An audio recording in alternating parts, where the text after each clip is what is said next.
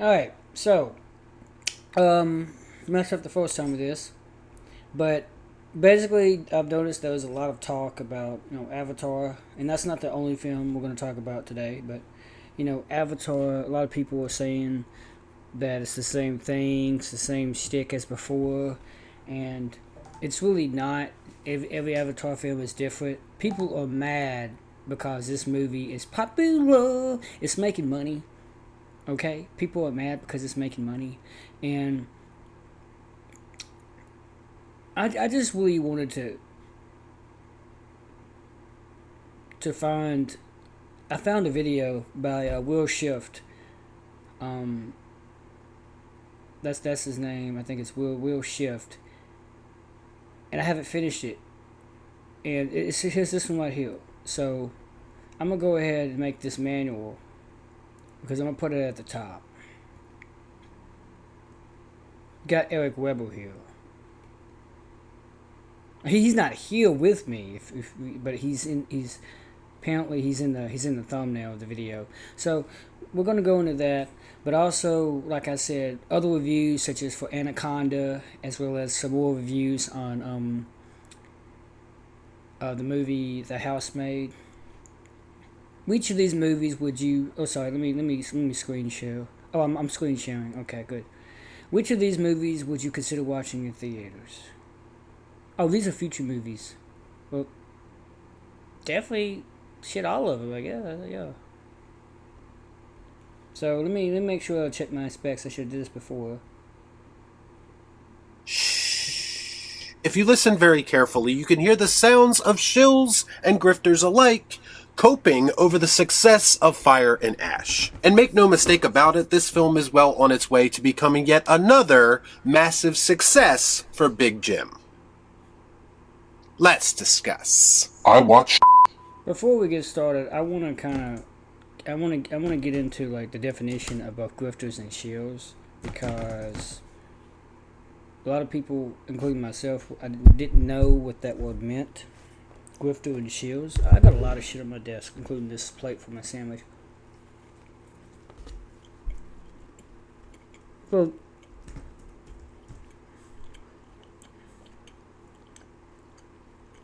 a shill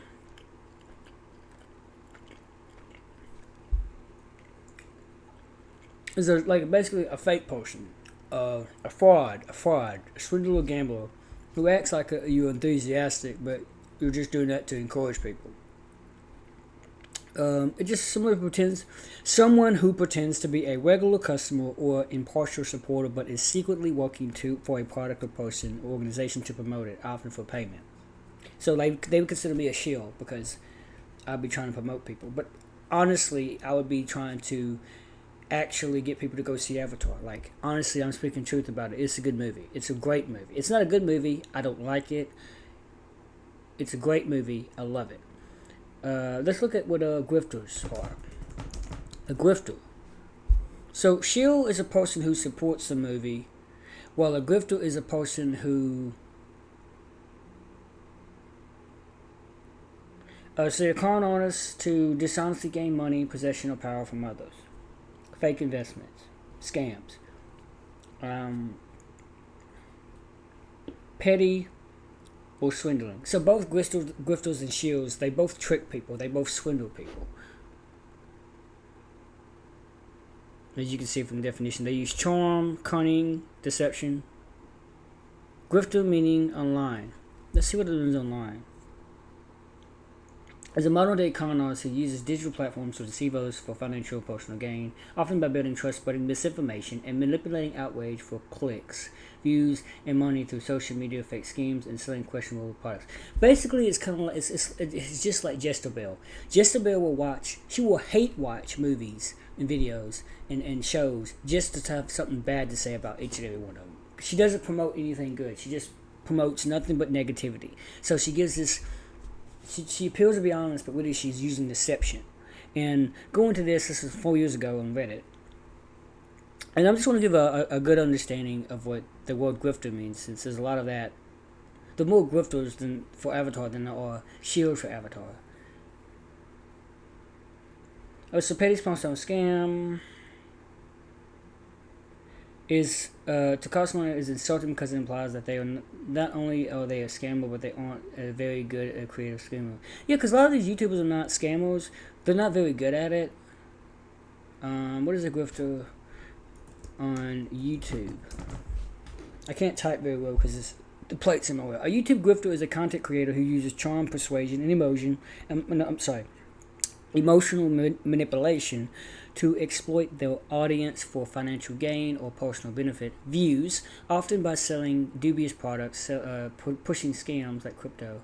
And you see a lot of those. They promise to get rich, like you can make your first couple $1,000s within like 2 days' time by following their formula. Our opportunity to be genuine, to offer genuine help, advice, or entertainment.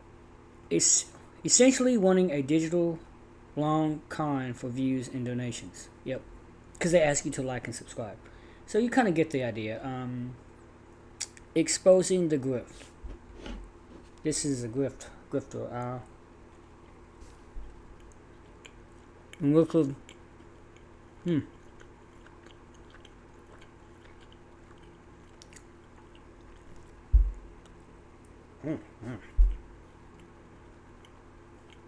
That's good.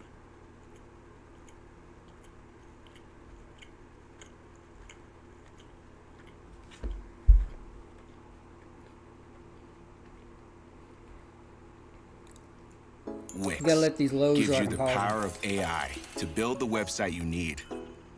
With full A king. This is from the Bald Man. Imagine being able to build an app with your name on it, just by thinking about it. Meet Base I can't 44. wait to get premium. It's coming.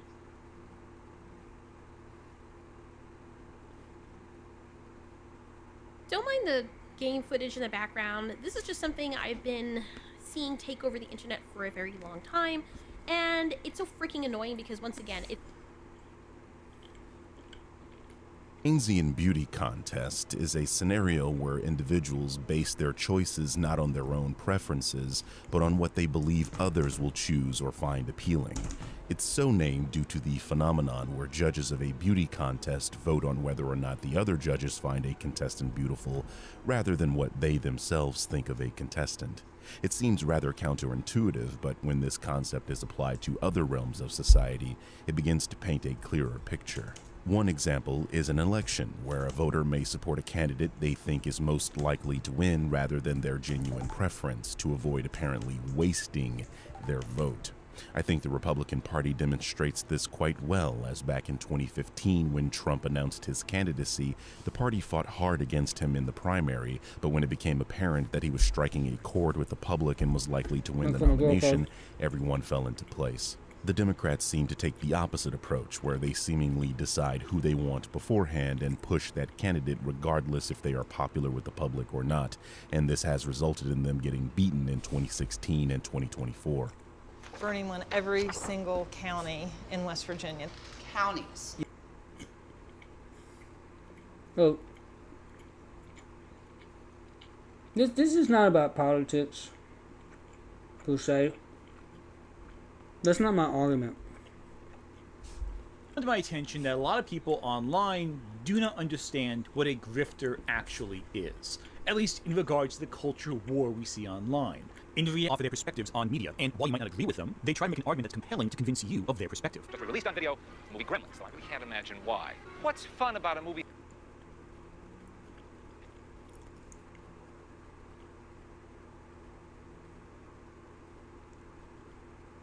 I hate it when it does Full that. of ugly, slimy.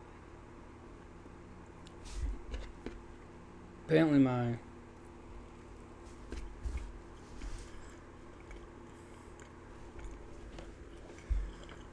my internet's been effective.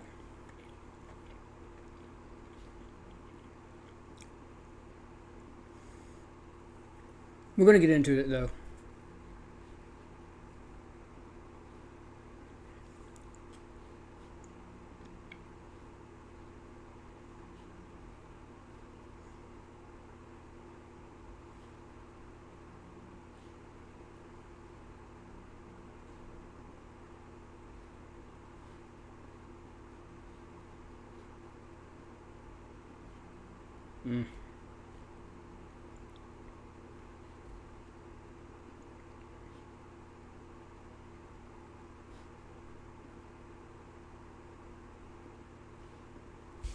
mean-spirited, gloppy little monsters who run amok and attack innocent people. Others are entertainers, less interested in giving you insight and more interested in giving you a fun 5 or 10 minutes. Some argue in bad faith and That's what I'm talking about. more interested in giving you a Watch that part again. I'm just gonna keep it at 1080p because I'm not trying to. My upload's already affected. Because I'm supposed to get like up to 300 megabits download speed. I think it 500 megabits download speed because I upgraded to Verizon 5G home ultimate internet. And obviously and I just reset my entire router. I don't know why it keeps doing it. It's not good though. fun 5 or 10 minutes. Some argue in bad faith. So that's Jester This is Jester right here. And some argue to push an agenda. Some argue in bad faith, and some argue to push an agenda designed to sell you on an idea or concept that they can profit from. Either in terms of you buy an idea or concept that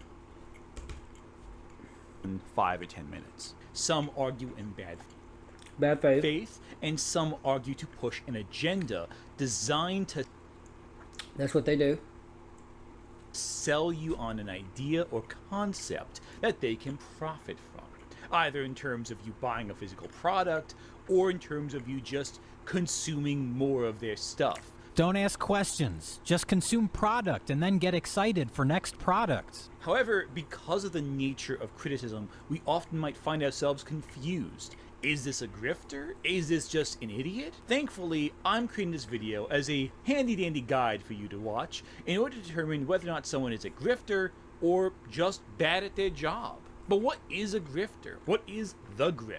What is the message they try to sell you? And how can you tell the difference even if someone is using similar grifter talking points between a true grifter and someone who's just bought the grift?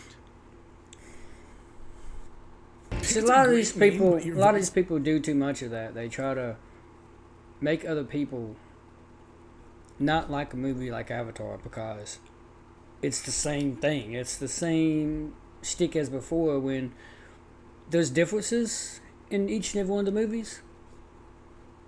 And Avatar is not the only film that they hate on too. They constantly hate on Disney. They constantly hate on shit like Lord of the Rings. At one point I get it, but then the fact that you only stick to that, why are you talking so much about the Lord of the Rings? If you notice, I don't know if you noticed this, I got my Avatar thing I got about 2 weeks ago. It's the little, I forgot, lanyard, and then I got my Luffy shirt and my One Piece, call me Mikey D. Luffy.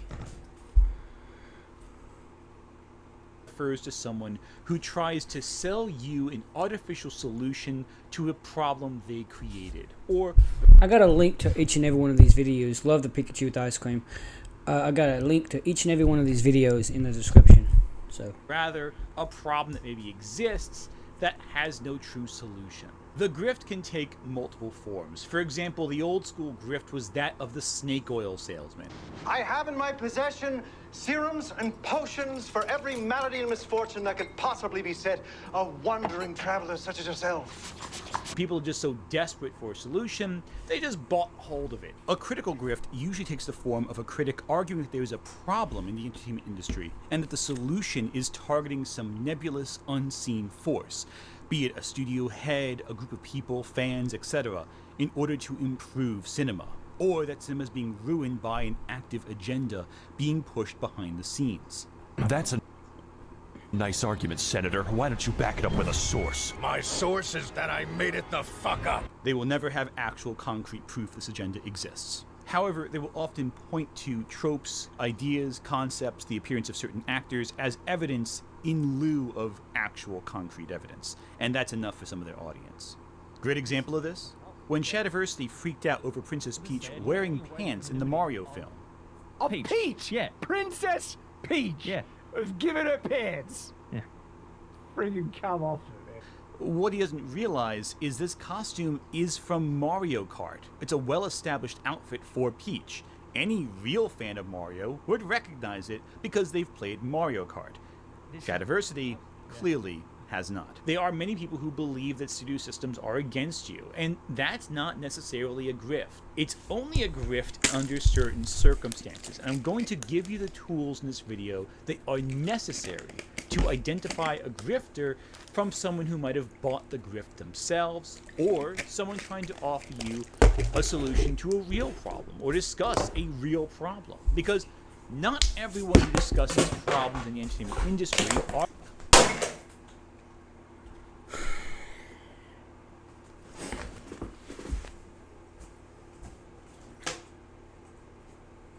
Damn!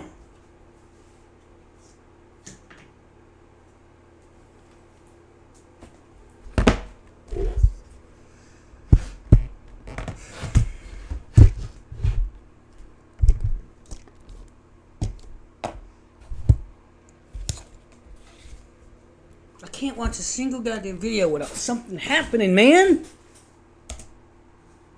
Are grifters. Many aren't.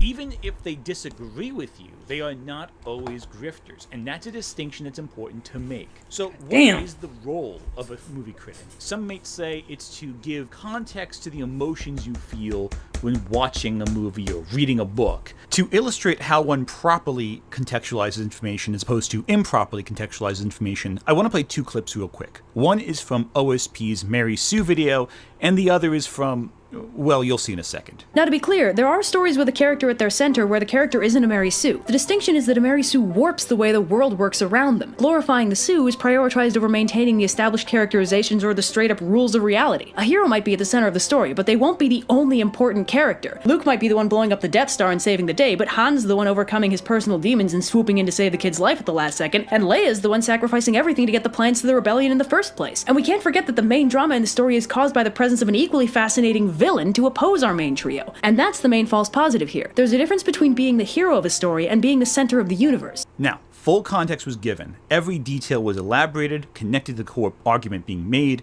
and it never once made any sweeping statements. She was always very focused on the core mechanics of what she was talking about, offering context to the audience as to what a Mary Sue was and how a character might function in a plot that demonstrates the point she's trying to make.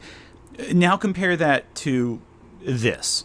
It's the worst thing I have ever reviewed yet. Our main character, the Lark, is a badass woman who will save the Waldo. Her and the other guy get locked up. But she's too cool for the rules and Locke picks her way out. Other than her swordmaster, who is also a woman by the way, no one else stands a chance in a duel with her. Also, she is the mother of the most important character in all of the Witcher lore. Okay, the argument here is that a character's a Mary Sue because they can pick locks and fight good with sword.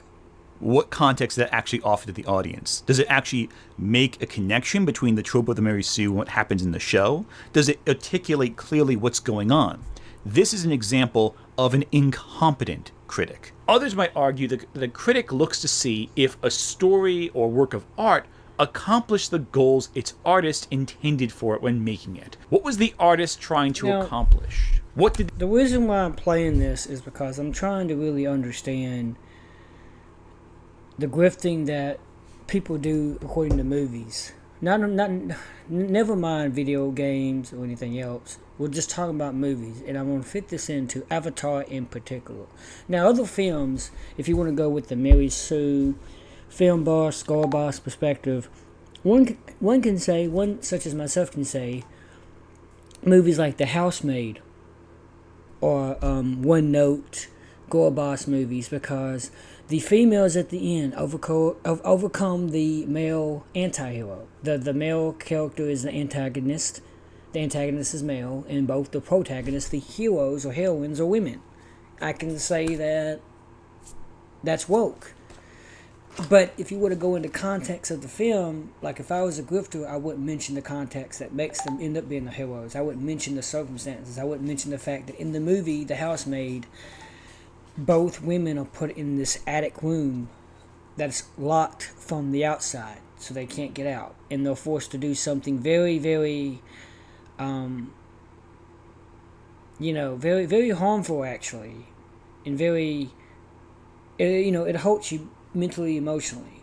One character is forced to pull the strains of her hair out, with the roots of the hair strains still intact of the individual follicles. The roots of your hair follicles still intact, while another character, 100 of those, might I mention, 100 of those. And she fails the first time, so she's told to. She failed the first time, so she's told to do it again. And watch the movie to understand. I'm not going to spoil it. But then there's another character who's forced to cut herself, I think, 23 times in the stomach. Deep cuts too. They have to be visible. They have to leave scars. So she would have to explain that to people who saw her stomach. That's the context of why they appeal to be the heroes of the story, the heroines of the story, because the antagonist is a man. But if people watch the movie, they can relate. They can understand why it's not woke. Given the context, they can understand why the women were the ones who lived and who got away, and the ones who were the heroines of the story. That is the Housemaid that came out 2 weeks ago. Now, similarly, if you go into movies like Avatar, you understand who is the hero. Now, there was a heroine in Neytiri. Neytiri is the wife of Jake Sully. She's never called Neytiri Sully. She's called Mrs. Sully by Courage. But what I'm saying is there was a certain character named Varang, played by Ona Champlin, granddaughter of Charlie Champlin, whom the character Varang is she could be seen as a girl boss because she's both Zahik, spiritual priestess, and Oliuktan, which is the chieftain of her clan. She's the default leader of her clan, period. And one could say that is girl boss, that is woke, it is Mary Sue, unstoppable, but that's not the case if you understand the context of her character, as well as she is not the only important character in the movie Avatar Fire and Ash. Avatar Fire and Ash. There's two sides to this. Anyway, so I just want to get a very good understanding of what grifting really is, so that's why I'm gonna stick with this video. I'm gonna pin it. I'm gonna pin the tab, but also I want to go into a little bit more of a Tori. I haven't seen her videos in a while. It's one of those cases where people are using words and don't know what they mean. It's also people misusing words in an attempt to insult people who don't agree with them. And that's what I want to talk about today. Discussion time. Oh, here we go. So there was an announcement trailer made for the Witcher 4 game, and I know that there are a lot of fans of the franchise. I'll be open and honest in saying that I'm not a hardcore fan of The Witcher. I don't even want to consider myself a fan of The Witcher. I had The Witcher 3 game for the longest while, and what really made me interested in it was after I saw The Witcher show with Henry Cavill. I thought he did a really great job bringing the character to life, and then I played through The Witcher 3 game, but I didn't finish it. As a matter of fact, even though I had owned the game for the longest while, the show made me interested in actually trying the game. Not that I wasn't before, but I was already sitting on a bunch of other games I had been planning to try anyway. There were so many other games that I was playing at the time, and so I decided to put it down for my collection so I can finish it off. Some of the other games I had started, I was already playing through those. Mass Effect was one of those I've actually recently gotten back into so I could just play it through. I know it's been a long time, I've always wanted to do that. Anyway, the main point that you have to know is that I don't know every single thing there is to know about the lore of The Witcher or the universe. What's clear to me is that his story, Geralt of Rivia, basically ended with a trilogy. For everything I learned about him, because I was interested in his character, still accepting that I don't know every single thing there is to know about him, just like Godzilla, for which I still consider myself a new fan, even though I know considerably more about Godzilla than I do Geralt of Rivia. I know that he is the face of The Witcher. I know that his adopted daughter Ciri plays major roles in the story as well, and she's a key figure in his story, but the main franchise itself is from the perspective of Geralt. I don't think anybody can disagree with that because that's a fact. I mentioned in that video, which you should go watch because people started commenting before they even watched the video. Like the video was literally posted a minute ago, and it's a 15-minute video. They posted a comment as soon as they saw the video drop, and they just looked at the title and thumbnail like, yep, I'm gonna comment. Newsflash, if you're gonna respond to someone, at least have the intellect to wait and see what they have to say in totality before you make a response. Because chances are you would have missed something that they said which answers your very question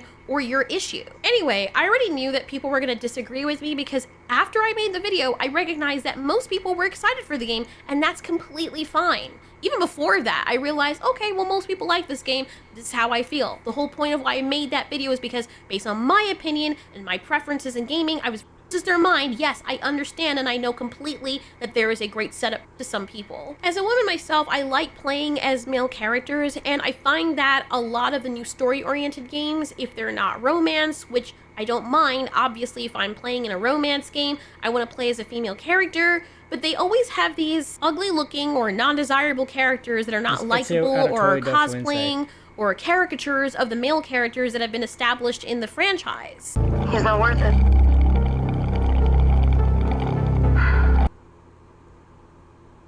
Be interesting if they could have a character creation, which we can come back to this. It doesn't have to. Hey, son. Yes, father? Do the dishes. So sorry about that, master. I forgot that every chore in the house is my duty. I shall not forget to gain. Hey, son. What's up, Pop? Hurry up and do the dishes. These dishes? No, the neighbor's dishes, you fucking idiot. So you want me to do the neighbor's dishes and these dishes? Hurry the fuck up before I beat your ass. My God, I'm not even the most qualified to do this shit. I still got plates in my room from like the 2nd grade. Hey, son. Yes, bitch? Can you please do the dishes? Everything okay, little guy? What you looking around there for? I'm trying to find who the fuck you talking to! That's actually, she's actually not a little guy. That's a girl, but anyway,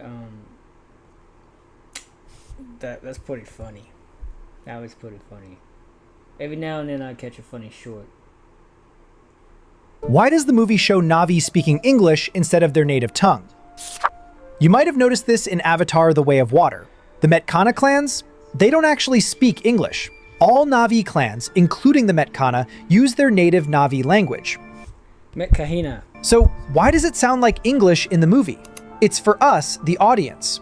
Early on, Jake Sully says, Took a few years to get the language through my thick skull. But now when I hear it, might as well be English. and just like that, his kid's dialogue switches to English. Translation magic. Not literal English, just movie-friendly storytelling. Humans like Quaritch? They really speak English in the film. This choice does two things. Makes the story easy to follow. You make it real clear to him. Yeah, but they don't understand him because he's speaking English. That's why he has Quaritch. That's why Quaritch has his son. He brings him along because he knows English. So he does know English because he spoke with Norm and Max, who was the other human engineer. Yes, he knows English, of course, because he talks to Quaritch in English. He knows English, but his wife predominantly speaks Na'vi. And she knows English too because of... It's just English for us to understand it so that you won't have to read the fucking subtitles for 3 hours. He doesn't give up, Sully. We killed the Tsai. Keeps the Na'vi language authentic. Across the world, this creative trick lets everyone enjoy the story without constant subtitles, while keeping Pandora real and alive. Why? Because you don't want to watch it for 3 hours, for those of you who complain about a 3-hour movie and will have to read subtitles. This is the only way. I personally don't like reading subtitles. That's why I don't like watching Asian-based films, because I don't like reading subtitles. I don't want to watch a Bruce Lee movie because most of it's going to be in Chinese. Respectfully so, but I'm not going to watch it because it's in Chinese. You gotta go right now. Take your sister. Go and hide. Go! If you stay, I stay. Whatever happens, do not raise that bow. You swear to me. There is something you can do. You must do it. I can't run. I can't fight. Well, that's right. Awa will provide. Jake, the strength of the ancestors runs in your son's veins. This is the only pure thing in this world. This is the only way. You gotta go right now. Take your sister. How do you still live? Funny guy. Did I? Oh shit. I didn't copy it right. My bad. I gotta include the URL in the live streams. This is the only way. You gotta go right now. So, yeah, I really want to get back to what the real grifting thing is because there's so many damn people. What the fuck is going on? God damn, every day, man.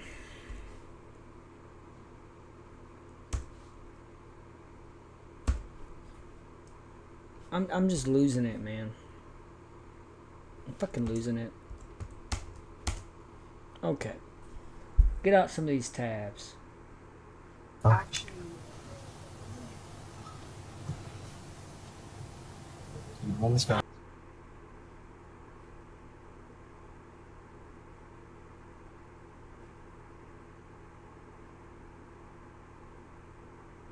I don't know what that was about. I wonder if she has anything related to Avatar. Of course, she's gonna talk about the damn Supergirl trailer. That's one of the things that is grifting, right there. Though is the trending. I mean, Supergirl trailer, right? Because everybody, the grifters are just hating on it. Anyway, doesn't look like she has anything Avatar related. She's probably making it if she is. I'm not gonna subscribe.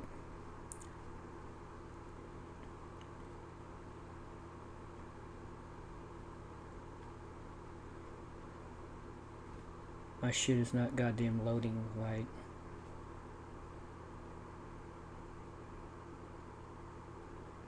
Anyway, let's get out of this. So they do that aided them along this path, and what did they do that impeded their mission? To illustrate this, here's a clip from Siskel and Ebert's review of Jurassic Park. They're back after millions of years. Dinosaurs, of course, in Steven Spielberg's Jurassic Park. And the bottom line is that his special effects dinosaurs are truly thrilling, but unfortunately his human characters are not. Sam Neill and Laura Dern play archaeologists lured to billionaire Richard Attenborough's nature park, where he has grown some very real dinosaurs. He's looking for the scientists' endorsement. They're looking at the dinosaurs, and so are we. Jurassic Park has a number of peak thrills at the level of the attacks in Jaws, and it has moments of real wonder. But when the animals are off screen, the film really lags. That wasn't true if you think about it with Jaws, which had 3 marvelous characters hunting the shark. Jurassic Park only has Goldblum. The rest of the crew stands around and smiles or schemes. Still, thumbs up for me. The action scenes are really enjoyable. Needless to say, I deeply disagree with everything that Siskel and Ebert say in this review, because I think it's a fantastic movie and the human characters are actually really, really good. But again, it's a review. It's a perspective. They offer their perspective at this time, and they're not trying to grift you or suggest some studio agenda is behind everything. Another example of this is this clip from Bravo's 100 Scariest Movie Moments from the early 2000s, where the movie The Last House on the Left is discussed. But what's interesting here is they have both a critic and the original director, Wes Craven, talking about the film. It's revolting and horrible and now this is a guy I watch. Shocking and visceral and taboo breaking and nasty and unforgivable. It's a simple story, encapsulate kind of so much of the human condition about violence coming out of people that you never think it could come out of, or nations. It became a sort of political statement about the nature of repressed violence in American society. With Google Play Games, you can play unlocked. Unlock bigger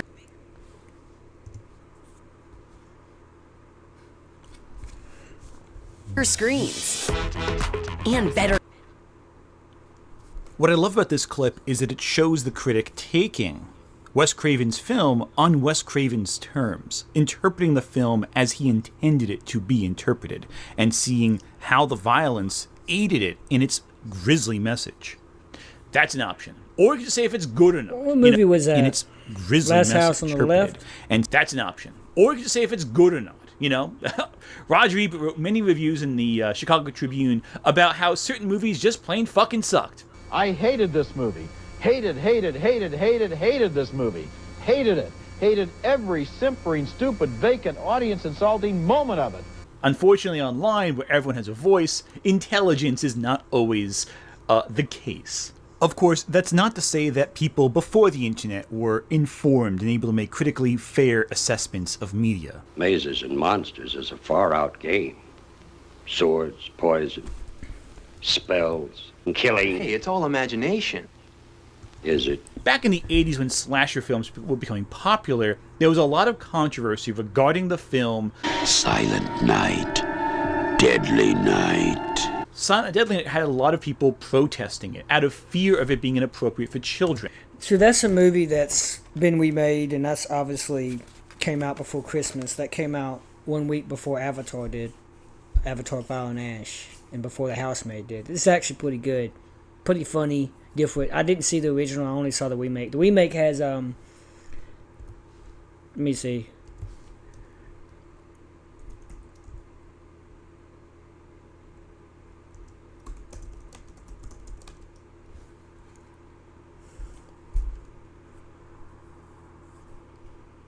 It's got the guy from Halloween Ends. He played Corey Cunningham. He was also in The Monkey. I thought it was pretty good for a remake of an original film. You should check it out. After seeing his parents killed by someone dressed as Santa, a grown man later wears a Santa suit himself and seeks violent revenge. Because there's a reason why his parents were killed, or at least his dad was. I'm gonna give it about a 7. I think that's fair. Oh, Ronan Campbell, who was obviously in Halloween Ends. Ruby Medina as Pelma Sims. This ain't about that movie. I'm not gonna go into too much detail about Silent Night, Deadly Night, but I can't believe this is his headshot here, or body shot. It looks like he's depressed, but this is a better shot with the same thing. He was in The Monkey. You can see his filmography: Halloween Ends, The Monkey, The Hardy Boys, which I based on the book. Sabrina Carpenter Taste. Okay, it's a music video. 2024. I think this was from Halloween Ends. This particular shot. Yep, Halloween Ends. Anyway, let's go back into that. This was not grifting because their outrage was genuine. They genuinely believed that this was going to cause irreparable harm to their children, watching a movie involving what they believed to be a killer Santa Claus. The movie is not about a killer Santa Claus, however. The advertisements made it look like that, but that's not what the movie was about. However, just because they're not grifting does not mean that no one stood to profit from the outrage.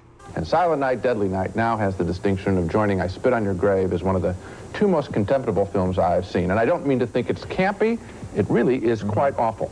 But the producer claims critics had other motives for reviewing the film. They were coming off an enormous amount of publicity on that picture, and I think that they knew that by reviewing that picture on their show, they would get higher ratings. And Ira Richard Barmack produced it. You people have nothing to be proud of, even if you made a few bucks off of all the negative publicity. Your profits truly are blood money. Shame on you, Siskel, and shame on you, Ebert, because I don't believe you. I think it was the height of hypocrisy for them to take that attitude. If they genuinely were horrified at the picture, they know very well that the most effective thing they could have done is to not review the picture. In this case, their outrage was not a grift. It's a historical example, yes, but it's important to point out, hey, historically, there have been outrage groups against these films. Alternatively, something like the Hays Code could arguably be seen as a grift.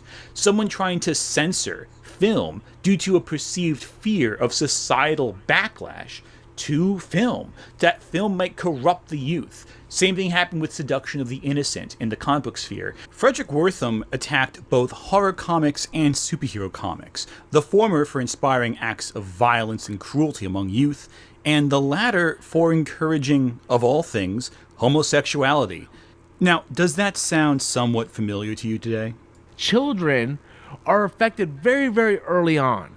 You know, you can see kids that they grow up in a horrible, violent household, and look how that kind of messes up their mind. Studies show that kids that experience trauma and stuff, it affects them later on. So if they're growing up and they're seeing, lesbians and gays on Disney Plus, they're already conditioning themselves that, hey, I want to suck dick. That's a nice argument, Senator. Why don't you back it up with a source? My source is that I made it the fuck up. Research indicates Why did Una Chaplin that most of the avoid blinking while filming Avatar? This was the key reason James Cameron chose her. The character Fuck your couch, nigga. So sorry, I get excited. Yep. A lot of people do that. They like the grifts. So let's get back to the video we had before. I'm sorry, I'm drifting too much. So you don't Get back have to the wheelchair. All I'm offering is the truth, nothing more. So to the surprise of absolutely no one with a brain, Avatar Fire and Ash is... Hold on. Overpowers again and makes... Yep. It's now tracking to absolutely crush... To absolutely crush every industry estimate, owning $70 million plus this weekend, a drop of only 20%. Let me press F. Look at the Rotten Tomato score real quick. Let me refresh the screen here so we get the most accurate reading, as I like to do.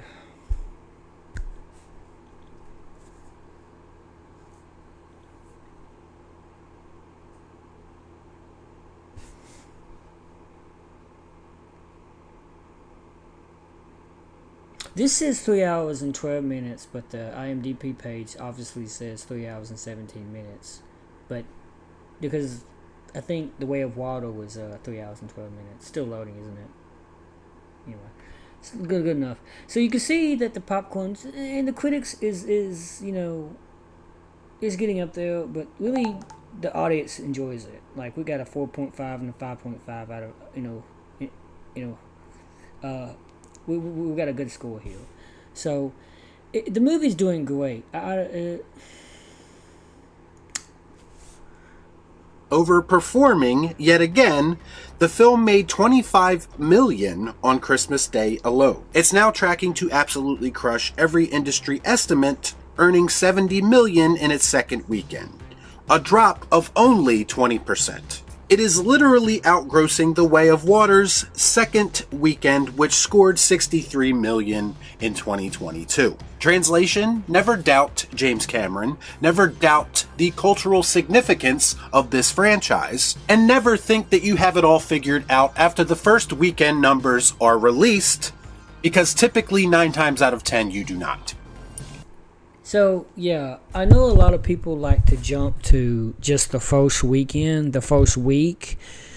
But for any film, especially a film as big as Avatar, you don't want to judge it based off the first week alone. Especially not the first 3 days, first weekend. You want to wait until you go into the second week, the third week, and then eventually the whole full month.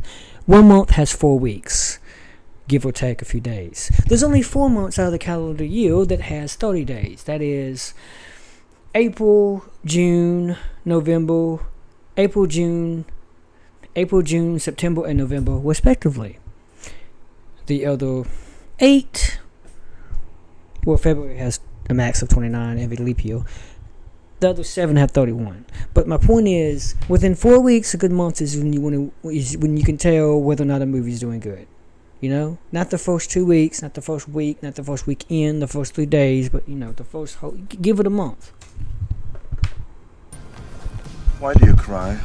Avatar in particular has proven to be a franchise 2 times over that has legs at the box office, and it looks like we're well on our way to a third example of that happening. A 20% drop in its second weekend is almost unheard of for a modern blockbuster. We typically see 50, 60, or even 70% drops in the second week, specifically for superhero movies. Does somebody want to tell me why that is? Well, it's because the diehards always show up in week 1, and the casuals are starting to not give a So the numbers oftentimes paint an optimistic picture in week 1, but then in week 2, everyone comes crashing back down to reality. What's funny is that you still have people who try to paint first week numbers as an absolute win in almost every situation. And even the final box office numbers for some movies are reported on in a way that makes them sound better than they actually are. Certain films are afforded misdirection or even excuses, like the pandemic, or a lack of desire for people to go to the theaters, or the weather. Whatever the reason, these reasons don't seem to apply to Avatar films and other films people actually want to see. Coincidence? I think not! But even still, we had people coming out just last week. After a pretty good opening weekend, mind you. and trying to say that Avatar Fire and Ash is going to come up short at the box office this time around. And not because they had any real proof of that actually happening, it's because they wanted it to happen. Because they need their bullshit online narratives to be validated at all costs. Well, life comes out of that actually happened at the box office this time around. And not because they had any real proof of that actually coming out just last week. After a pretty good opening weekend, mind you, and trying to say that Avatar Fire and Ash is going to still, people actually want to see. Coincidence? Or even excuses, like the pandemic, or a lack of desire in a way that makes them fun, and the casuals are starting to not give it. So the numbers oftentimes paint an optimistic picture in week 1, but then in week 2, everyone comes crashing back down to reality. What's funny is that you still have people who try to paint first week numbers as an absolute win in almost every situation. And even the final box office numbers for some movies are reported on in a way that makes them sound better than they actually are. Certain films are afforded misdirection or even excuses, like the pandemic, or a lack of desire for people to go to the theaters, or the weather. Whatever the reason, these reasons don't seem to apply to Avatar films and other films people actually want to see. Coincidence? I think not! But even still, we had people coming out just last week, after a pretty good opening weekend, mind you, and trying to say that Avatar Fire and Ash is going to come up short at the box office this time around. And not because they had any real proof of that actually happening, it's because they wanted it to happen. Because they need their bullshit online narratives to be validated at all costs. Well, life comes at you pretty fast. It certainly did for YouTuber Eric Weber, who just days ago put out this tweet, talking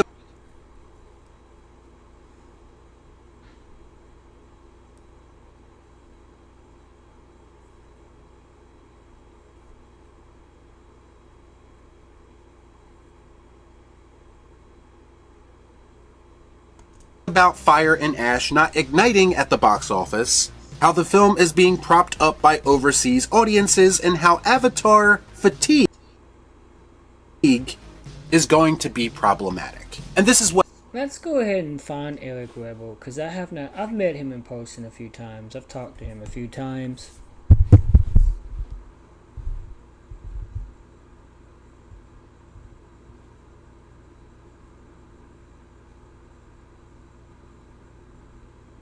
These aren't necessarily reviews, but I'm going to include it in the playlist anyway. I should probably have it in the other playlist, actually.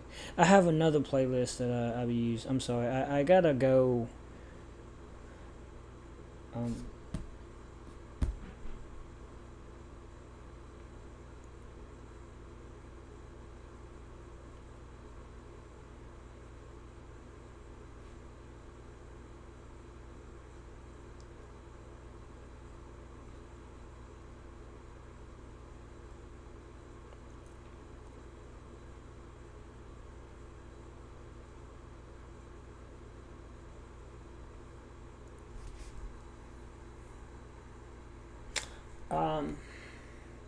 I was gonna look at Eric Weber. He's called the Midnight Moving Talk. MMT,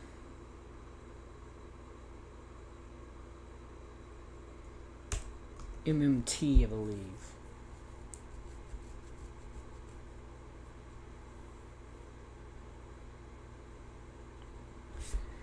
Midnight Movie Talk.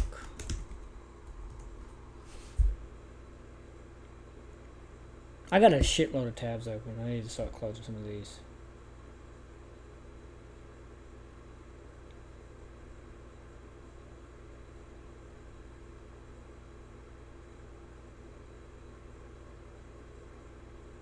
And we're gonna go into... I'll open this.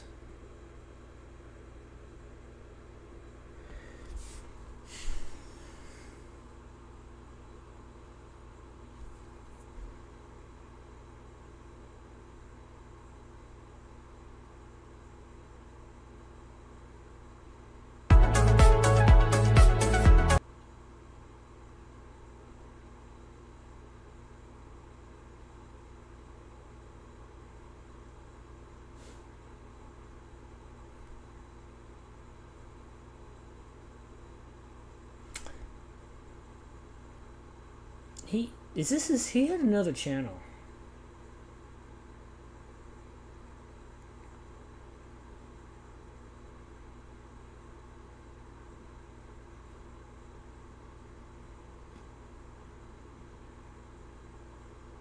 Yeah, so my other playlist was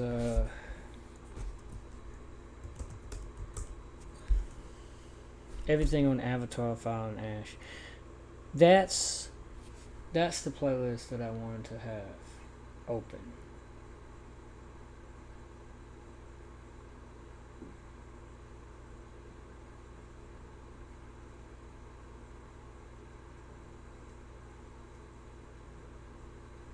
Live from the City of Angels, Midnight Movie Money with the box office results as they just came out moments ago in the Christmas. Really beautiful, because I don't know if I could say it, but it's just so beautiful that you're giving the voice back to the younger ones. Yes, exactly. And the word outcast was very powerful, because as much as we respect our elders, the ones who come before us, and our parents, it's just also very important to give a voice to the young. Well, it's harder, I think, these days for kids in those middle teen years to feel empowered, to feel that they have a voice, to deal with all of the kind of anxieties and pressures around life. And things are changing so rapidly in our world that their parents aren't always the best source of help that they could be. You know? Yeah, that is true. Sorry, I was just trying to find the extra playlist. Let me go back into my playlist and load that one. I'm doing quite a bit of back and forth on my slow internet because I got some videos that I added, and I'm gonna take them out and add it to the other playlist instead. I should probably just do this off camera, but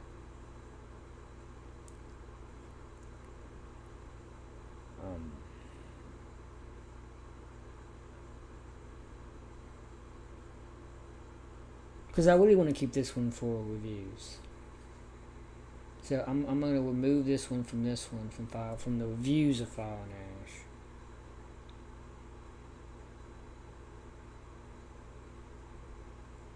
Anyway, I think that's all we need.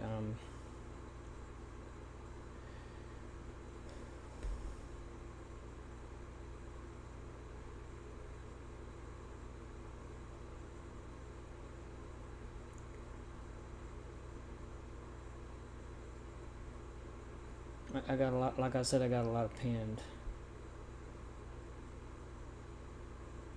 And there were some things I wanted to showcase with the Housemaid. There was a new video I found with drum domes. So, I didn't mean to go into his channel. But he liked, and he agrees with the Will Shift. The Avatar is successful because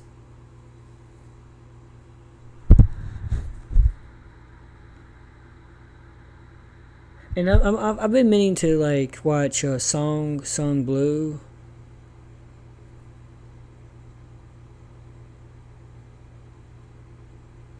So I'm just saving these for future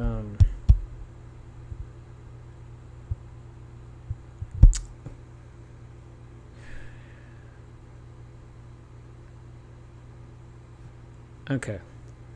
We're just gonna open these, okay? We're just gonna open these because excuse me. It's gonna take up more memory, but okay.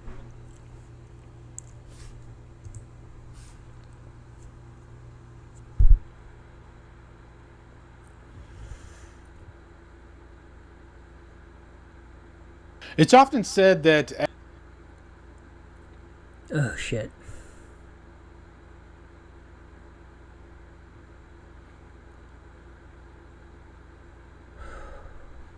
Sorry, what I had my, Okay, this is Drum Dums. We're just gonna open this playlist. Watch this at another time today. Like, Okay, guys, time to catch up on a couple of really. but I'm gonna go ahead and add it to the to my live stream description so we can have that URL.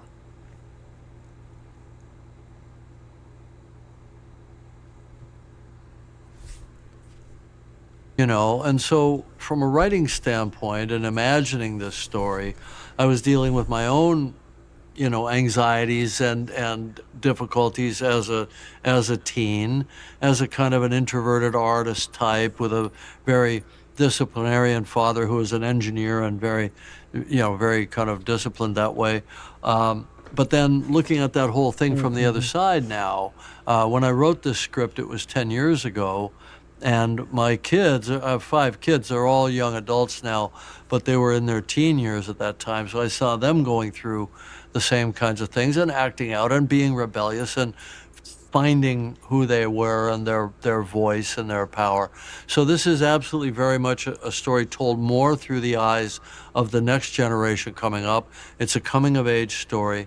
And we feel their power growing in this film. Thank you for empowering the young people and giving them a voice through the younger characters. That's actually really beautiful to watch, especially because we don't only give them that voice, we see them, and we also never forget our elders, our parents, our elders, and because everyone is connected, it just becomes so beautiful to watch on screen. Yeah. Well, they talk about the ancestors, they talk about the people that have taken the path before them, and we even get to go to the spirit world and meet them and see that interaction, which is very important for the Navi people, and in many cultures around the world, that's an important part of their culture and their spirituality.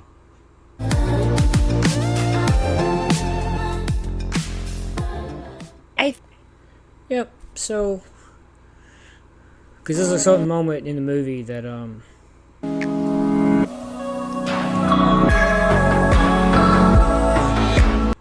I hate the music.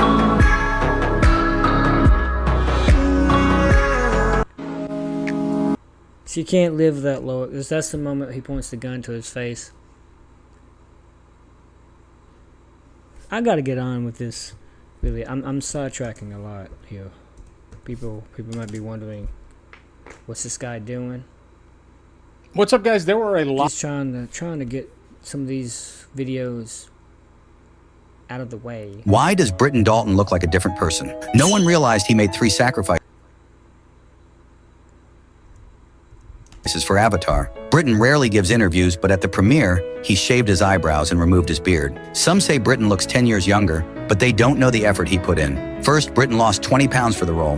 When filming the second movie, he was only 18, and Loak's physique was strong and lean. To regain his physique years later, Britton trained for motion capture, wore 20 pounds of gear in water daily, and had a gym set up on set. Additionally, Britton overcame his anxiety disorder. After acting, Britton often fell into anxiety, which led him to grow a beard and gain weight. For a long time, he couldn't find work because of his anxiety and physical changes. However, the Avatar team didn't give up on him, giving him another chance, which boosted his confidence. Most importantly, Britton prepared thoroughly to thank the team. Britton would often be at a loss during interviews, and many productions didn't allow him to participate in group interviews because of this. But for Avatar's promotion, he deliberately made... Hold on. Go back. And many productions didn't allow him to participate in the team. Britton would often be at a loss during interviews, and many productions didn't allow him to participate in group interviews because of this. But for Avatar's promotion, he deliberately made himself look younger, even voluntarily giving interviews and participating in... Why does Britton Dalton... So basically, he's going through some things, and he talks about that. That's why he seems silent. He goes with this character, Loak.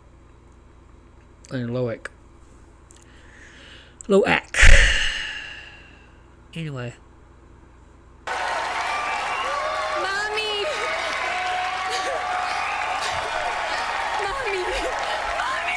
What is this from? My mom is here.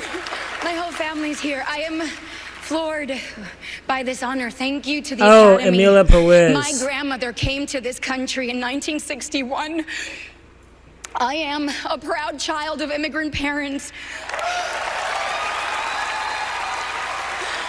with dreams and dignity and hardworking hands. And I am the first American of Dominican origin to accept an Academy Award, and I know I will not be the last. I hope That song is so great. the fact that I'm getting an award for a role where I got to sing and speak in Spanish. My grandmother, if she were here, she would be so delighted. This is for my grandmother, Argentina Cece. Thank you so much. Muchas gracias. Thank you. I mean, I thought Emilio Perez was okay. It wasn't really my cup of tea, but it was decent enough. I mean, that's just how I am. Anyway, let's go back to Will Shift. What these people do. They try to build a narrative without having all the information, and they even incorporate some built-in excuses if in fact they are proven wrong. But the truth, ladies and gentlemen, is that facts and numbers do not care about these people's feelings. The truth is that some people just have a built-in hate for this franchise. They want to see it fail, and when it doesn't, it probably sends them into a rage. Mind you, admittedly, this person didn't even watch Fire. That is so true. A lot of people that hate the first Avatar didn't even see the movie. They just hated it because a lot of other people that actually did see the movie hated it because they didn't like blue people, but they were making the same base arguments. Oh, they're blue, it's Pocahontas, it's Dances with Wolves, and though there were actually not a whole lot of Dances with Wolves like stories out there. There's more Marvel MCU underdog. Look, ever since the first Spider-Man, it's the same formula, right? He starts out as a human being node, gets his powers, starts to experiment with those powers, starts to, get to know himself with the powers a little bit, and then he ultimately meets the bad guy, the arch enemy of the story, Green Goblin, if you watch Spider-Man 2002. And then, he's kind of beaten by the villain because he doesn't know the villain yet, but then he ends up beating the villain, and it's a good resolution. And then he has this love interest. The love interest wants to be with him, but cannot because he can't reveal him his powers for the sake of being a superhero, secret identity and whatnot.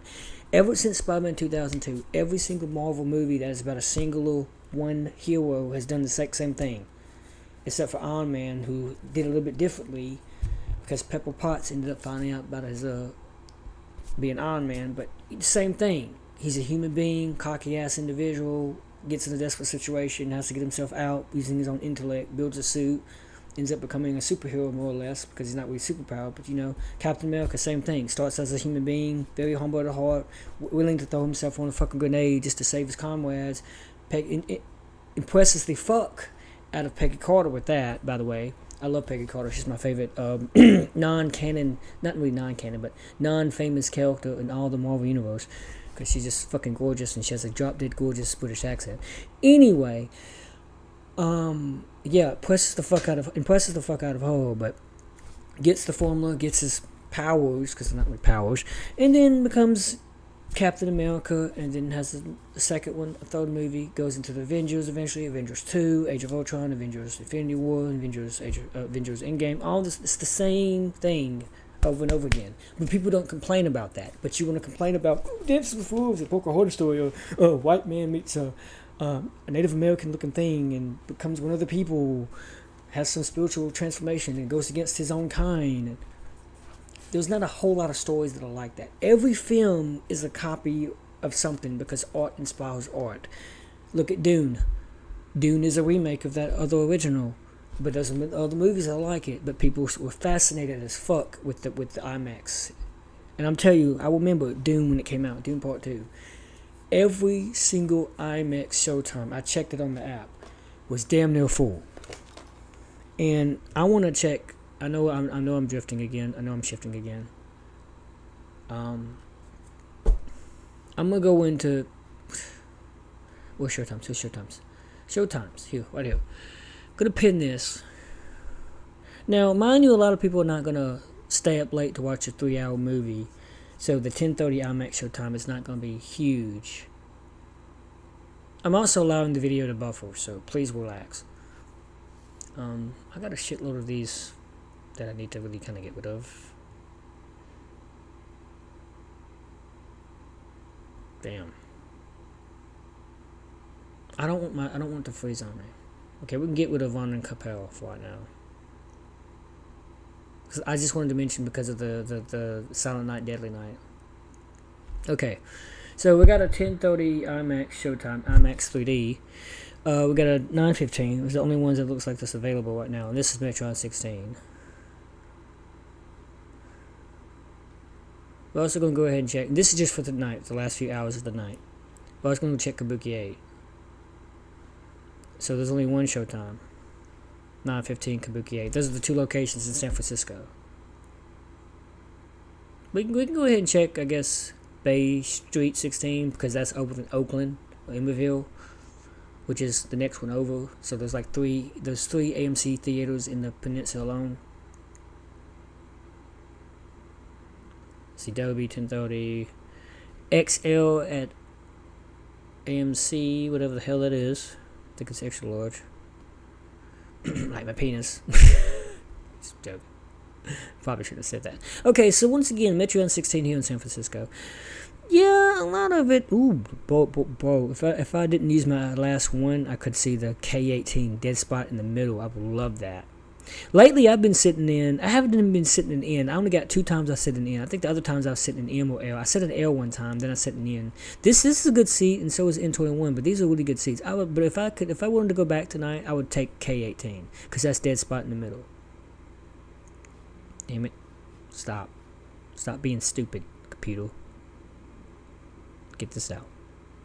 Yeah, but so it's not really full, but yeah, the one that's about to pay 9:15 ain't full either. But people are not going to stay up too late, to watch a 3-hour film. Let's check the earlier showtimes. That's Kabuki 8. Yeah, people are not going to show up late. I admit that.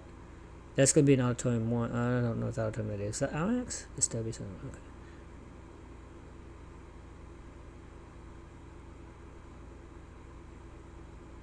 We're going to go into tomorrow, Monday.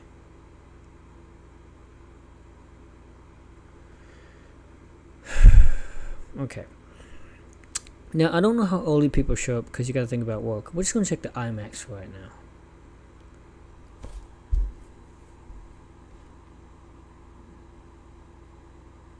Okay, we're not using that much. We're using more memory. Okay. So 10:30 is not that bad. And also, this is week 3, so I'm not too impressed with the numbers. Okay.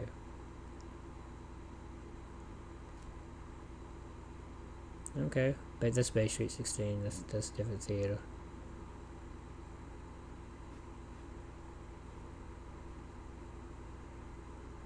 There's Dolby Cinema and there's Dolby Cinema 3D. And this is what it is right now.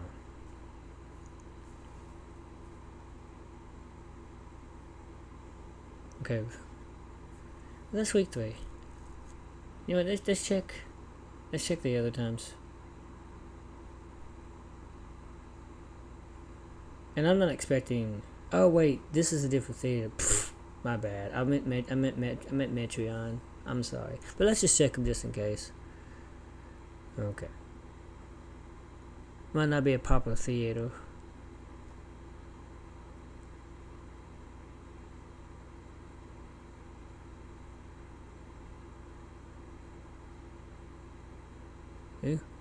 Okay, so we're gonna go into Monday. Okay, so I'm gonna check them again.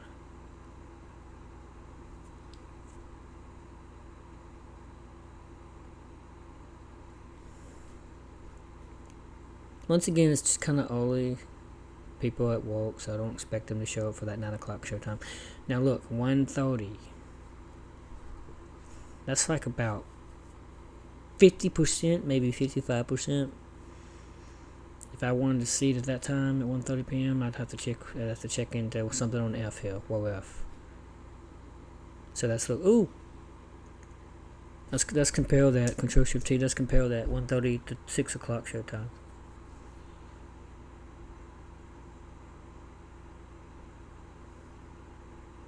This is 10:30. 10:30 is not going to get a whole lot, but this is just for right now. Once again, N17, M18, N18. We'll get rid of that one. This is where you see it peak at around the earlier shifts of 1:30 and 6:30 respectively.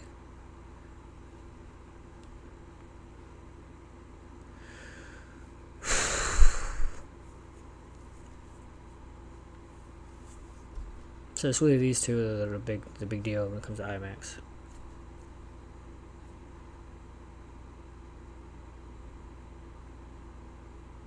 Maybe a little bit more than 130, but you get what I mean, right? You get what I mean?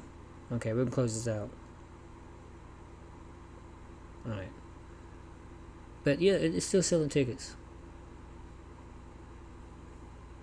And Ash, and somehow has this all figured out. So in an effort to support their no cultural significance, and somehow, mind you, admittedly, this person didn't even watch Fire and Ash, and somehow has this all figured out. So in an effort to support their no cultural significance, Smurfs, Fern Gully, Pocahontas, Dances with Wolves, bullshit talking points, they use their platform to spread nonsense. This person even used his platform to suggest that the Avengers trailer was going to save Avatar 3. As if the previous 2 Avatar films didn't make over $2 billion without a rub from the superhero slot merchants.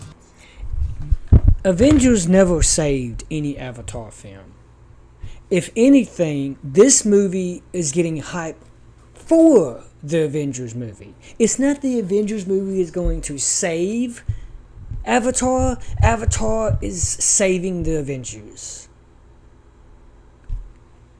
They're trying to make it seem like Avengers is getting up hype for Avatar. No, it's actually the opposite. The reason why the trailer for Avengers, 2 of them, there was a Chris Evans one with Steve Rogers one, and then there's a Chris Hemsworth one, 2 Chris's here, with Thor saying that each character respectively will be back in Avengers Doomsday. The reason why they make these trailers and put them in the Avatar package, that's the thing that they put into the projector, the digital thing they put for the projectors, is because they know that Avatar is going to be popular. They didn't do it for Wicked, they did it for Avatar, because Avatar is going to be used to show those trailers and in turn get hype for those movies, not the other way around. So it's not Avengers getting hype for Avatar, it's Avatar getting hype for Avengers, because they realize people probably won't go see. It's not that people won't go see Avengers Doomsday, is that they want to increase the chances that people will go see Avengers Doomsday. That's why they included Avatar, because they knew that Avatar would be a box office success, because it is in fact a box office success. This same person also suggested just today that, quote, if another studio actually put a big film up against Avatar, I bet these numbers would be far lower. Avatar cleans up because people have no similar options. He says it's more about desperation than it is about genuine desire to see these movies. Avatar cleans up against Avatar, I bet that superhero slot merchants. This same person also suggested just today that, quote, if another studio actually put a big film up against Avatar, I bet these numbers would be far lower. Avatar cleans up because people have no similar options. He says it's more about desperation than it is about genuine desire to see these movies. You serious? So I'm confused because a lot of people tell me that audiences aren't interested in going to the theaters at all. So why exactly or how exactly would they be desperate to see anything in that scenario? Could it be that if you make something that is worth coming out for, people will be more inclined to show up? Maybe if you took the hate goggles off for just a second, you would realize that James Cameron created more than just a movie franchise here. He created a must-see theater experience for some. Do you know why other studios do not release films to directly compete with Avatar? Because they know they are going to lose. The only people who are convinced that Avatar wouldn't absolutely destroy all competition are the people who choose to live blissfully ignorant. Not to beat a dead horse here, but this same guy also said in reference to James absolutely destroy all the only people who are convinced that Avatar wouldn't absolutely destroy all competition are the people who choose to live blissfully ignorant. Not to beat a dead horse here, but this same guy also said in reference to James Cameron discussing the possibility of Avatar 4 and 5 that James needs to, quote, let it go, let this franchise go. Now, I'm not exactly a business guru, but when have you ever known anyone to let a $5+ billion franchise go? Especially if they have a solid direction for its continuation and everything they've done up until this point has worked for general audiences. That's what I'm talking about. And I'm not hating on Eric Weber. Why are people constantly hating this movie? If James Cameron created this back when he was making Titanic, we're talking about 1995, 96, when I was just a toddler, for Christ's sake. Most of the cast for the younger cast for the second and third movies weren't even born. Why are they hating this franchise if Cameron created this franchise years back and he had a solid direction for how it was going? Like, he thought of other stuff. And I think the only reason why he says if number 3 doesn't do good, he's not going to even bother with 4 and 5. Honestly, I think the only reason why he said that is because he knows without a reasonable doubt in his mind whatsoever, that it is going to absolutely destroy everything else. That's why I don't like Avatar. I love it. I love it because it's just too good. I mean, don't worry about the high frame rate. And if you're talking about the high frame rate and you're talking about the 3 hours and you're talking about the same story, you're just nitpicking at this point. You're picking with little pieces. You're not giving me anything concrete or solid that you can use as a critique. Most of these reviewers don't even have a solid critique. They're saying, it's the same thing. It's over 3 hours. We don't need to see this story again. Most movies are the same thing, give or take. Most of them are. And most of these people that review these films, guess what? They're not filmmakers. Jezebel, you are not a filmmaker. You say you're a filmmaker and you're working on a movie. Where is it? Chris Stuckman came out with the film. He was talking about it. He was getting people to pick their interest at it. He was getting people to get involved in it. And guess what happened? Chris Stuckman, of all people, actually created a movie, a fucking 1 hour and 30-minute movie that people wanted to hate because it was his first time. I didn't mean it, not to imply anything sexual. I'm saying it's his first movie and people wanted to hate it. And I'm like, cut the guy a break. You're gonna make some mistakes. And you're going to learn from those mistakes. And they kept saying, we've seen this before. There's nothing but jump scares. Every single horror movie is a jump scare. It's got jump scares. That's what makes horror movies. You're not going to have a single horror movie. If you can create a horror movie without a jump scare, let me watch that motherfucker. But guess what? Every scary movie and non-scary movies alike are going to have jump scares. They just are. I think Avatar: Way of Water actually had one. At least for Took. She got jump scared a few times. Oh, wait, there was a jump scare in Fire and Ash when Courage ends up kidnapping her and she screams. But the point is, just because you're including these characteristics of a film that make the film its film, like the characteristics of a scary movie, doesn't mean that is a valid argument. You're just noting the particular aspects of that film. One thing that kind of defines scary movies is jump scares. That's why they call them jump scares. That's not a valid critique.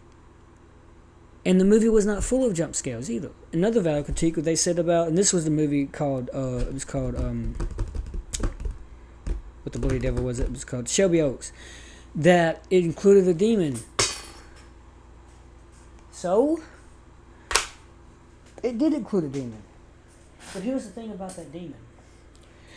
The demon, the creature that it included, it wasn't just any demon. It was an incubus.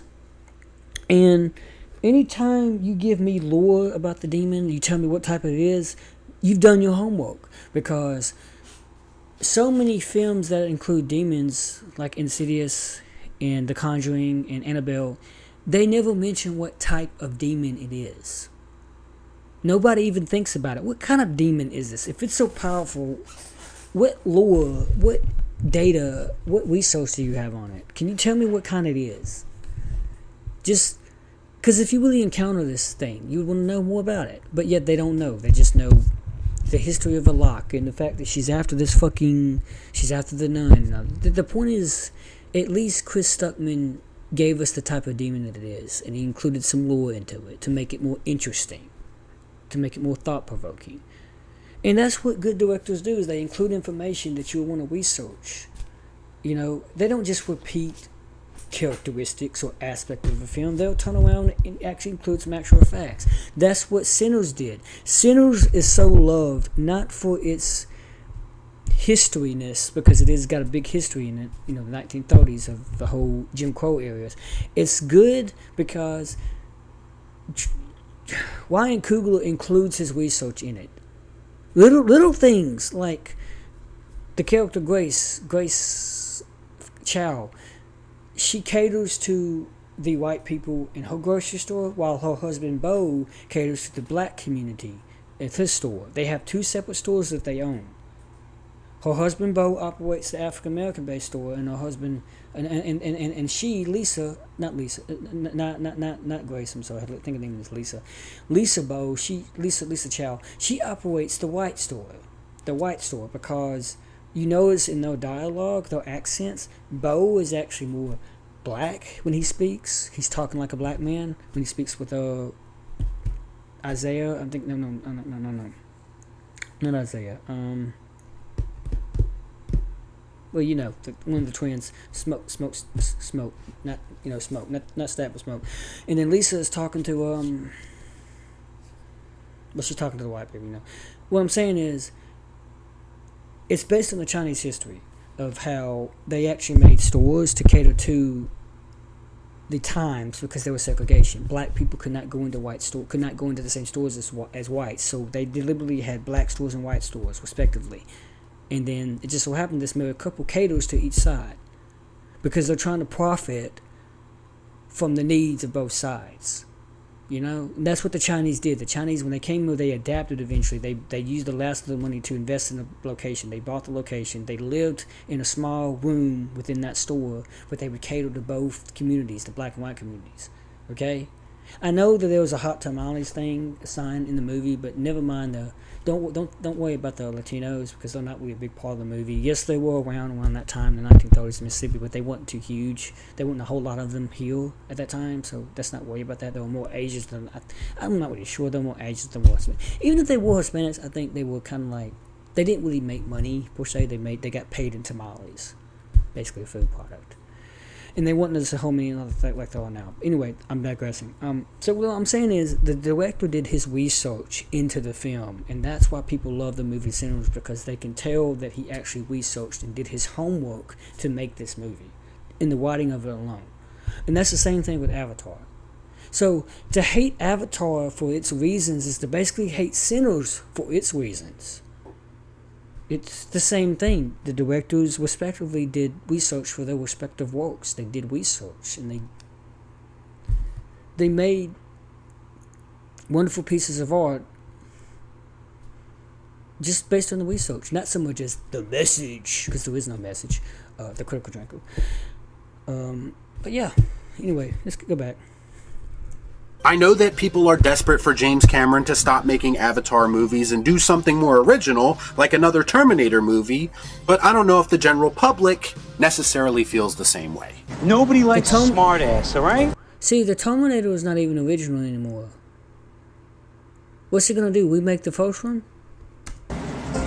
Let it go. Maybe you need to let your hate go and realize that you represent a very small minority on the internet. Stop speaking as if you speak for everyone, because I on the web, not the internet, but assure you that you don't, and the box office is proving that. Some of these tweets mysteriously disappeared after this person blocked me, by the way. So that should tell you how little these people... You don't have...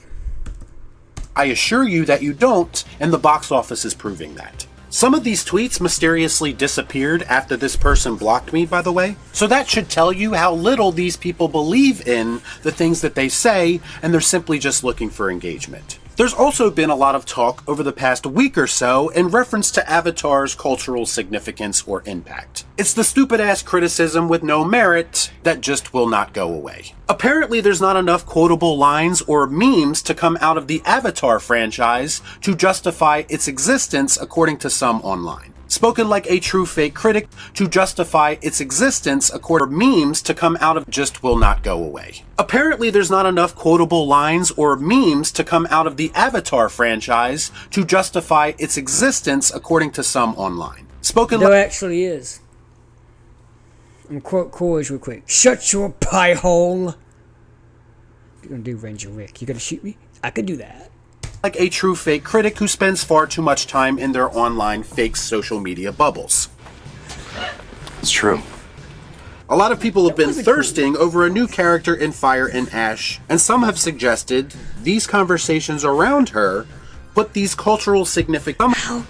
A lot of people have been thirsting over a new character in Fire and Ash, and some have suggested these conversations around her put these cultural significance allegations to bed. Now, I expressed in my review how I thought she was cool, but kind of underutilized and underdeveloped, so I didn't think that she was the best part of the movie by any means, but I still think that she was memorable, like a laundry list of other kind of underutilized and underdeveloped, so I didn't think that she was the best part of the movie by any means, but I still think that she was... Don't worry, Cameron's just introducing her in Fire and Ash. He's merely introducing her. He's going to delve more into her in the fourth. Memorable, like a laundry list of other characters from this franchise that I have grown to love. But of course, not everyone feels the same way. She's got to get tired of this point. I bet she's going to like strength train just so she won't ever get kidnapped. If in case anything grabs her, she's like lift a bunch of fucking like the weights, the walks. What do they call the? We have Mauler here, who had this to say about Varang single-handedly dismantling the no cultural impact BS narrative, saying, quote, "This one character, people really struggling to remember her name. Also, we're talking about a 3.5-hour movie here. People are enjoying one character until the next thing. The cultural footprint allegations are truly defeated." And I say again, defeated. And I say again, if no one truly cares about these movies like these people claim, then how do they consistently make $2 billion at the box office? If these characters are not interesting and people have no connection to them, are they just showing up for the spectacle alone? I mean, obviously that's a big reason for people to show up to the theaters, no doubt, but I think you'll find these conversations wouldn't be as relevant if you actually talk to a real person who is not chronically online. Forget the fact that this character's name has literally been everywhere this week, so struggling to remember doesn't really hold up with the tiniest bit of research. But even putting that aside, do you really think, based on your online interactions, that this is the only thing about this movie that people enjoyed? In that case, how do we explain the popularity of the previous two movies where this character wasn't even included? I don't get it. These online personalities have become just as tone deaf as the people they about consistently. I mean, read the room. Screw your tired, lazy insults. What are the numbers telling you? The numbers are telling you that you are wrong. And I refuse to listen to someone who glazed the mediocre MCU for years tell me that Avatar is where they draw the line. No, you're just too deep into your narrative. You've already been proven wrong, but you have to double down anyway to save face. It's okay to admit that you were wrong about Avatar. Hell, I admitted that I was wrong about Avatar after watching the second film. And the truth is that whether you personally like these movies or not is completely irrelevant to this conversation. Because as far as them making an impact, they very clearly are, and we have very obvious evidence of that being true. I say again, do not let anyone gaslight you into believing that this franchise is not a bona fide success story. A success story that is worth celebrating if you can learn to appreciate the time and effort that went into creating them. I do now. It took me personally taking the blinders off to see that these movies are not the CGI slop that some people try to dismiss them as. And the general public recognizes it as well.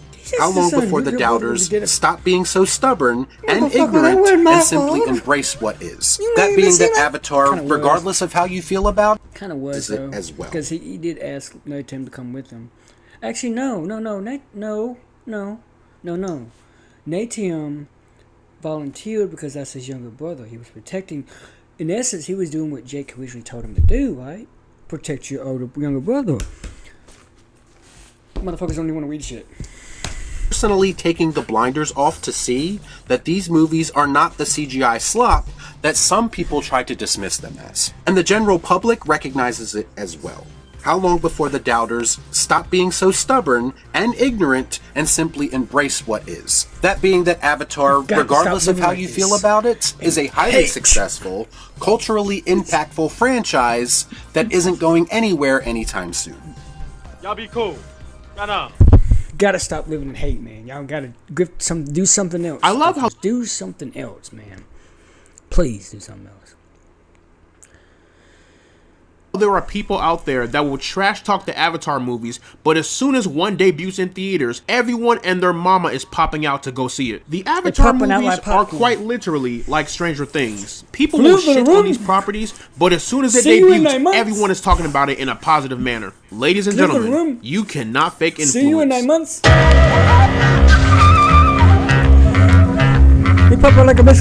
So, Avatar, Fire and Ash is the latest installment into the Avatar saga. The fact that both Avatars 4 and 5 already have a set release date is kind of crazy. The film is directed by James Cameron and it stars Sam Worthington, Zoe Saldana, Stephen Lang, Una Chaplin, and Sigourney Weaver. The conflict on Pandora escalates as Jake and Neytiri's family encounter a new aggressive Na'vi tribe. Guys, let's be honest. These Avatar movies are like events. Anytime an Avatar movie drops, it's like the Super Bowl for me, and quite frankly, for a lot of other people as well. Now let's address the biggest highlight of this film, and not just this film, the entire Avatar saga as a whole, and that is the beautifully crafted and god-tier visuals. I don't care what none of y'all say. Any year where an Avatar movie drops, just know it is going to win best visuals at every award ceremony. And if not at every award ceremony, it's going to win in my book every single time. Because the visual effects in this film are just that damn marvelous. This is easily the best looking film of the year. I don't care, I don't care, I don't care. From a visual standpoint, no other film is touching Avatar Fire and Ash. You cannot deny its greatness. The Avatar movies are a technical achievement in cinematic storytelling. And James Cameron has done it once again. Pandora has never looked more beautiful. Fun fact, I saw this movie in IMAX laser in 3D and... Listen, IMAX laser in 3D is the best experience to witness the Avatar movies, especially Fire and Ash. I don't know all the proper technical terms, but I felt like I was watching a movie in 8K at 120 frames per second. Like it looked like a PlayStation 5 exclusive running on Unreal Engine 5. But watching this movie with such a high frame rate made the exploration of Pandora and the entire film as a whole 1,000 times more immersive. But one thing that I did notice, and I don't know if this is like a technical issue or is it more of like this is how the movie was filmed. The high frame rate was only for certain scenes. So anytime there was a shootout, or if any of our characters were exploring Pandora, or if a character was having a hallucination on drugs, the high frame rate would kick in. But if there was a scene where two characters are just talking and having a heart-to-heart, that frame rate drops. So I think that might have been intentional, like that high frame rate was only for certain scenes. But I wish it was like that throughout the entirety of the film because... more movies need to look like this. This is absolute cinema. But let me stop dick riding the visuals. Let me address the action. The action is incredible. All of the Avatar movies have had great action. While I still believe The Way of Water is the best film in the entire saga, from a narrative and from an action standpoint, the action in here is still just as satisfying. What's more awesome than watching a bunch of 9-foot blue aliens killing and beating the shit out of sky people? But the action was intense, it was jaw-dropping, but I also want to give props to the camera work and the choreography because it was incredible. I'm sorry, but it's just so amazing how majority of this movie is all CGI, but it looks and feels so realistic. Like you would think Pandora is a real place. As you would expect, the entire cast is incredible. Jake Sully, Neytiri, Kitty, I think that was Sigourney Weaver's character's name, or her avatar's character name. I think it was Kitty. And of course, Stephen Lang as Colonel Courage. Now, the film introduces a new protagonist called Varang, or Varang, I think it was Varang. But essentially, she is the leader of the Ash people, another Neytiri clan within Pandora. And I liked her entry into the franchise. Now, granted, I do believe there is a lot more to her character because I feel like we didn't really get a full-blown exploration of her, but from an antagonist standpoint, I thought she was great. I thought the character was intimidating. I thought she had a great presence, and also, hear me out, y'all. Open your eyes, people. God forbid a man expands his horizons. She can light my fire any day of the week. Regardless, I thought she was a cool character. Underdeveloped, but I'm sure they'll save her for Avatar 4 because I'm pretty sure she's coming back. I would assume. Now, as much as I do like these Avatar movies, I'm gonna be honest, personally, I think this might be the weakest entry into the saga so far. I didn't really like the story this time around. Like, I'm not gonna lie, it's not that I think it's bad, it just didn't emotionally hooked for me. You know, I was appreciative of certain concepts, but the entire overall narrative just felt kind of If anything, you could argue this is kind of a setup for chapter 4, which for some people that's a good thing, but for other people like me, I wanted more. You know what I mean? I wanted more of the Ash people and where they came from. Like, how did they get here? What's their origins? Were they always evil? What about our main antagonist? What's her motives? Well, to be fair, they kind of touched up on that, but I wanted more from it, you know? I think one of the biggest problems with this movie, there are way too many storylines to juggle. Even for a movie that is 3 hours and 15 minutes, some storylines get way more love than others. But for the storylines that got more love, I thought it was well executed. But for those that didn't, we gotta address that more in chapter 4. The Way of Water had me emotionally invested into our characters and our story, but with Fire and Ash, I felt kind of underwhelmed. It feels like we only got a half-cooked pie. Like, it looks good, but when you taste it, parts of it is hot, other parts of it are lukewarm. I want the whole thing to be hot. Neytiri is a great character. I liked her a lot in part 1, I liked her in 2, and I liked her in 3. But after 2 movies, we gotta give her more to do. I think they did her more dirty in this movie than in the last film. Because think about it, right? The movie doesn't address her character for the longest until the very last scene where she comes in, gets ready for war, and just goes to work. In the beginning of the film, we see her sad and depressed and still grieving over the loss of one of her children. And she has this fiery hatred for Spider. And then she kind of goes off to the sideline and then comes back in the 3rd act. And then near the 3rd act, when it's time to help Sully and the rest of the Na'vi people, she's ready for war. Her action scenes are incredible, but I feel like narratively, it was very lackluster for her character in this film. Even from an emotional standpoint, they handled her way better in Way of Water than in Fire and Ash. And I'm not gonna lie, the rivalry between Courage and Sully has to come to an end. Like, this is the final battle. In fact, the film has been teasing it leading up to the 3rd act. And I'm thinking, okay, this is it, here we go. And while Jake was saying, look, I'm kind of tired. Can we just,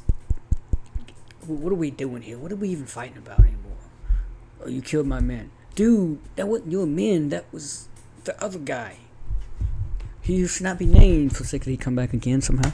The action between the two was satisfying. I still felt underwhelmed. This rivalry is going on longer than Butcher and Homelander and the boys. Guys, we gotta wrap this up. And given how Fire and Ash ends, I don't believe what I saw. I'm gonna leave it at that. Courage is coming back for chapter 4. I mean, look on the IMDb. And maybe I'm in the minority here, but I'm not gonna lie, y'all. I don't care for Spider as a character. I find the character to be very annoying and kind of just the wannabe comic relief of the film. Whenever he speaks, I can't help but to cringe. I'm sorry. Now, maybe that was the intention. If that was the intention, then, well, the actor is doing an incredible job at that. But as a character, I can't connect with the guy. I can't. Now, the film does something pretty cool with his character that does open up new doors. But even with that cool concept, I just don't connect with the character. I'm sorry, y'all. No. But in the end, guys, hey, it's a Gen Z thing, okay? It's meant for the younger generation. It's not meant for us. Guys, while Avatar 3 may not have hooked me narratively, it hooked me visually and technically. You cannot deny the stellar action and visuals, no matter how much you don't like these movies. And the influence of the Avatar films cannot be ignored. James Cameron got the sauce. I knew he was going to become plugging Avatar, Fire and Ash into the rank system. I am placing this one into the pass zone. But yeah, y'all, that is pretty much my review for Avatar, Fire and Ash. Let me know down in the comments section below what you guys thought about the film. Did you love it? Did you hate it? What is your favorite installment in this saga so far? What are your expectations for Avatars 4 and 5? Whatever you thought, let me know down in the comments section below. And as always, guys, leave a like and subscribe if you want to see more, and I will see you all in the next one.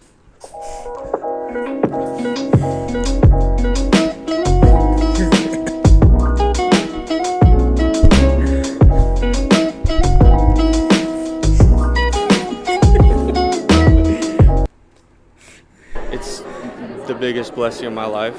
I'm thankful to be here.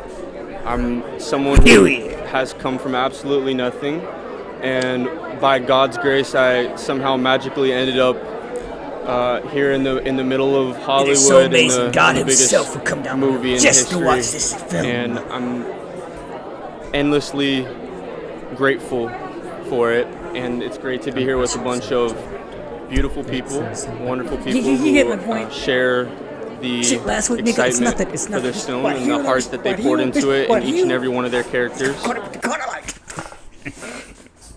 My little miracle I've told my is shit. Beckett. You look great.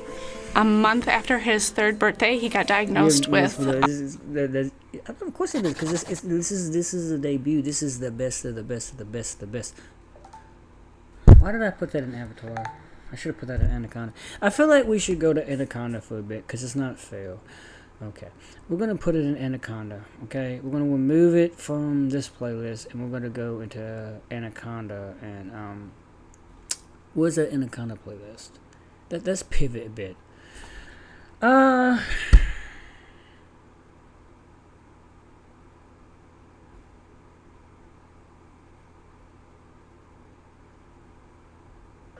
Yeah.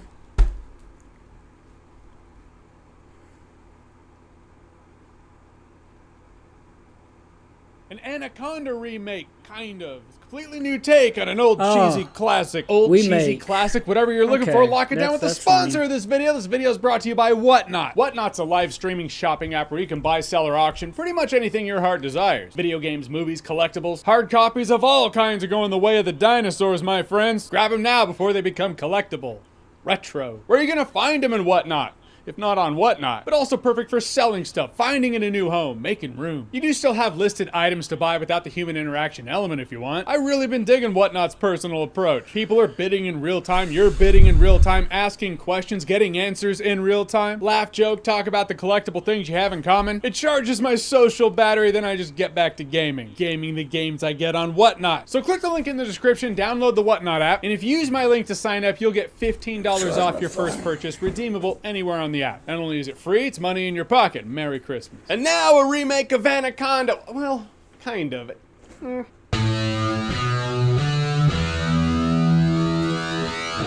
Also, fair warning, it might feel like I'm a little low energy. I'm not. I'm spry. I'm peppy. Just trying to save my voice. The last video I did, my voice was starting to go out. Had a cold all weekend. But I still got reviews to do and the top 10 best and worst movies of the year, so I gotta conserve the voice, so I'm gonna try to talk low, though I'll probably inevitably project because that's how I talk when cameras are on. So Anaconda in parentheses 2025, because we in the YouTube space need to title these videos that, which is not a reboot of Anaconda. Rotten Tomatoes really want you to know that. It's a comedic reimagining of Anaconda that kind of breaks the fourth wall in that way. Stars Jack Black, Paul Rudd, Steve Zahn, Thandie Newton. As kids, they loved the movie Anaconda, and now they want to remake Anaconda. So they go out into the wilderness with a ham sandwich budget to remake Anaconda. Little do they know while they remake this movie that used a big CGI Anaconda, there is actually a really big CGI Anaconda out there that they now have to deal with.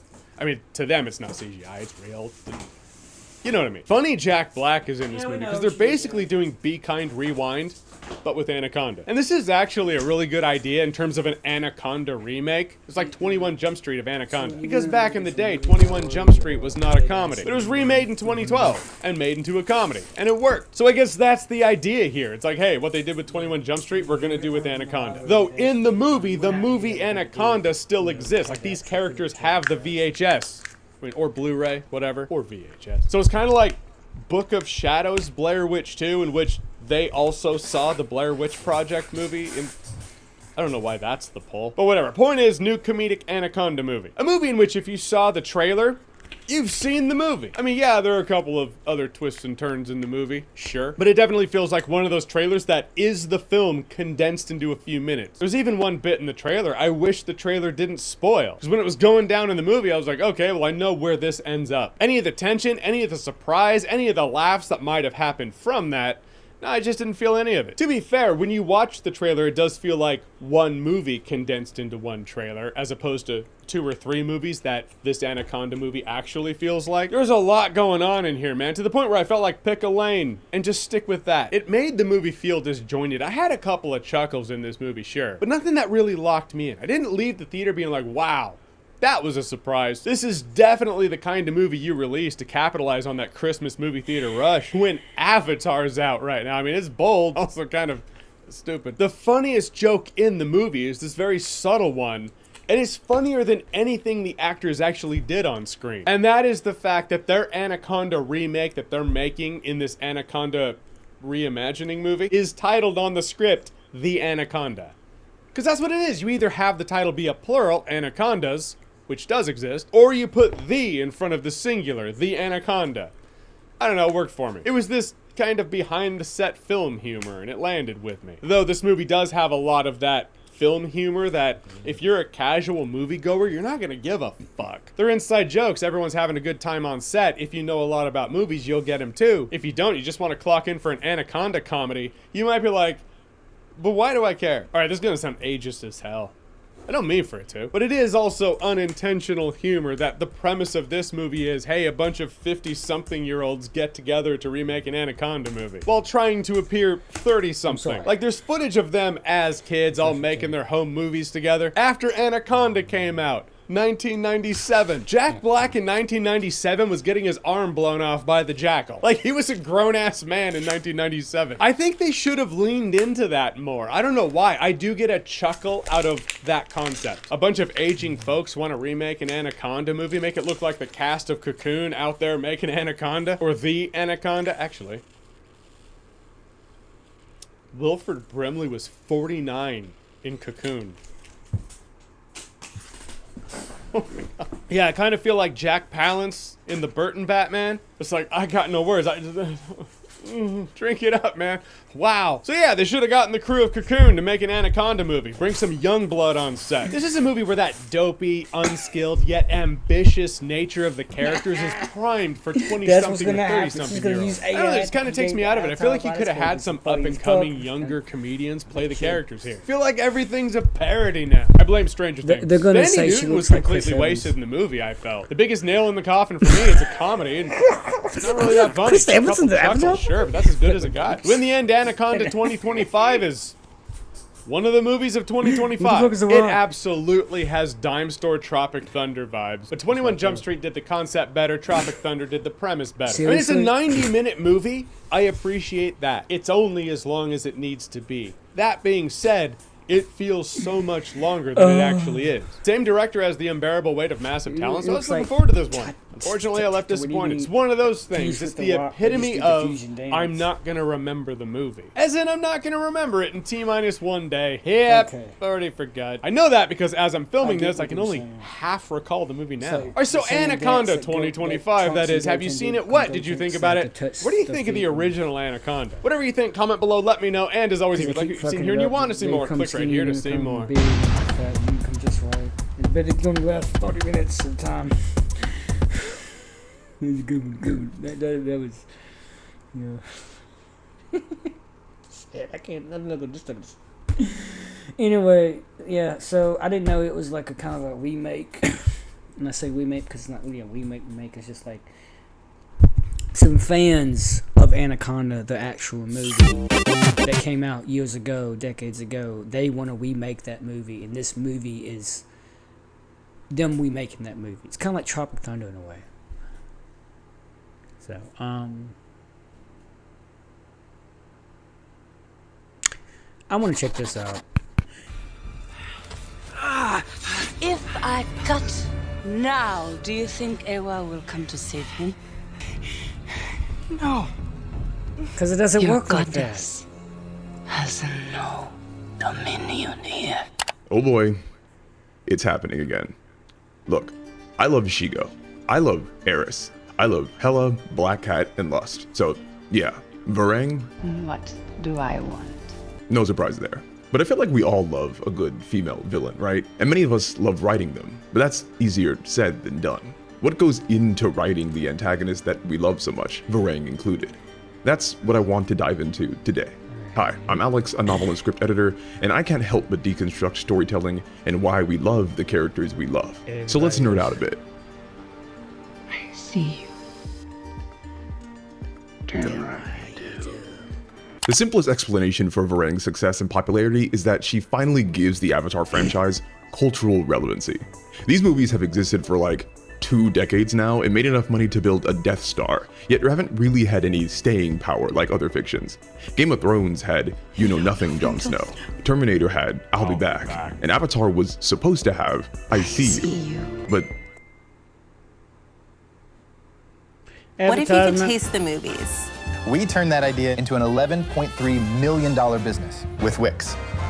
One movie night, we were craving this chocolate cake that we saw on screen. And we said, how cool would it be to put on an event? I don't like the story of the fact that the motherfucker's made out of mold. Like, when did mold become a power? Like, how the hell are you gonna correlate with mold? Look, I'm unkillable. This nigga gets his hand cut off by a bitch with the fucking long ass nails, blades for hands. Fucking fuck Wolverine. She's got long fingernails, and he just that shit on like it's nothing. Like, you not bleeding out at this point because you're made of mold. Not clay, but mold. Like, what living organism that hotels like this warn you about. It's a strict thing, but he's made of mold. This Resident Evil has got to stop giving these stupid ass reasons to why the characters have their powers. And just go back to formula to what the virus. At least that was scientifically provable, I guess.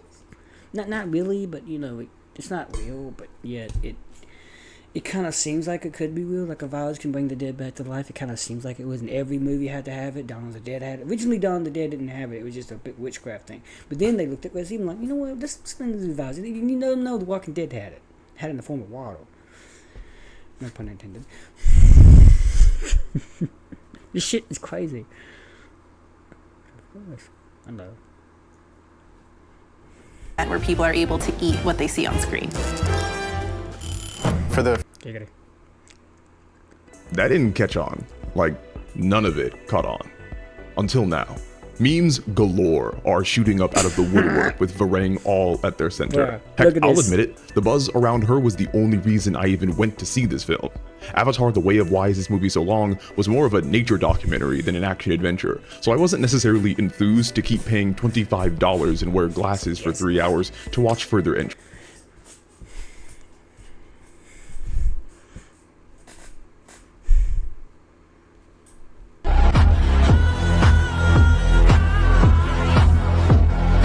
They are aggressive. Those motherfuckers were going at you, man.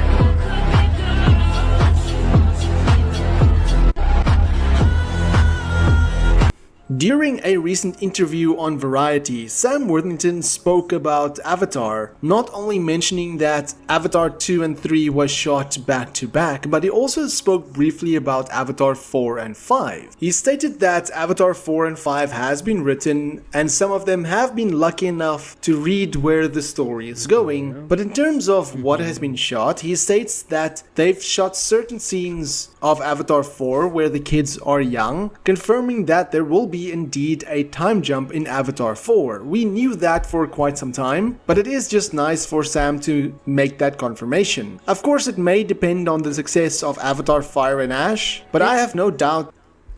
You can't. Everything has to be leaked. You cannot go into anything surprised. It's like my mom used to say a long time ago. She used to, write to Country Santa, which is like an organization that basically takes kids' wishes, like Shenron the Dragon. And they more or less give you the presents that you want. I'm not going to say toys because it's not always toys. Sometimes it's crayons, sometimes it's art books, sometimes it's a camera, whatever. Up to a certain age. But my mom used to warn me about opening packages, presents. She used to allow us to open only one package on Christmas Eve. Because the West had to be safe for Christmas Day. But when my brother and I had to sneak into the stash whenever she was asleep and just... my brother got me to do it, and he's like, we're going to wait till she's asleep, and we're going to go in and open like 5 presents with. She fucking found that out, man. She was like, you know what? Y'all can just have it. That's what we're doing with these leaks. We're just letting people leak this shit. No surprises whatsoever. No Country Santa. It's just... It takes away Santa. It takes away the Christmas feel of, of having the stranger come down your fucking chimney hole, deliver presents to your punk ass, and you open that shit the following morning. Sorry, for me it's gonna be cold, but you get what I'm saying. That we will most certainly see Avatar 4 and 5 down the line. Jim has written 4 and 5. Like the saga he's continued the saga in the writing, so that, you know, some of us got lucky enough to read where it goes. So, look, those movies, you know, if we're lucky enough to connect again, you know, we're not arrogant enough to know, to assume that they're going to keep connecting. So you just really hope that they find an audience and find a way, and then maybe then we get to make the others. You know. So you have only shot 2 and 3, and 4 and 5 haven't been. We shot a little bit out of 4 because there's a bit where the kids age up, and so I think we did that back in 2018 or 2019. We shot a bit with the kids because there was a scene or two where the kids had to be the same age. You know, now where the kids are like 10 years older, and that's, you know, I don't think it's a secret that those movies obviously will jump a bit in time if we get the opportunity. During a recent interview on Variety, Sam Worthington spoke about... No movie should be hated. Period. Did you know that... I didn't like Wicked, but I'm not going to hate the film. People like Wicked, that's them. But I love it.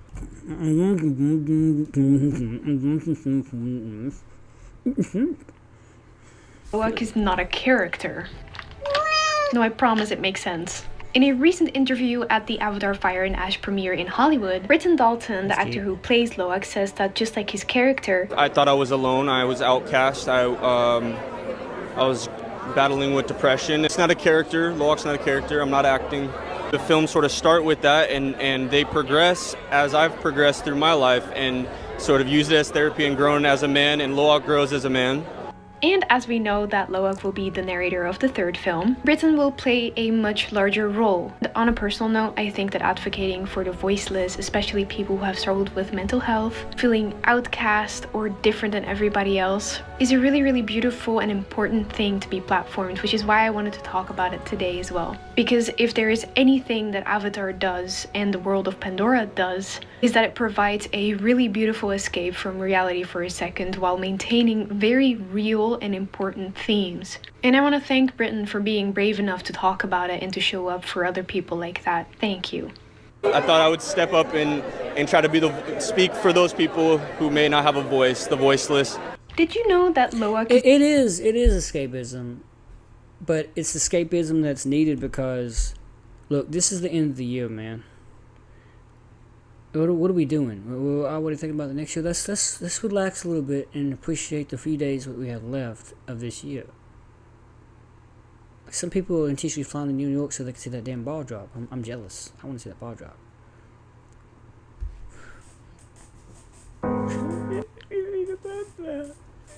Resident Evil 7. Oh, amazing. What do you love about Resident Evil 7? I don't love it. I hate it. Because my dad, he's a surgeon, so he works all the time. It's like I want him to be there, and I don't want to have to explain to him what happened while he was gone, so I can only play it at night because that's when he's home to play video games with me. So then I don't sleep, and I'm upset. Because she's too scared to play it by herself. That's not loud. That's not loud. That's not cap. She's too scared to play it by herself. I'm scared because I was actually scared to play it. At least it brought back survival horror because, you know. So scary, and so I have not played that in a month or two because I've just I can't do that to myself.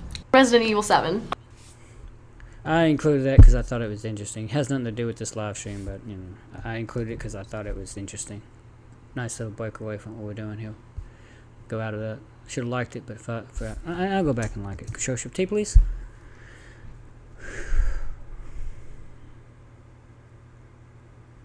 Oh God. Resident Evil. Alright. There we go. And we've seen that one already. Like that too? Okay.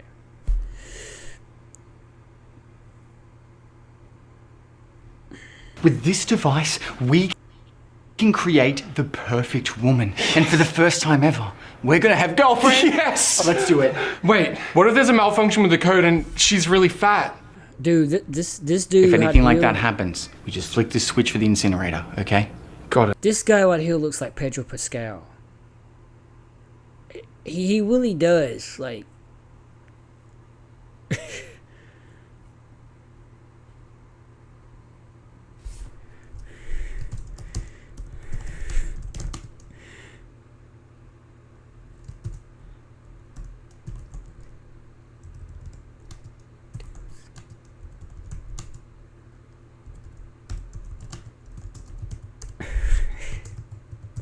He looks like Pedro Pascal. For real. Oh God, that's so gang. Don't do that. Sorry. That means if I had my phone, if I did it with my phone, it would be like emojis. You ready? Yeah. Here we go.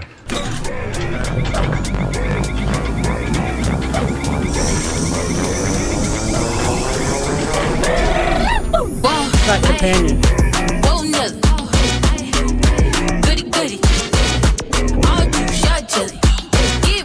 Hi, boys.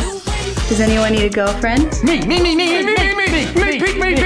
make $20,000 a year. Well, I think.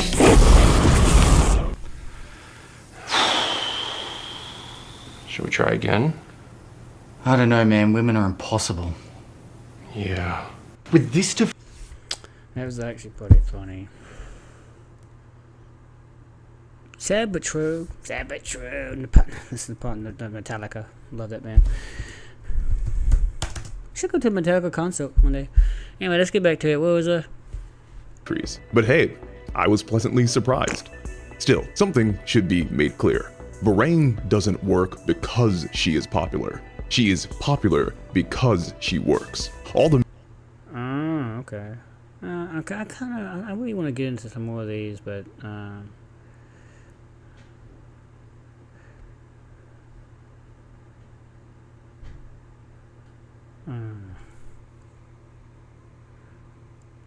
we made Avatar 3 in Blender.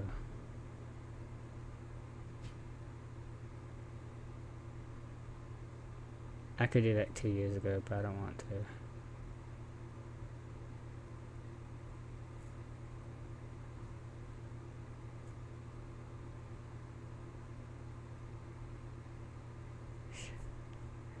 Yep, the Stranger Things is coming out.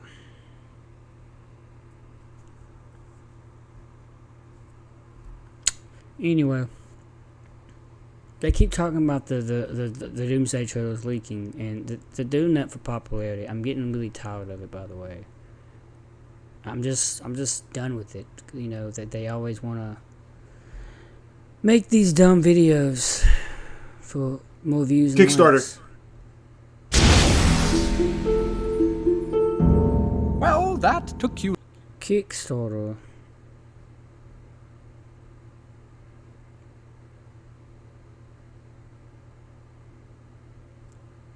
They're a husband and wife.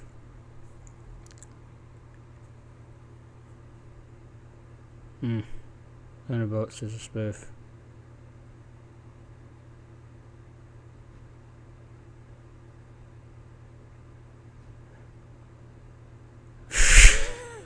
I got some of these. I don't know how they do it, bro. I don't know how they do these trailers with the cartoons. They got to use some kind of technology. It's just so funny.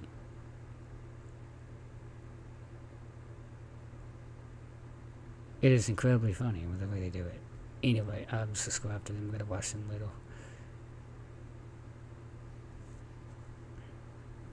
I guarantee at least one person watching this just had a PTSD flashback. I just induced trauma with a single word. Kickstarter is a platform that's no stranger to scams. That goes together like peanut butter and jelly. That's not to say that all of them on Kickstarter are scams. In fact, some incredibly great projects have been the result of successful Kickstarter backing. But ask anyone out there that's ever put a few clams behind some projects, and I guarantee you they'll tell you some horror stories of how they've been burned.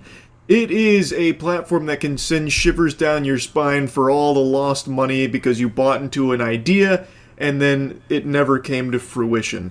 There's no guarantee what you back on Kickstarter will ever even really exist, and there's never any real repercussions to the scammer should that unfold.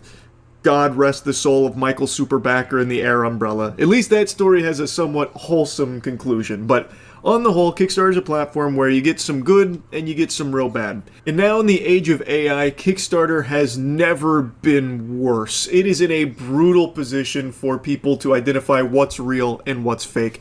I'm reading every day about more and more disgusting uses of AI. It is basically technology that is exclusively used to exploit people and mislead people. Quick side quest here before diving into the Kickstarter state and how awful it is thanks to AI. I read a wild story today about a DoorDash driver who was using AI-generated images to pretend as if he delivered the food to the customer. So I believe that he was using like Google Street View, so he brought up the address and brought up the Street View and would take the image of the person's door and then AI generate that. Never mind that. Never mind that. That's not a part of this live stream, so I'm drifting way too much. I should call myself the critical drifter. Memes and cultural iconography would have never emerged had the writing behind her character not laid the groundwork. And Varang as an antagonist as a character works because the Avatar writing team finally decided to do what they had vigorously been avoiding: the bare minimum. Varang isn't a masterpiece by any stretch, but she gets the job done, and it all centers on how she single-handedly alters the narrative conflict. Stories and storytelling are completely based around conflict. The only thing that really matters is what is standing in the way of the characters and what they want to achieve.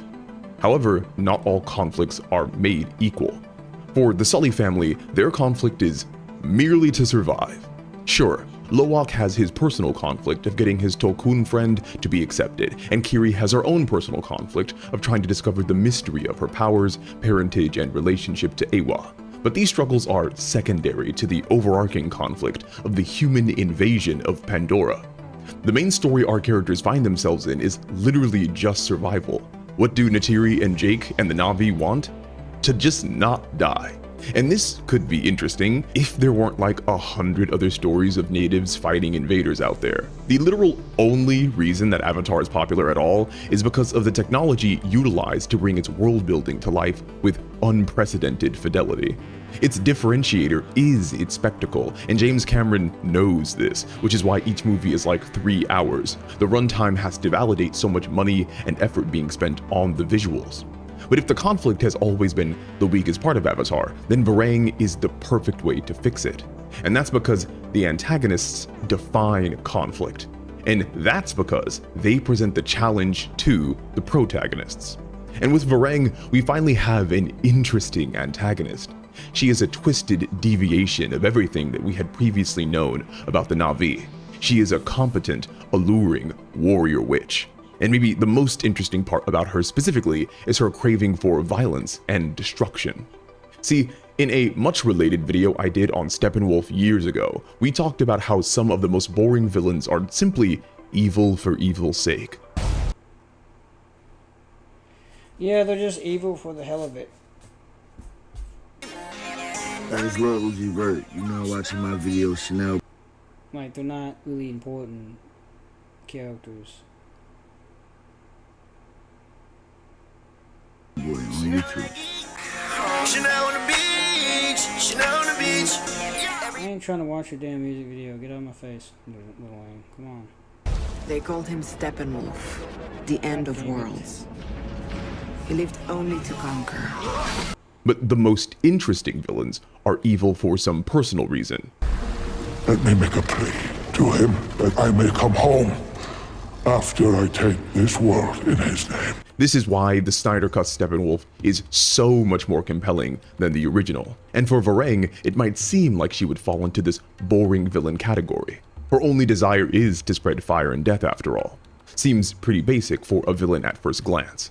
But it's when you learn her motivations, her personal villainous reasons, that Varang as a character becomes so much deeper. See, a huge theme or narrative message in Avatar Fire and Ash is religious and cultural faith. The movie begins with Jake questioning the existence of Eywa, the Na'vi goddess, and rejecting his role as Turuk Maktaw, the cultural warrior king of all the Na'vi. Neytiri struggles long with the death of her son and keeps moving on only through the faith that Eywa has some sort of plan to come from all this suffering. Kiri struggles with feeling rejected by Eywa, wondering why the goddess stays dormant while humans ravage Pandora. And Loak strives to convince the Tolkun culture of passivity and peace in order to defend themselves. Huge parts of the movie are based in conversations of how far faith and culture go, when it's right to question them, and when, if ever, to abandon them for something new. And like any story worth its salt, Fire and Ash consolidates its thematic message within its antagonist, Varang. She and her people lived beneath a volcano, and when it erupted, they waited and called on Eywa to save them. But the goddess never came. My people cried for help. Go back what he said earlier. I need to close up some of these. The cultural warrior king of all the Na'vi.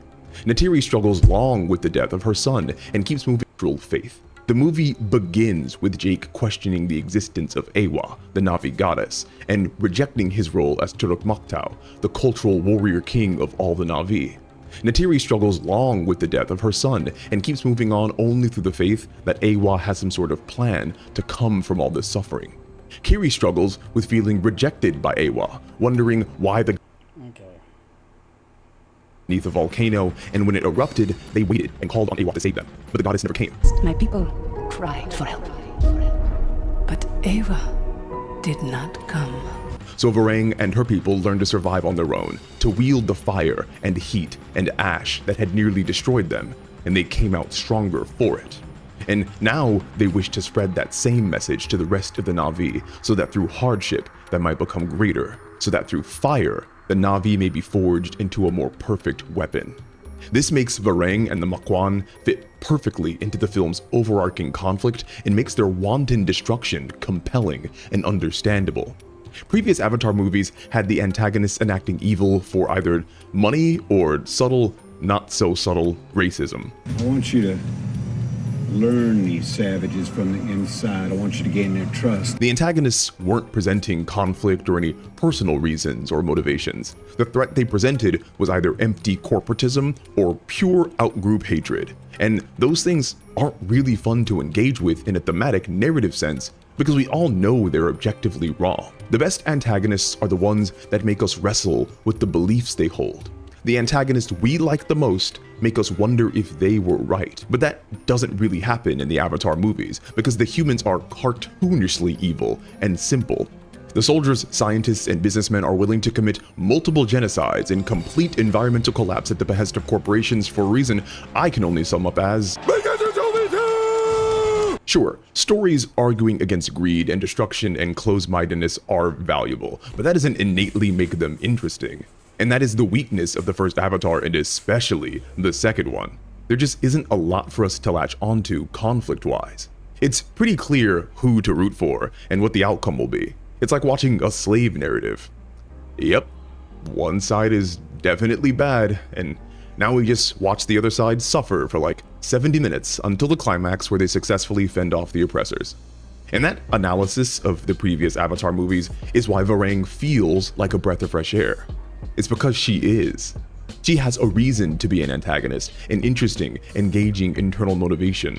She is a living rejection of the religion that left her behind. The movie's conversation about culture and faith is made manifest through her, and therefore all of her actions have impact on what the thesis statement of the film will be. But honestly, and this might sound crazy given everything I just said, Varang as a villain herself isn't actually her most impressive role. In fact, I found there to be a lot of problems with her use across the plot, mainly that she seems to fade into the background and just do whatever she's told for the last 90 minutes.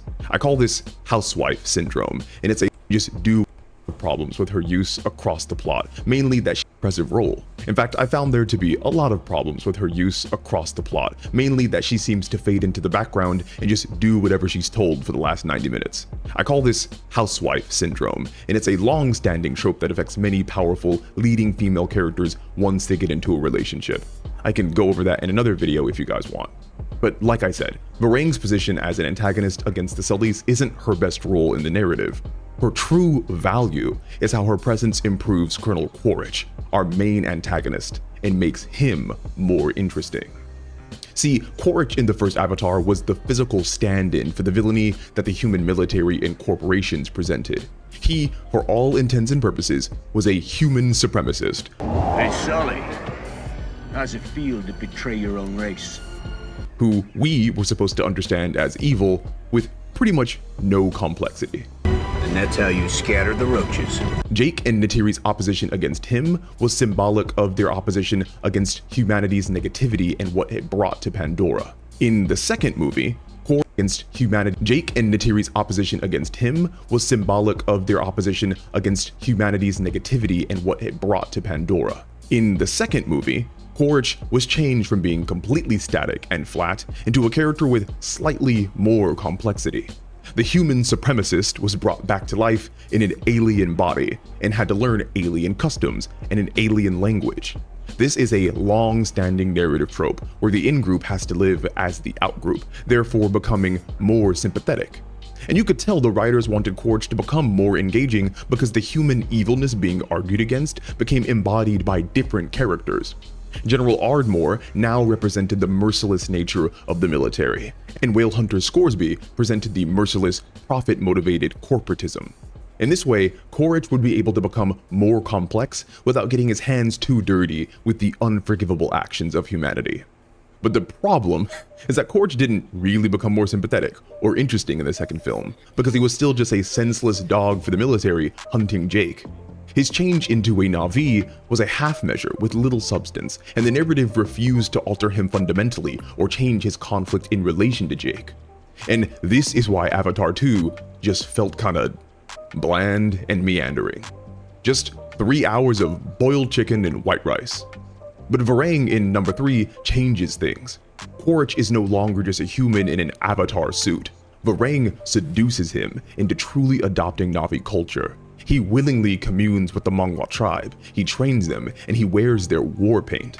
But most important of all, his relationship with Varang makes him start questioning the military and the corporations that back it. He clashes with his commanding officers and how to treat Spider, his son, and shows what seems to be genuine compassion. The fundamental pillars of his character start to alter. Through Varang, Quaritch becomes a more dynamic, complex character who mirrors Jake's transformation from the first movie, but from an antagonist's perspective. And as the antagonist becomes more complex, so too does the conflict and therefore the narrative as a whole. Again, things are not perfect. The Avatar franchise still seems to be more obsessed with hours of spectacle than deep plotting. I mean, Fire and Ash is basically 200 minutes of characters getting captured and then miraculously escaping. But it's still incredible to see that by the writing staff doing the bare minimum in constructing Varang as an inspired, driven antagonist who changes others, the franchise as a whole has gotten some new life right on time. Like I said before, analyzing narratives like this is my obsession, so if you would like me to look at your written work in the same way as I did in this video, head on over to my website, savagebooks.net, to check out my editing services. Thanks for watching all the way until the end. If you like what you heard, leave a like, comment, and subscribe, or if you want to be a real homie, support on Patreon. All links will be below. As always, it was a pleasure, and I will talk to you all again soon.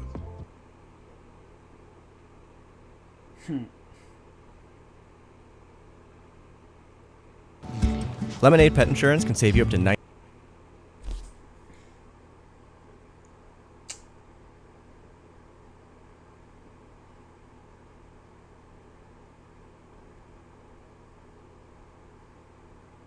There is one that I really want to watch. The Bald Man.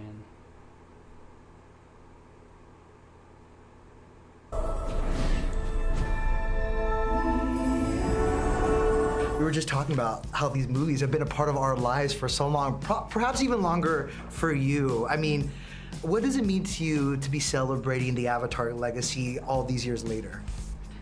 It's a gift. It's a humbling experience for me. You know, I went into this into this business, into this craft, understanding and always leveling with myself, going, if it doesn't happen, you still have yourself, you have the love for yourself and the love for your family and all of these things, and you have art, you will always have art. And I was a part of amazing projects that were so well received that then they became sagas, you know, with Star Trek and Guardians, but primarily with Avatar. And I know it's not the same and it's so unusual. But I feel so grateful because a lot of what became magical for me started with Avatar. Wow.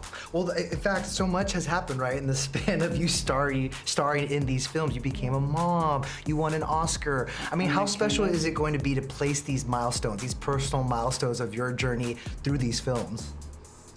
I feel like I live always reprising those memories constantly. I remember how fearless and rebellious and kind of stubborn I was when I booked the first movie. And, is that right? And maybe that's what Neytiri also needed to have. I was full of like chutzpah, you know, in Way of Water and Fire and Ash, there was so much, I was so fragile. fragile and still, you know, very defiant. Back in but fragile in 2009, the sense my of best friend and the I fear of and the losing my girl. children, you know, of anything happening to my children while I'm working, while I'm away, and then putting that into Neytiri and multiplying it times 100. Yeah. That way I was able to sort of experience, or at least try to you know, tap into the magnitude of her pain and her fear and her anger and her rage. Grief. And her grief, yeah. And I'm just grateful that I work with filmmakers like James Cameron that see my potential and just let me run wild with something, and they just curb me here and there. Because what's left on screen is something that I'm really proud of, and it's something that I can define as a legacy. That now that I'm a mom, I know that I have that for my children, and they know it too. They're already aware of it, and they're so proud of me, and that makes me feel great.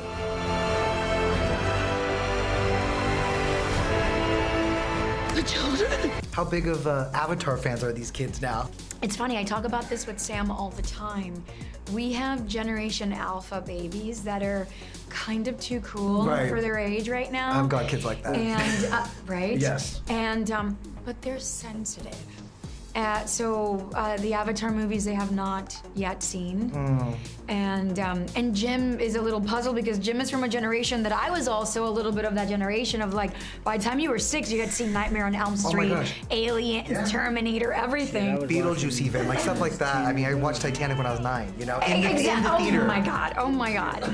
And I, you know, but my kids, they're the agents of their own choices, and they'll let us know when they're ready. They're still stuck watching Will Ferrell and Adam Sandler movies, and I'm okay with that.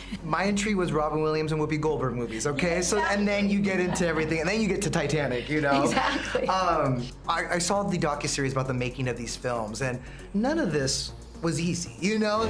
If there's something you can do, then you must do it. It's a tall order for anybody, for cast and crew making these films, but you mentioned before we started rolling that you are a nerd for this movie and making it too. In fact, you call performance capture the most empowering form of acting. Yes. Also. Well, it keeps me connected completely with my fellow actors, and I'm not, all of my energy goes into, and my heart goes into the moment and what we are going through as characters, and it's not diluted. Sometimes, you know, live action can dilute you a little bit with the weighting, with the arrangements, with the props, with all of these things, and I'm not saying that performance capture doesn't give you the ability to be attached to keepsakes, that props and things like that you may need, because you very well use them, but they're not so many that you have to keep count, and sometimes you spend a lot of your time and energy doing that, and so it has been a gift. I think that yes, everything seemed impossible in theory, but we're being led by James Cameron, the man that defies, you know, gravity, who's a scientist in his own right. Yeah, wants to film underwater. Absolutely. Well, and to create a story like Terminator, where you would see all the premonitions that today we're sort of like, now we're starting to talk about on a daily basis, and so this is a man that has tapped into a frequency that is very much his own, but very much our own as well, because that's how he connects with the rest of us. So if he can do it, then why can't I? And it's a form of encouragement to work with someone like James Cameron, because you end up amazing yourself. It's just like you really prove to yourself, like, you I almost can breathe can't believe underwater. I do it. Exactly. I'm an archer. I can speak a foreign humanoid language. Like, are you kidding? Cool. You let y'all through the fire, quite literally. Yeah.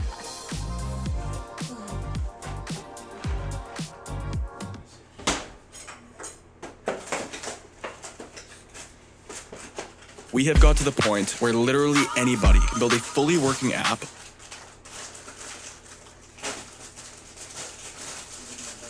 without knowing how to code. This is Base 44.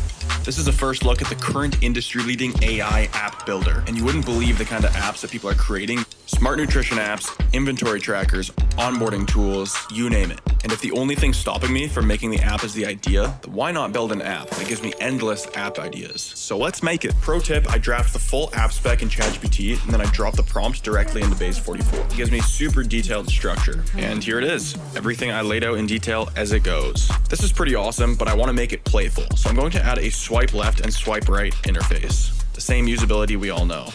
Now I'm going to add one more feature. So every idea that I favorite will turn into a kickoff prompt to start building the app itself.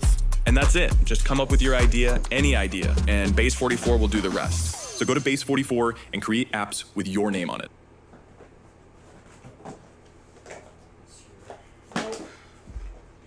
I got it in the box.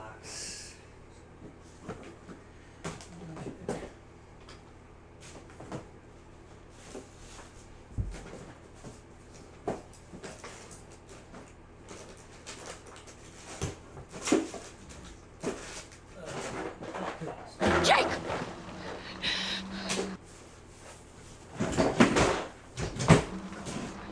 I'm in this place where I have nothing. Not my people, not my forest. Even my father's bow is gone. All I have is my faith.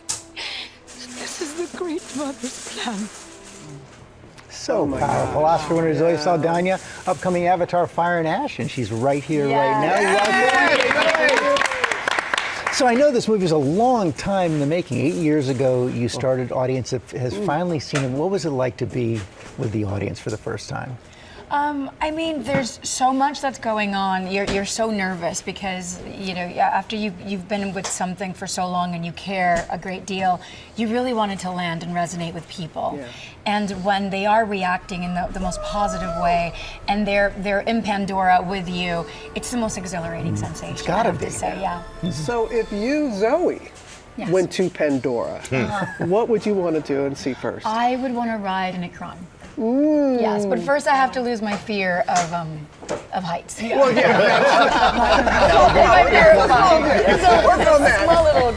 It's small little. And we know it's motion capture. And you said that motion capture is the most empowering form of acting. Why is that?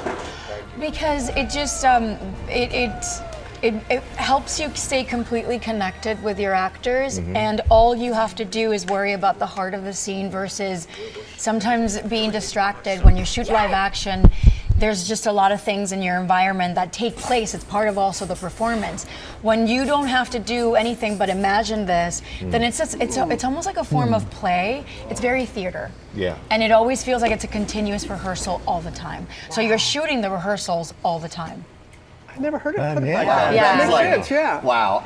So our crack research team has this title for you. So you're the first actor ever to have starred in 4 films that have grossed over $2 billion. Yes. Avatar, Avengers, and by the way, congrats for that. But in all of these, your characters are so different. I know it's going to be hard for you to choose one, but if you had to, which one resonated with you immediately? It's Neytiri, Avatar. Jim has been one of my favorite directors since I was 6 years old. Even before I even knew who he was, I knew who Ellen Ripley was and who Sarah Connor were from Terminator and Aliens. And these were the iconic women that I looked up to. And I loved science fiction. So for my destiny to have crossed paths with him so early on in my career, it was game-changing for me. I was able to build a very solid career in action and science fiction and in other genres, excuse me, because of Avatar. What was that first meeting like? It was incredible. First of all, they locked me up in a room at Lightstorm, their offices, for 5 hours so that I can read the script. There was so much secrecy around it, so you had to go to the office and read it, and then when I was done, Jim came in and picked me up, and then we went to his office and we discussed, the script. There I am thinking let me just be an adult, but I'm freaking out. In his office, the wheel of the Titanic is there. There was a sculpture like this tall of Neytiri, and he was like, "That's you," and he just kept looking at me in such a way, and I think that he was trying to find Neytiri in my face. And I was freaking out. And then we went downstairs to the theater, and he auditioned me. He had the camera himself, and he auditioned me. And I walked away, getting on a flight back to New York. So I still lived in New York at the time, thinking, I don't know if I'm going to book this, but I got to interact with one of my idols, and like that's enough for me. Yeah. Wow. Yeah. That's cool. That just gave me chills. These roles are so demanding. Looking back, is there any one thing that Jim asked you to do that you thought, oh wow, I'm not sure I can do this? Can you remember? I think it's for Way of Water and Fire and Ash, it's to be in Neytiri's skin as she's losing a child. It's just, to me, that's an unimaginable thing. Yeah. I don't ever want to know how to perform that. And then to try to be as Neytiri. Neytiri is not a creature that thinks. She's not calculative. She feels, and she goes by her heart and her instinct. So obviously she felt this great loss through her body. And it was just hard because Sam and I were experiencing such joy in our lives respectively because we were welcoming our family. And then we would have to, say goodbye to our family, drive to work, and it's supposed to be the most thrilling environment when you get paid to do what you love. Yeah. And but we were, playing hard scenes for them. For Jake and Neytiri, it's really hard. It's so deep. Yeah. When you explain like that, it's so deep. And I love earlier you said, I built a solid career. I'm just over here kind of laughing. It's like, solid? That's just solid. Come on. All right. Academy Award. Little Dominican girl from Jackson Heights, Queens. Jackson Heights. Let's go, Queens. What has this ride been like for you? It's been real. Like, my feet have always been on the ground. I've always been very tribal with my family. So wherever I go, they go, whether they like it or not. Yeah. And thank God they do. They're so supportive. But their sacrifices is not all fun and games. It's a career that's very demanding. You're constantly traveling. You're always on the road. And sometimes you get to miss a lot of parts of your life because you just have to dedicate so much time to what you do. So now that I'm 47, I think that my goal is to appreciate everything that I have, but learn to manage my personal time better. Good for you. So I can be a little more present. Good for you. That's a lesson for all of us. That is a great lesson. Cut to Steven Spielberg calls me like, I gotta go. Come on. He actually is calling. So. Very good. Thank you for coming in. Avatar Fire and Ash is in theaters next Friday, December 19th. You forgot to say something, Zoe. I did. Okay. Today is my son's birthday. He turns 9 today. I love you so much. Happy birthday, Zenzilla.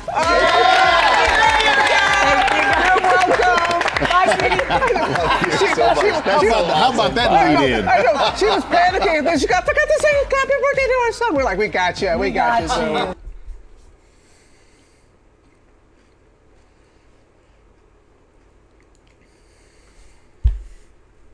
They had the money. They're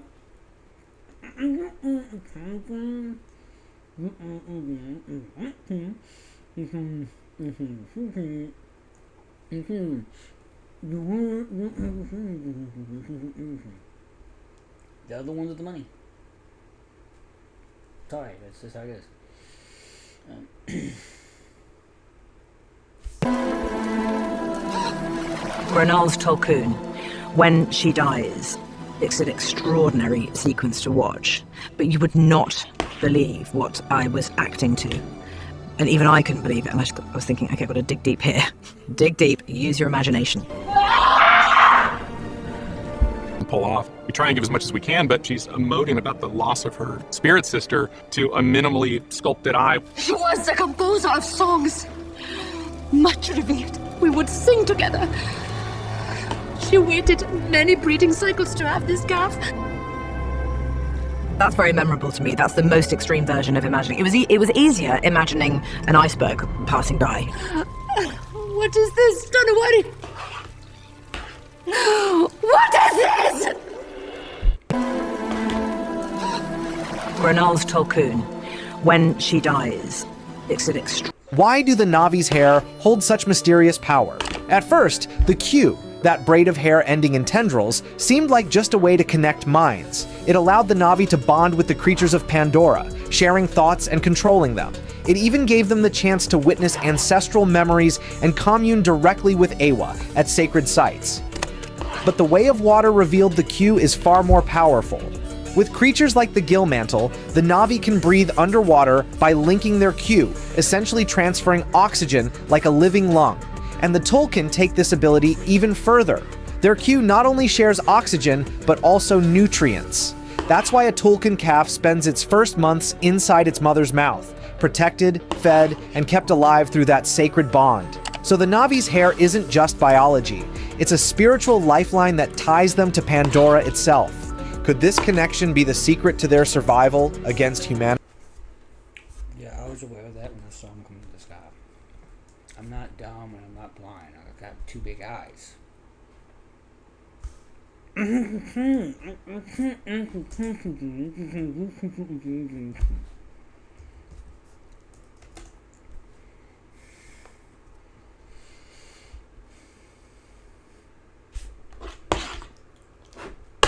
Why do the Na'vi's hair hold such mysterious? I'm not that god. I didn't make that planet. I made this one. Can I stick to this one? Stick to the script, please. Back in 2009, my best friend and I, and a girl I was dating, went to the Grove at Farmers Market in Los Angeles to watch Avatar at the now defunct Pacific Theater. I had absolutely no idea what that film was about, as I only bought a ticket because my coworker was hyping it up as the new James Cameron film, and I was only interested in seeing my lady friend and hanging out with my best friend. I still even remember what she wore that day. A schoolgirl outfit with black knee-high stockings and high heels. Yeah, she was hot as fuck. However, once the movie started, I immediately forgot they existed as I was transported into this amazing and fully realized science fiction world that assaulted all of my senses. I saw it in 3D. But it wasn't until the paralyzed Jake ran out of that lab in his avatar form and the film's reoccurring theme melted my brain that I became a fan of this series forever. I wrote that for the beginning of my Tron Ares review on Letterboxd, and I felt it was appropriate to reiterate that here. I am a fan of the Avatar franchise, and after watching Fire and Ash... Hold on. My best friend and I went to the Grove to watch Avatar at the Night of Pacific Theater, and I had absolutely no idea what the film was about. I only had a ticket because my coworker was having yeah. Hard as fuck. Oh, he did say this in the Tron Airways. He also said in the Tron Airways review on YouTube.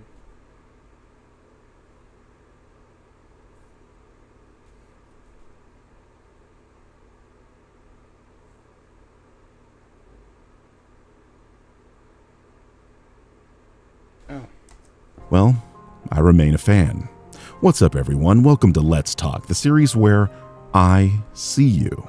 This is your friendly neighborhood Birdman, and today we're talking Avatar, Fire, and Ash.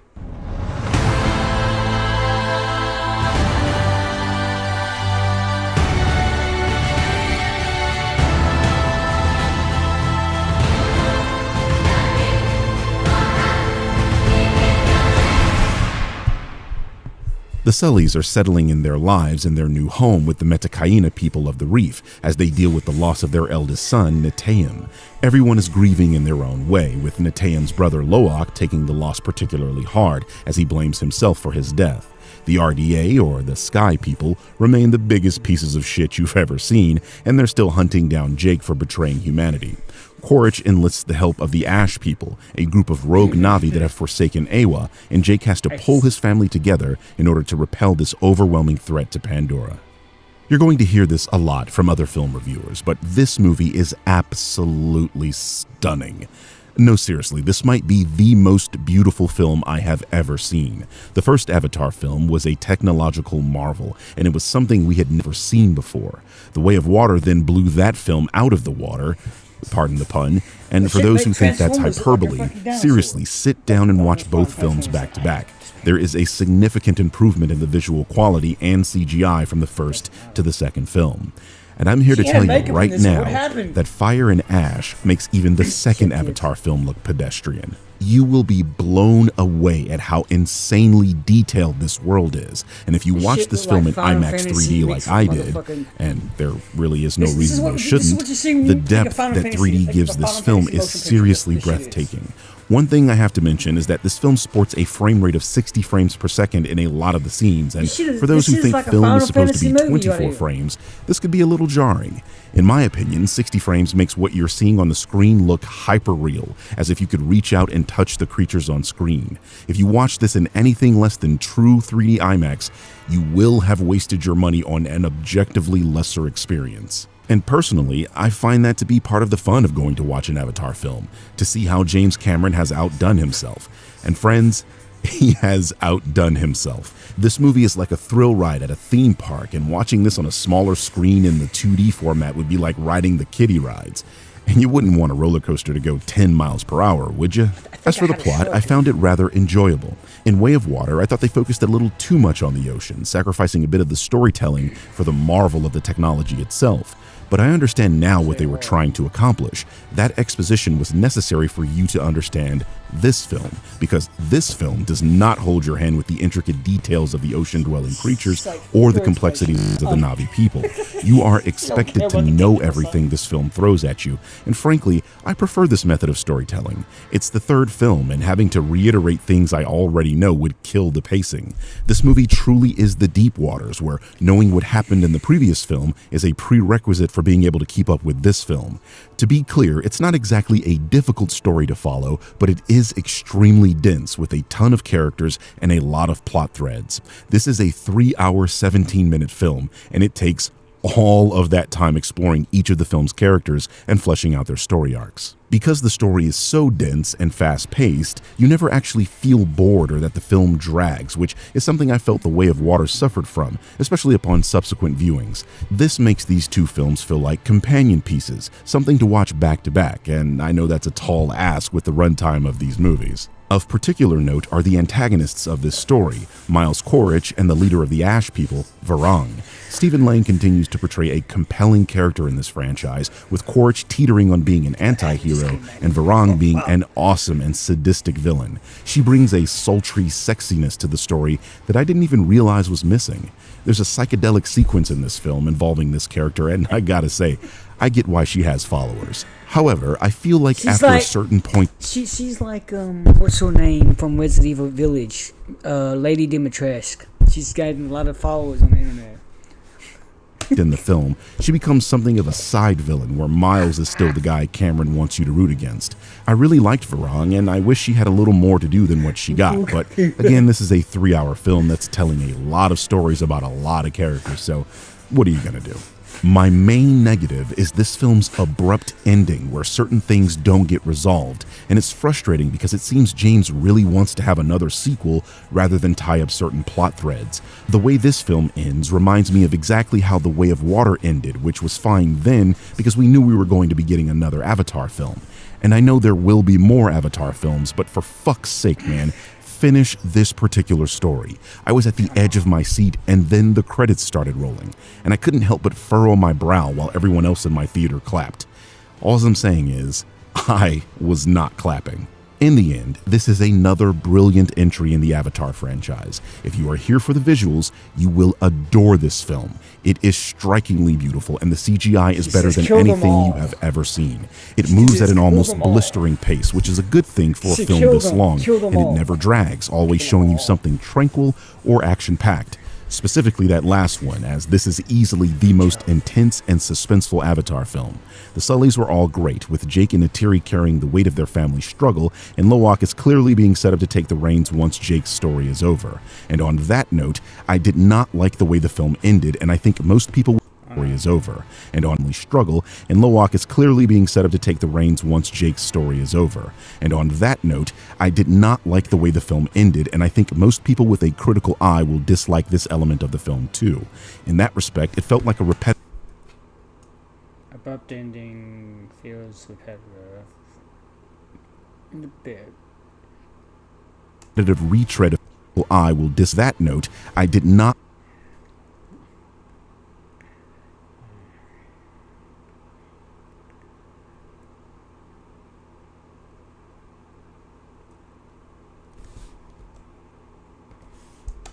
The Sullys were all great, with Jake and Neytiri carrying the weight of their family's struggle, and Lowak is clearly being set up to take the reins once Jake's story is over. And on that note, I did not like the way the film ended, and I think most people with a critical eye will dislike this element of the film too. In that respect, it felt like a repetitive retread of things we already saw in Way of Water. You're asking a lot of us with a runtime like this, and I couldn't help but personally feel a little blue-balled. Your mileage may vary. B+.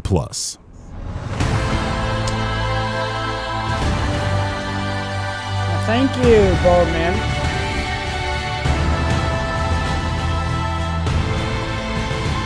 I mean, at least he's honest, but in a way that...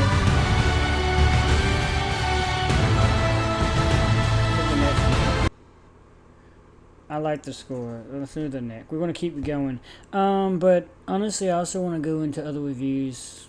We've been here for all of it. Like the time when you really wanted to find that perfect thing. Well, let's go into a review of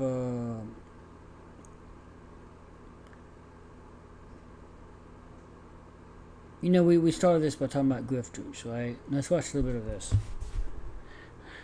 This critic's studies were completely bogus. He made up facts wherever he went. The release of Dr. Wortham's notes and the subsequent research done by Ms. Tilley validated the years of criticism the book had received. There are many examples where Dr. Wortham omitted or added to what was related to him by his subjects. In some cases, he attributed statements from one person to another person or persons, and vice versa. In other words, he manipulated statements and edited out contradictions to support the claims his book was making. Furthermore, he apparently included second-hand information provided to him by contemporaries and by parents without independently verifying its authenticity. Overall, Seduction of the Innocent is a case study in how to falsify evidence to strengthen a position not supported by fact. This guy made shit up about the comic book industry. He came up with fake studies and fake examinations. He argued that the comics were saying things that weren't actually happened. But he played on the uncertainty and ignorance of his audience in order to convince all the way up to Congress that comics were somehow corrupting the youth of America. In my opinion, there's no difference between what these guys did and what modern-day grifters online are doing. The only difference is they're doing it directly to the audience as opposed to petitioning Congress to make moves for them. Yeah, these type of people here will criticize the people of the past. It's easy to criticize somebody of the past, but they're doing it here as well. They're really doing it the same thing. They're no different. Let's set up a few tiers right now. The first being critics you just don't agree with. There are many critics out there who I personally don't agree with. For example, John Campea. John Campea, I think, is the personification of that one red letter media meme. Don't ask questions. Just consume product and then get excited for next product. A lot of that crowd from the AMC Theaters group, Christian Harloff, I think was another one too, they tend to have this kind of mentality of just hyping up products and projects. And I didn't always think they made a lot of sense, but I do think that John Campea is authentically a critic. I don't agree with him, but he is a critic. His style of criticism does lend to the idea he understands film, he understands storytelling, and works to uncover if a work is enjoyable, as well as if a work accomplishes that which its creator intends. Another critic who I personally disagree with a lot, who I think has bought into the grift but is not a grifter themselves, is Jeremy Johns. Jeremy Johns is a hugely popular critic on YouTube, and I just have not connected with his views for a very long time. I feel like the Star Wars sequel trilogy kind of fried his brain a little bit. Here we go. How did we get here? What happened? Like, what happened to Star Wars? What happened? Where are we? What weird alternate dimension am I in? Let's review.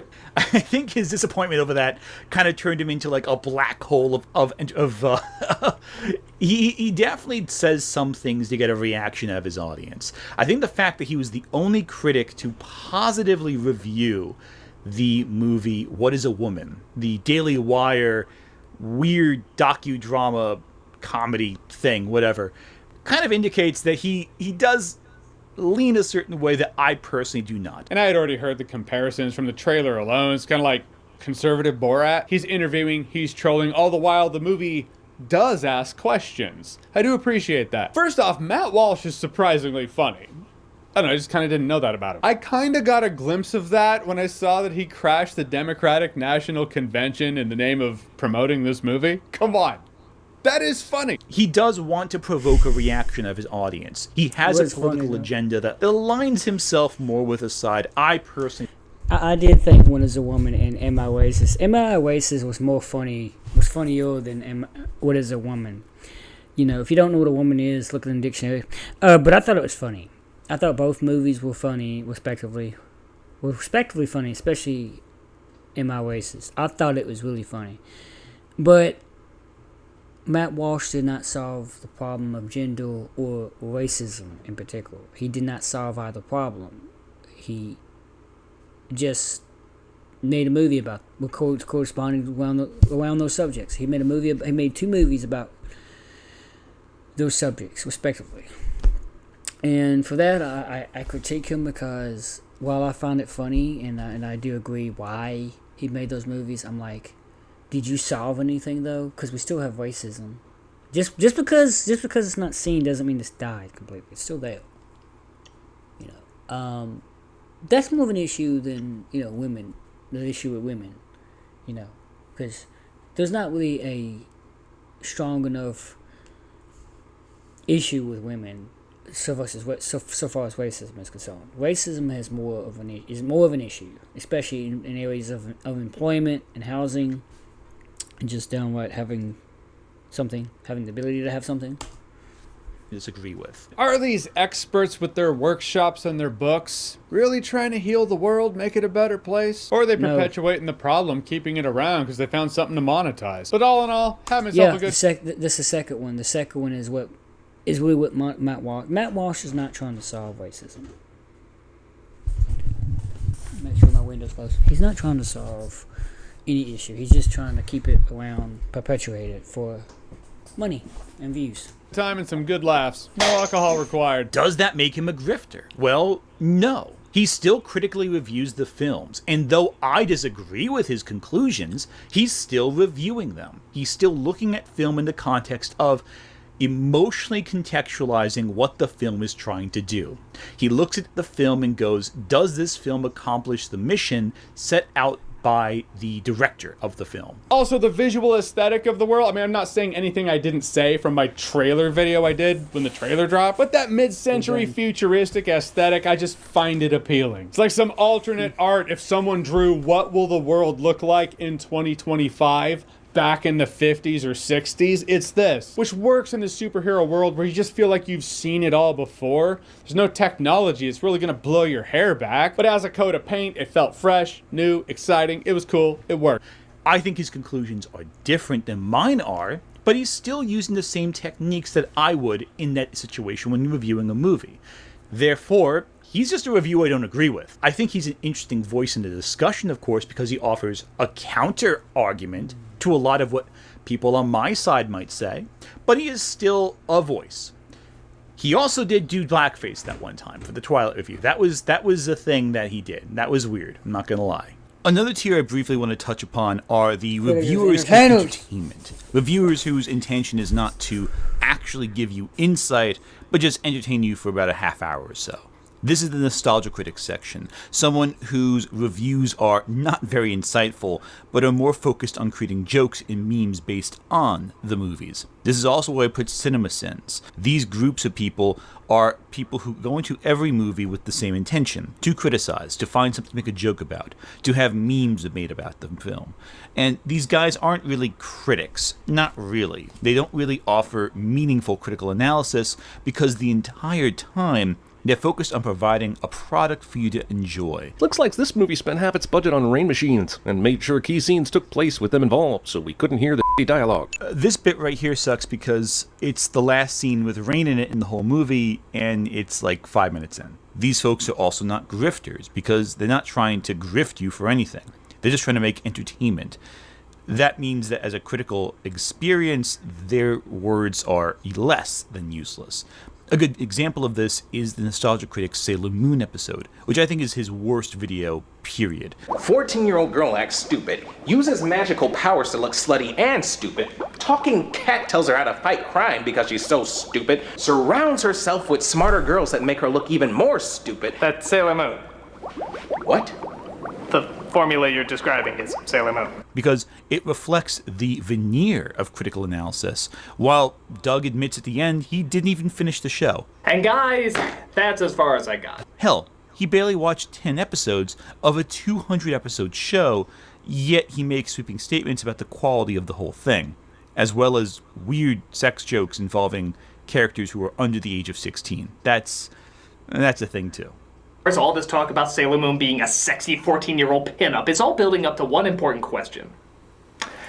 Given this information, why did I still put her in the top 11 hottest anime women list? I didn't know! I swear I didn't know! I mean, look at the way they're drawn, man! And then right after that scene, there's this moment. Oh my god, this is awful. Turn that back on. Who said that? I did. Penis? Yeah. Oh, you don't remember that part? I do. I remember it's now you have to. Freak!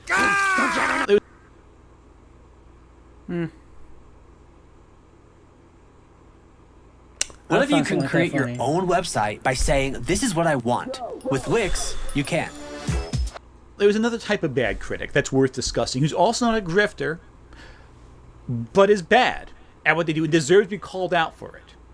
The bad faith critic, or just the bad critical analysis critic. You see, the thing with Jeremy Jahns and John Campea is that neither are bad at what they do. They both offer a perspective that I don't agree with, from a lens I don't agree with. What they point out is still a fair point, even if I don't agree with it. There are many critics out there who look for the worst possible read of a work. In many ways, they might misrepresent the work, not so much for a grift, but for the entertainment value of a video. And I'm not saying that every critic has to be right, as if right even exists, but there are many critics out there who do tear into a work in a way that's just absurd. A great example of this is my old dear friend of the world, Lily Orchard. And years afterwards, I was dealing with trying to wring analytical content out of shows that all go bad in the same boring, predictable ways, to the point I just got so tired of it. That's why I don't like adventure fantasy as a concept. They're all the same, and you try coming up with a new script every 2 weeks to describe Adventure Time times 12. Lily Orchard is a great example of a terrible critic who is not a grifter. Her critical style is horrendous. The Last Wish is a by-the-numbers adventure fantasy that stole its aesthetic from Kingdom Hearts and its theme from Soul, but it had a red-eyed edgelord furry as the bad guy, so clearly it's the savior of animation forever from those evil chick flicks. She fails to comprehend basic information in front of her. But the superficially mature is something that only young teenagers enjoy. And that's fine, most people grow out of their that's for babies phase, but even when they do, they probably still find a certain childish glee in splatter movies. Childish glee in splatter movies? Misrepresents things. Mature animation simps will often point to Studio Ghibli as the gold standard for adult animation, but I always ask them what their favorite Ghibli film is when they do that, because 9 times out of 10 they'll say Princess Mononoke. A pretty standard kids action adventure film that follows Miyazaki's usual environmental themes. It's Nausicaa, but with face paints. Kids, would you step outside for a second? Twists ideas in a way that's so bizarre, and it makes me question, what the fuck is she thinking? But is she a grifter? No. She's not trying to sell a specific idea. In fact, I'm not even sure she has a consistent idea at all in her head. But she offers a very... You keep saying she, but that sounds like a woman. That sounds like a man. I'm sorry, that sounds like a man. I don't know. Lily Orchard. Now I gotta look up this person.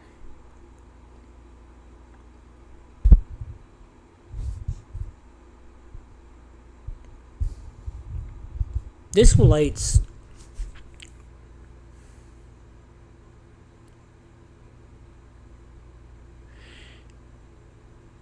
This relates to Avatar.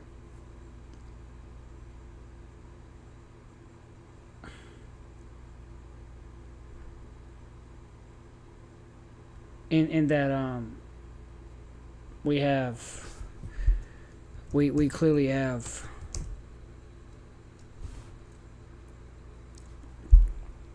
grifters that will hate on Avatar just for the likes.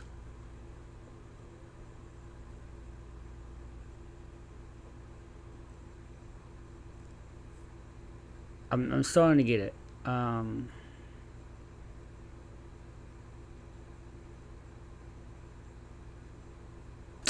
Let me open a fresh new tab and then, cause this looks like a man trying to portray himself as a woman, which I don't like. CD call.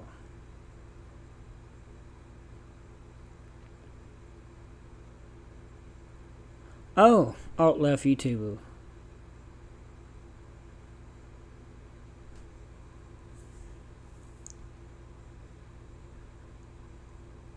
Ah, shit. This is a woman. This is a man.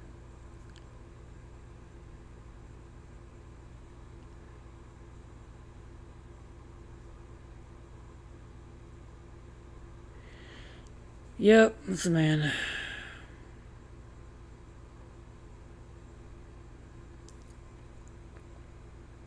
Like I said, these people think they're celebrities. 7 years ago, I put my channel on the map with an analysis of legend.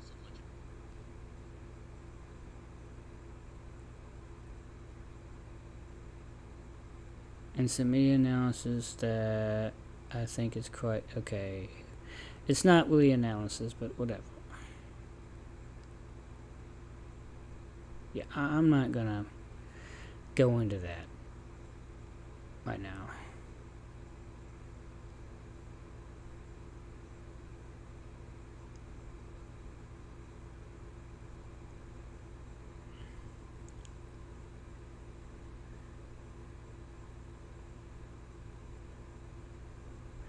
I'm gonna go into the Bowman's channel, but I'm also check this out.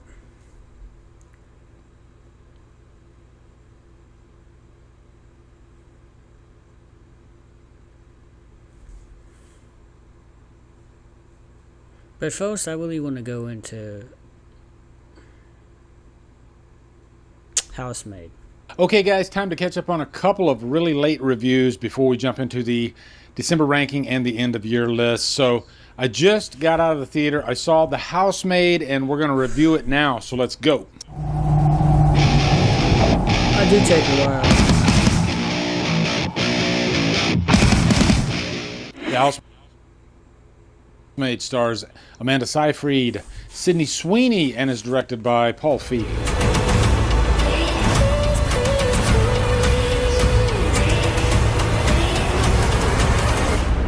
I have a really good feeling about this, Millie. Me too. What's up, guys? Welcome to a brand new 2025 review. Feels good to finally be saying that again. I literally just got out of this movie, The Housemaid. I am going to get a review out for Avatar: Fire and Ash as well. I feel like I need to get those two reviews out before I do the December ranking and the end of year list. As a lot of you know, I have been kind of out of it for the last week because of Levi passing. But now I'm ready to jump back in. This is what makes me happy. Levi would want me to be happy. So I love talking about movies. So I think it's time. And yeah, The Housemaid was an interesting movie for sure. All right, so let's give you a quick plot synopsis to get this thing rolling. Sydney Sweeney plays Millie. She has a troubled past. She's looking to get back on her feet, and she's looking for a job. And so this movie doesn't waste any time. Like right at the very beginning, she pulls right into the Winchester estate. Nina is the mother, and the father is Andrew, played by Brandon Sklenar. You might remember him from The Drop. He was in The Drop. He didn't really have that much to do in The Drop, but I'll say he has a lot more to do in this movie, okay? And I couldn't help, just from the trailer, comparing this to The Hand That Rocks the Cradle, because it's a housemaid or a nanny interviewing for a job to live in this house. And this is sort of the same premise, but there are a lot of differences, almost opposites from that movie, which is cool. Nina needs someone to come in and just, I guess, clean the house. They have this massive estate. When you're that rich, you call it an estate, okay? She's got this really hunky husband, Andrew, who definitely offers some temptation there, I guess, for Millie. They also have this daughter by the name of Cece. So, yeah, Millie's basic job here is to clean up around the house, do laundry, cook food, pretty much everything that a housemaid would do. And luckily, she gets to actually live pretty much in the attic of the house. Because this is a thriller, of course, some terrible, terrible shit happens along the way. Otherwise, we wouldn't really have a movie. Now, this is a very character-driven movie. It's a thriller for sure, but I would not depend on like just blood and guts throughout the whole thing.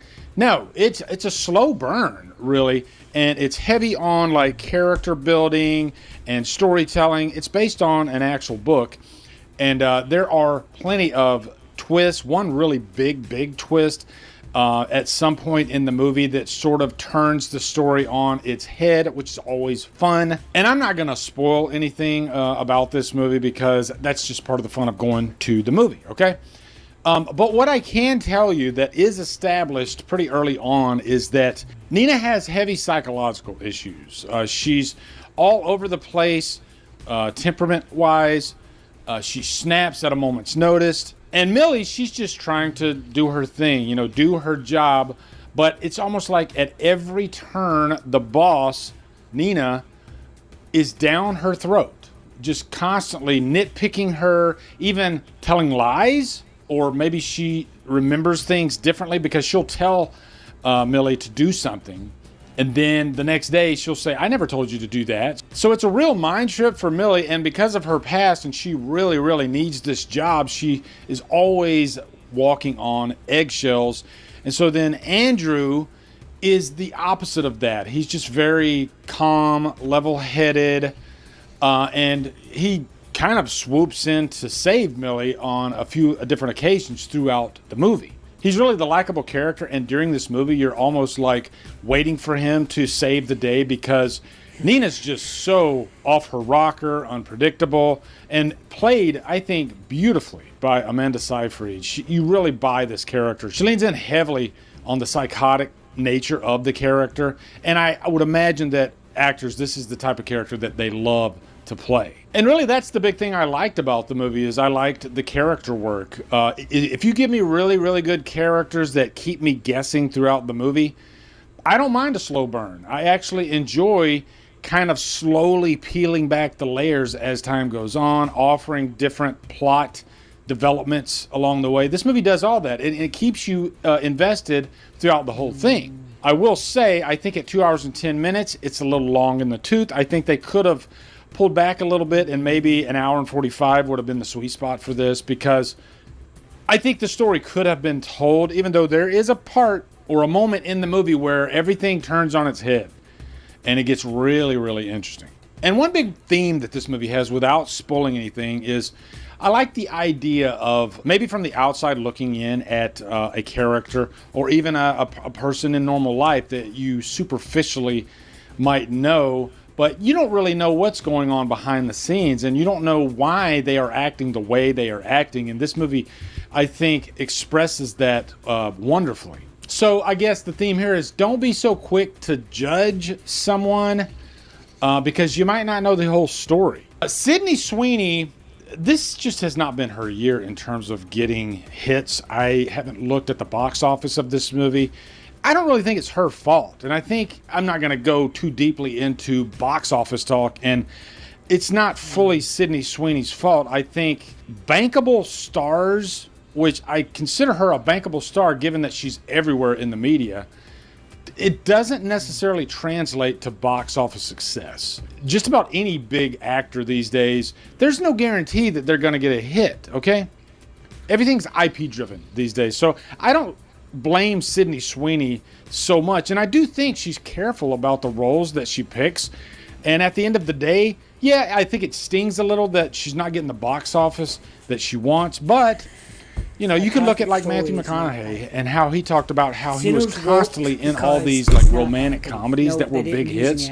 But it was like soul sucking. He wasn't enjoying himself at all. He wanted to dive into roles that were meatier, that he could sink his teeth into. And some of those roles that he did, they weren't necessarily big hits. They were like indie films like Mud, which is a fantastic film.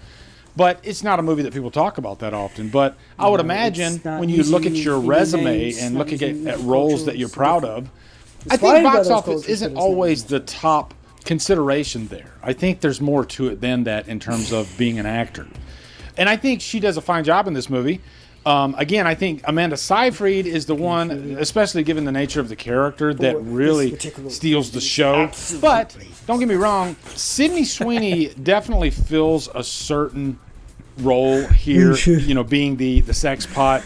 You do have some nudity here, but it fits the character. It fits the role that she's playing, and especially the story.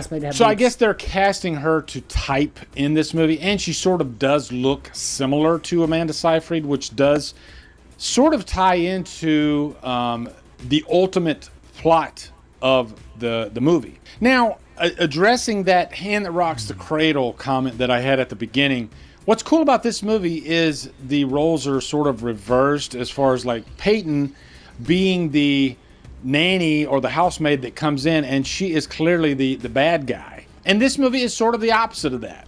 You know, it's the actual person that is hiring the housemaid that seems unhinged and off her rocker, okay?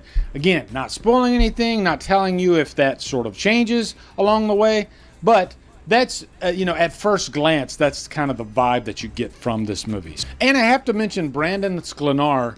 His name's really hard to say. It's like a tongue twister, but he surprised me in this role too. And he's the kind of the character that you don't want to talk too much about if you're doing a spoiler-free review, because let's just say he definitely takes some heavy swings in the acting department throughout this movie. And there's a lot of variety in this character. So it was really fun to watch, and I'm sure he probably appreciated that, given, you know, everything that I've seen him in. He pretty much plays, you know, just a straight-laced type of performance. Not much variety, but no, not in this one. Not at all. So, yeah, I had a good time with Housemaid, and I was curious about it. I've been wanting to check it out. Glad I finally got the chance to go out and watch it today. And I'd highly recommend it. You know, I don't think it's nearly the best movie of the year or anything. Okay. I think it's more of like a Saturday afternoon. If you're looking for just a fun thriller type movie that keeps you guessing, then I think this fits this bill quite well. I'd give it a low purchase worthy. So let me know what you guys think of The Housemaid in the comments. Looking forward to hearing your thoughts. Also, be sure to come over to Killer Flicks, where we talk horror all day and every day on Fridays. Duty Free for Fridays. Follow me, Drum Dums, and on my social. Support me on Patreon. Become a channel member. Buy me a coffee. You know, guys, thank you so much for watching. Have a good day, and Rum Dum out.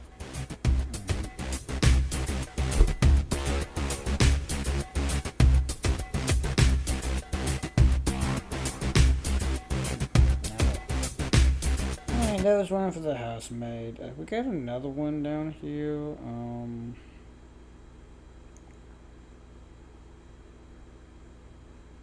We got a few.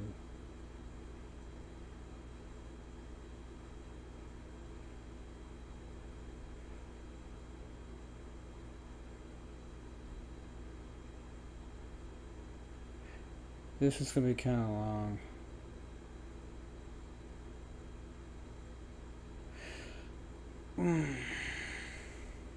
Very bizarre worldview. One that she has trouble explaining to her audience in a way that's interesting. And she gets angry at things all the time and looks for the worst possible interpretation. Her review of Delicious in Dungeon is by far one of the worst reviews I've ever seen, and all of it depicts a presentation of her brain that shows she doesn't really get what she's talking about. Frankly, in a review of Delicious in Dungeon, her comments on Laios, autistic icon Laios, are concerning. I can't stand Laios. I find the balance between his inability to match the tone of everyone else in the room and the point where he starts taking things seriously are so wildly out of balance, he just comes off like a dick. In all her rambling incoherency, all she manages to do is prove she doesn't understand the character of Laios and how he is disconnected from the world both socially and emotionally due to both his upbringing and implied autism. Yeah, because the thing about autism is your tone doesn't match everybody. My having autism, I tend to get loud at times I shouldn't when I'm excited, and people think I'm yelling at them, but I'm not. And other times I'm too low to it sounds like I'm mumbling. And I've always had that problem. I've always had that issue because I've always been told by my stepmom, Michael, you're mumbling, I can't hear you. And I'd be like, oh, okay. But if I was my voice too loud, it sounds like I'm yelling. So maybe the character was autistic. But she's incapable of actually relating and understanding a character who's different than her, or perhaps painfully related to her, so she fails this regard in spades. Yeah, it does. And the problem I have is that an autistic person's disposition is often attributed solely to their autism and not to anything else that informs your personality. And not just by neurotypical people and fucking autism moms, autistic people do this as well. A neurotypical person is allowed to be a petulant little antisocial asshole, but if an autistic person does the same thing, people often go, well, that's the tism for you. Laios' autistic traits are hyperfixating on monsters and looking at social cues and going, huh, I wonder who that's for. But he's also such a nihilistic misanthrope that he doesn't really care to address or consider either of those things, which compounds both of those issues. Not least of which being that he's reached the age of 26, still clinging on to an idea about humanity born from being a miserable teenager in an egg-ring backwater hellhole. Ignoring the fact this read is really ridiculous, it's also staggering how she could watch scenes like this and think Laios hated humanity. If it was so hard to be around me, you should have told me back then so I knew. I'd finally made my very first friend on the island. Did you expect me not to be excited about it? She tries to explain topics about cinema and storytelling that just don't make sense and don't align properly with the reality of what they are. She boils things down to a level that's overly simplistic when they should be complex, and overanalyzes simple ideas when they're simple. Add to that her tendency to get angry at shows that she's recommended to by her peers and audience. I have a rule about not taking recommendations. You see, when I was 11, my brother and his friends made me play a really sad visual novel about a girl dying of kidney failure, and ever since then I've had trust issues. It's also why I have a rule about going into everything pre-spoiled. In general, recommendations are sought for affirmation first and foremost, and as the average schmuck in the YouTube comment section knows about as much about your taste as they do their own. And, frankly, her refusal to engage with ideas that others present once she comes to a conclusion herself. I swear, covering anime when you aren't a weeb is like saying Bloody Mary in the bathroom mirror. If you're negative, you're gonna have the screeching of 1,000 illiterate fucksticks descend upon you like a horde of sweaty, unwashed, transphobic bats. And if you're positive, you're gonna have 100 different shows recommended to you, ranging from the understandable to the downright deranged. She's not a good critic and is really bad, especially due to her tendency to demonize creators that she doesn't like, as well as her own critics. Case in point, me.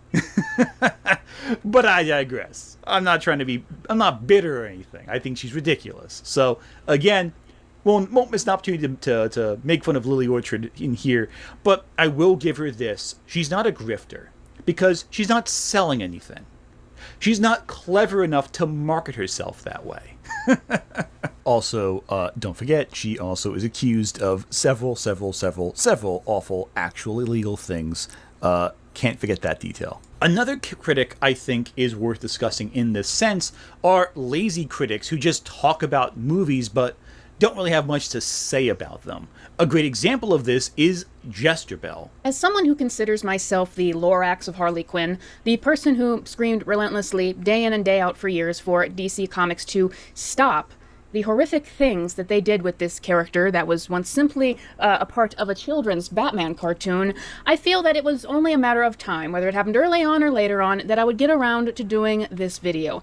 I do believe Jesterbell is a grifter, but I also have a hard time figuring out what she's even trying to do half the time. Jesterbell's critical style is so scatterbrained and so unfocused, it's hard to figure out what she's even talking about half the time. Explaining the worst relationship in comics, and why that is Harley and Ivy. No contest, no argument. Why I think that this is objectively the worst relationship of all in comics, and that fallout will be very interesting to explore. Here's a good idea. Have a point.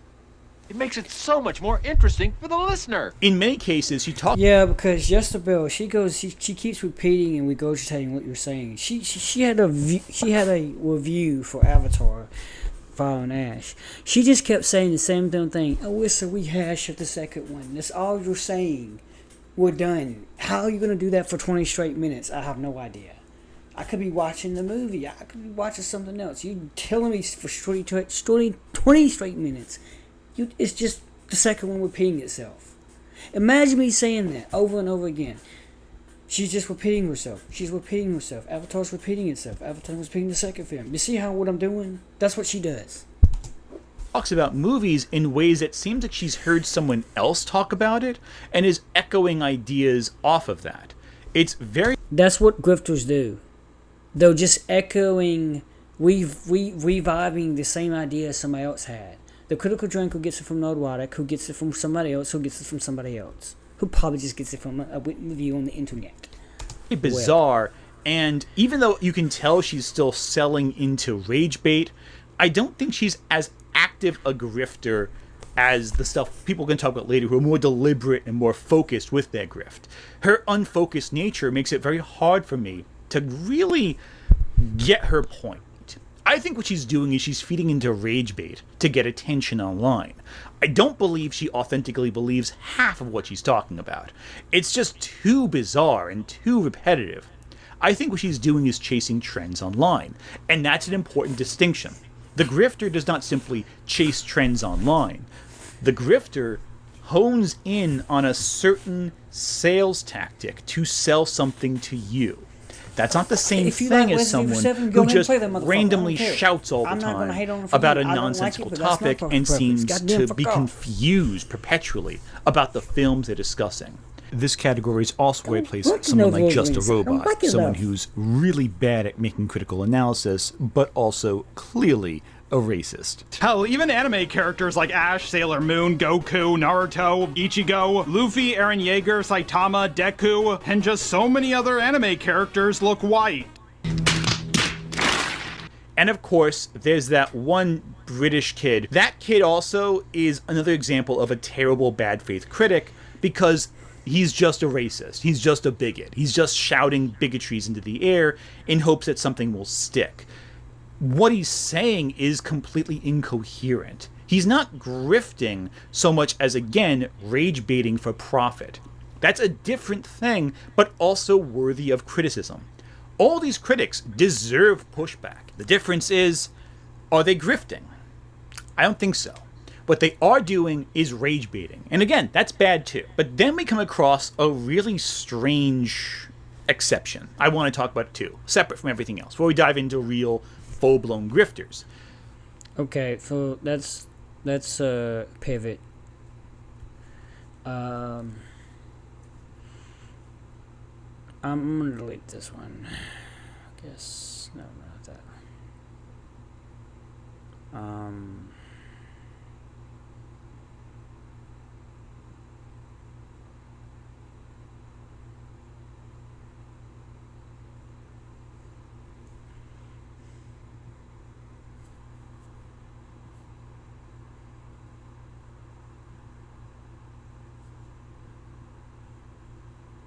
Avatar, the franchise, has no cultural impact, and I sort of lean on that. It's often said that Avatar, the franchise, has no cultural impact, and It really does. What do they mean by cultural impact? Why does it have to have a cultural impact? First of all, it's not on Earth. It's on a different planet, but they do have culture on the planet. That's, come on, anybody can see that. It not having cultural impact, what does that mean exactly? I don't know. They don't explain what that means. first tell me what cultural impact is, and then tell me how it doesn't have cultural impact. So super grift, super lame.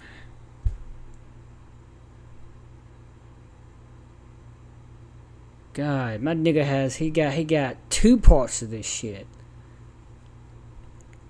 I should make a place about. Hold on.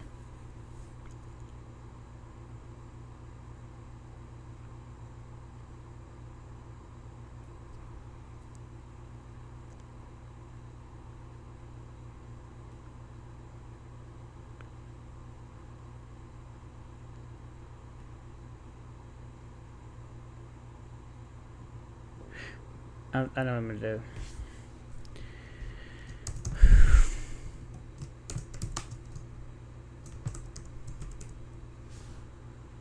I'm gonna call it the grift. That's what I'm gonna do.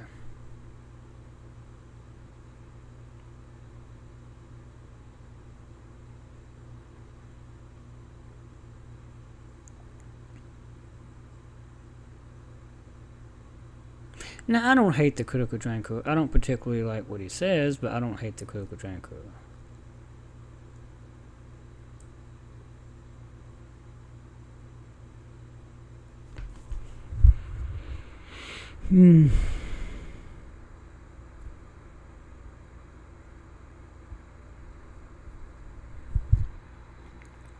Anyway.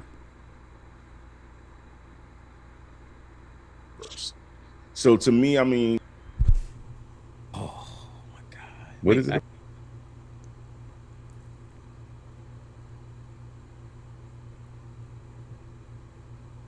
Wow, what intrigued me. Chow Yun Fat. Chow Yun Fat. Do you even know who Chow Yun Fat is? Yes, I know who he is. Yeah, that's a John Woo classic, bro. The casual. That is a John Woo classic. I've never seen that one. Chinese gun fu action thriller. There's this whole scene at the end of the movie. You're grifting. Is what you're hate watching. Why would you hate watch something? If I hated Avatar, I wouldn't watch it. I'm not gonna watch Wicked because I don't like it. Your problem is if you're not grifting, you're at least wage baiting. You're wage baiting because you want people to follow you. If you didn't, you wouldn't be having it on your show. Your show. I'll put that in quotes because it's not your show. Look, you don't even know what the internet is. I do. You don't know the difference between the internet and the web. Then you put your shit on the web, especially people you could call it a show. It's not even a show, man. A show is on TV. It's not being podcast. You're in a very small section of the web that people don't tend to go to a lot because people have lives and jobs and careers. They're not focused on this shit.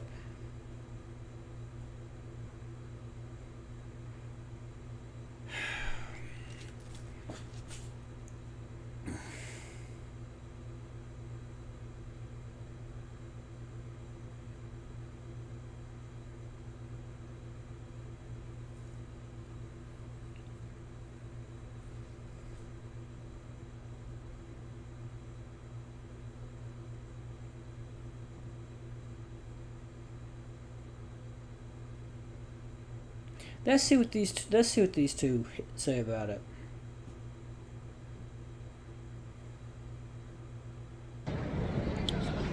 What's up, everybody? Derek Anderson, the DA. All right, just got out of the theater watching Avatar: Fire and Ash. This is my out of the theater review. Hey, if you like Avatar, you'll like this movie. I actually think that this is a decent enough movie. Really a video game. Big time special effects. It just did the job, man. It really got the job done. The story actually is very basic. It's a kind of a revenge / recapture the lost people. Like somebody gets kidnapped and we got to capture them. It's a lot of that going on.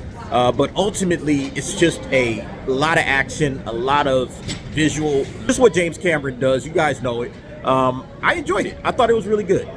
Would I give it a great score? Probably a 7.5 out of 10. And it's good to watch once. We'll probably never watch it again. But it is a long movie. Okay, this movie is absolutely a 3.5 hour movie. You feel every piece of this movie.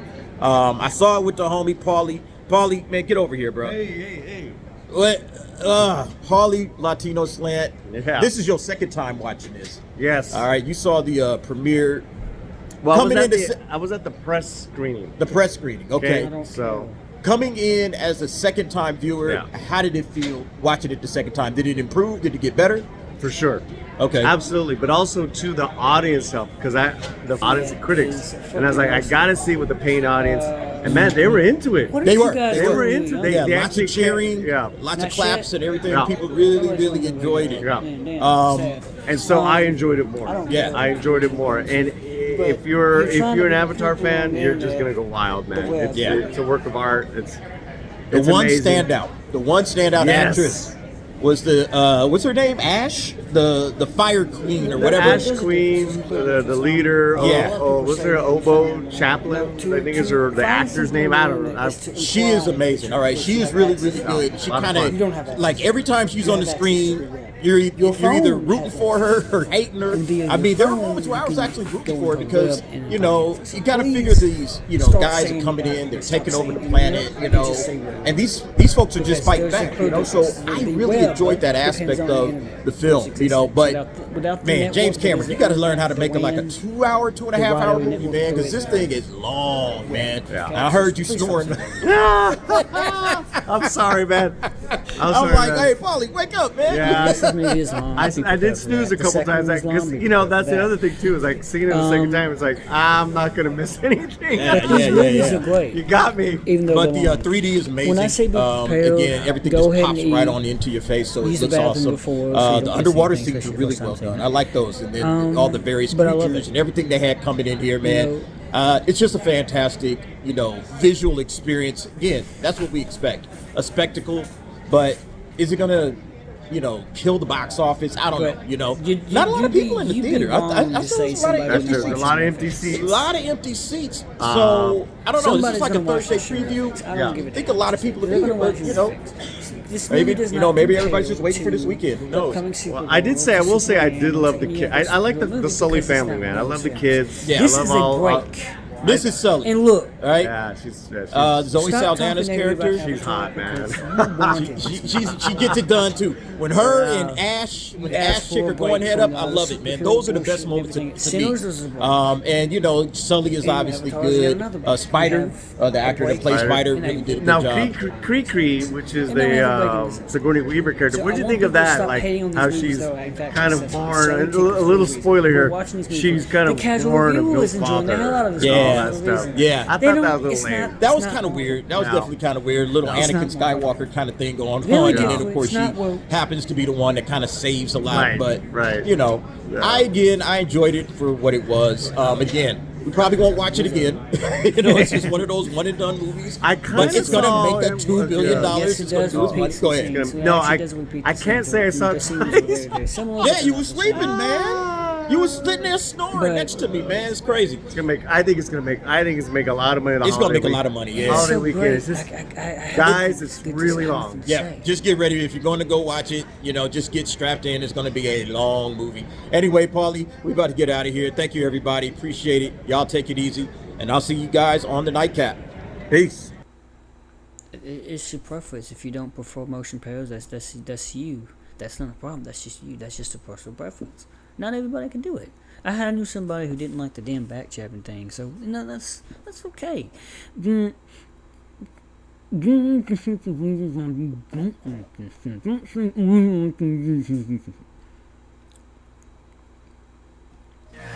not interested in what you're doing. He's saying that stuff is collapsing. Let's see what he says. Oh shit! I forgot to include the link to that video. We'll get it in a little bit. I'll go back into my history and find it. But he said it was an alright viewing experience. And your viewing experience would differ from the box office records, if you get what I mean.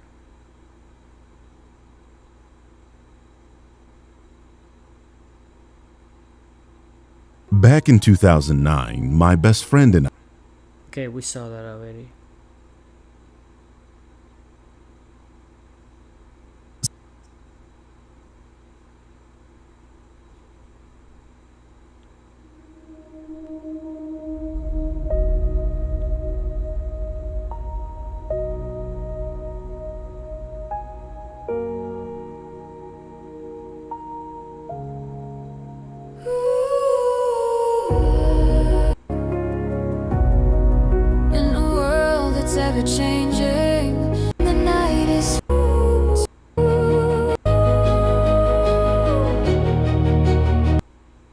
this an actual video?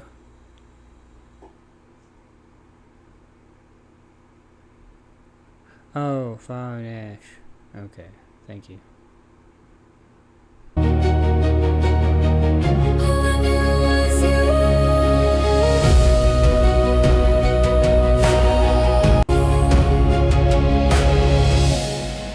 When the wind is blowing,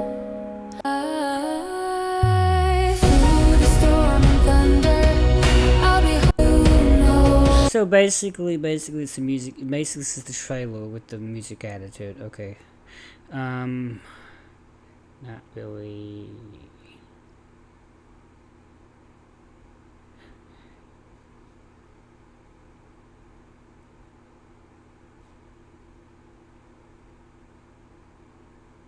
Can beauty come out of ashes? There's nothing like a complimentary third night on select bookings made through Amex Yeah, Travel. buddy, Celine Dion of the Deadpool 2.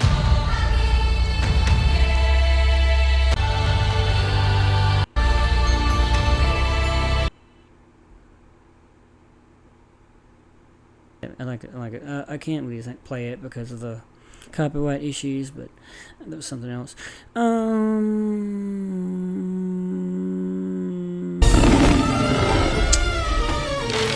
Take your trash and get out. God damn it. This is AI made, by the way. This is crazy.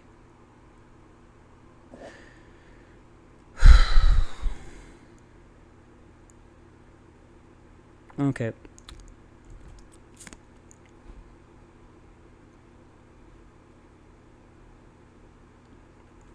Go ahead and include this.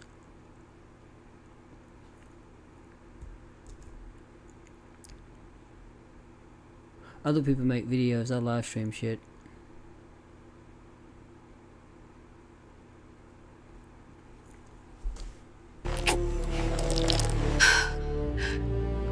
How could you?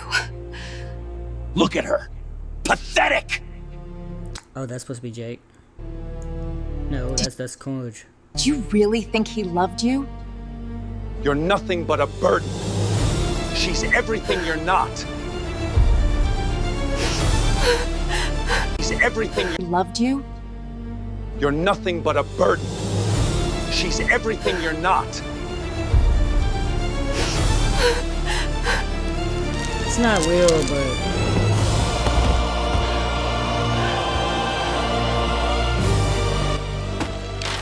Take your trash and get out.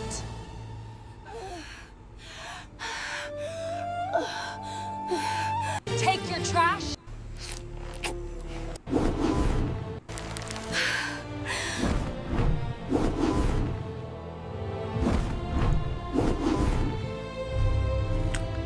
Help. Please. uses AI. Too much blood. That fool never saw it coming.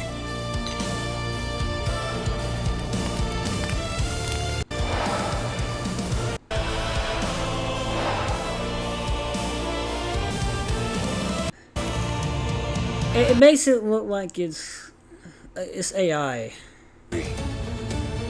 I'm so sorry.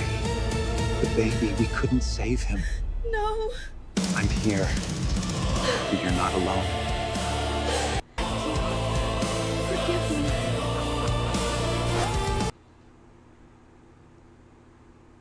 Where's the rest of the treasures? I took what's mine. You can't stop me. You greedy traitor! You betrayed me? See? There it is. That beautiful smile. Here are you, Jake.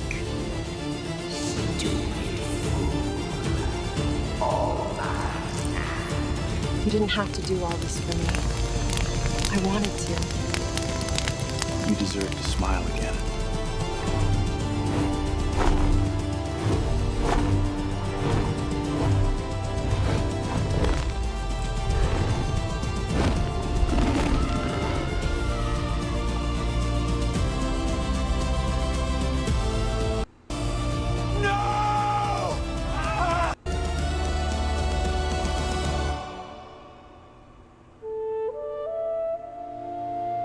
Neytiri, will you be my mate before Awa? Let me spend my life making you happy. Yeah, that's I some saw crazy Avatar Fire That's some crazy shit, though. What AI can do.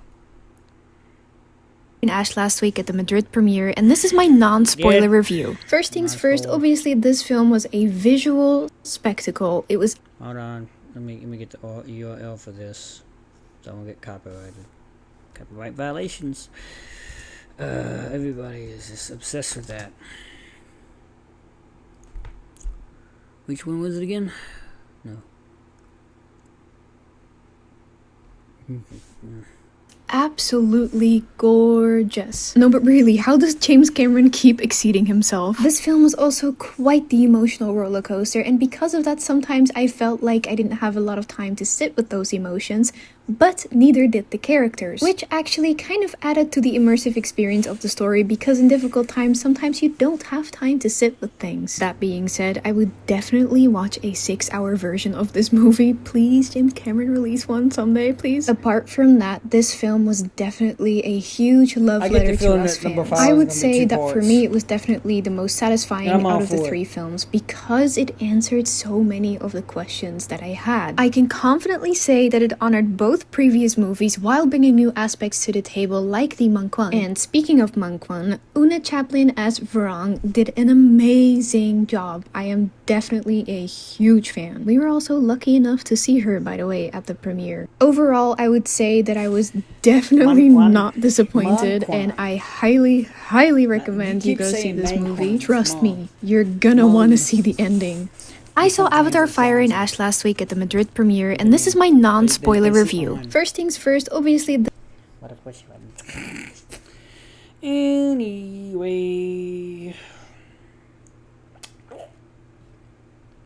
let's see what this guy says about that. What's up, everybody? Derek Anderson, the DA. All right, everybody. Look, if you are an Avatar franchise fan, man, I got some bad news for you, man. I think this might be the last movie. Bro, what are you talking about, man? Okay, I think this might be the last one, man, because nobody's showing up. All right, nearly 40% down. All right, that's what's going on right now. Shout out to thatparkplace.com, WDW Pro on the article. Third Avatar down nearly 40% in ticket sales versus Way of Water's opening weekend. 40% down. That means folks are saying, you know what? I'm good. I don't need to come and watch this again. All right. I can just go ahead and find something else to do with my night, or find something else to do with my weekend. Sitting in this movie theater for 3 hours, dang near 3.5 hours. When you add in all of the trailers and all of that stuff, that's a little bit too much for me. All right. 40% down, man. And look, I know a lot of cats are saying, oh man, 40% down, that ain't nothing, man. These Avatar movies, man, they never start off big, and they just end up legging it out and having a long run in the box office. All right, you can believe that if you want to, but this movie is a sequel to the previous one, right? Way of Water, 3 years ago. All right, so in 3 years, you have lost 40% of your opening weekend audience. And to me, that says diminishing returns, declining interest. We really don't care about it like that. Now, I could be wrong, and maybe people show up to the theaters and watch it. But yeah, look at this overall box office, all right? So it did $345 million worldwide. And you say... He is wrong, because he's not really thinking about future sales or future market. I don't have to know. I just have faith in Avatar. I have faith that it's going to work, because...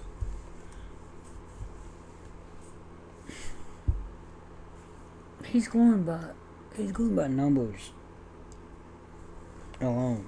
He's not really actually looking at the seats being sold. He's not looking at the number of seats. Hey, that's pretty good. But look at the domestic total, man. $88 million. And for any other movie, that would be great. But based on the amount of money they spend on Avatar and how much this joint needs to break even, it's like, okay, we need the domestic audience to actually show up for these things. You know, the international audience is great. Don't get it twisted. They're going to make their bread over there. But we really need the domestics to show up. We need folks in the United States to show up, because if they don't show up, man, yeah, we about to lose all of this money that we just sunk into this. All right. Disney and James Cameron. James Cameron is probably like, yeah, maybe I need to do something else. Let me go back to Terminator. You're a bit late for that. Yeah, because people are done with this. And listen, let me say this about Avatar Fire and Ash. I enjoyed the movie. All right. I don't want anybody...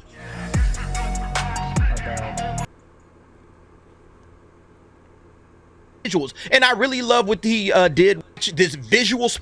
As for me, I will show up every 3 years and watch this. I don't need to spend 3 hours in a movie theater to watch it. Just move on. It's just like, it's the same shit. It's, development. There's no story development. They add a new tribe. We've seen this movie before. All of these people, they tippy toe on the line of maybe changing their character, but then they fall back. The character he was in the first one. It's like, how is Jake's development perspective from the overall themes? Yeah, all of that. I need to do something else. Let me go back to Terminator. You're a bit late for that.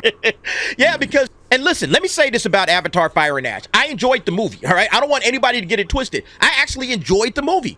It is a visual feast for the eyes, and that's why I go to it, and that's what I enjoy about it.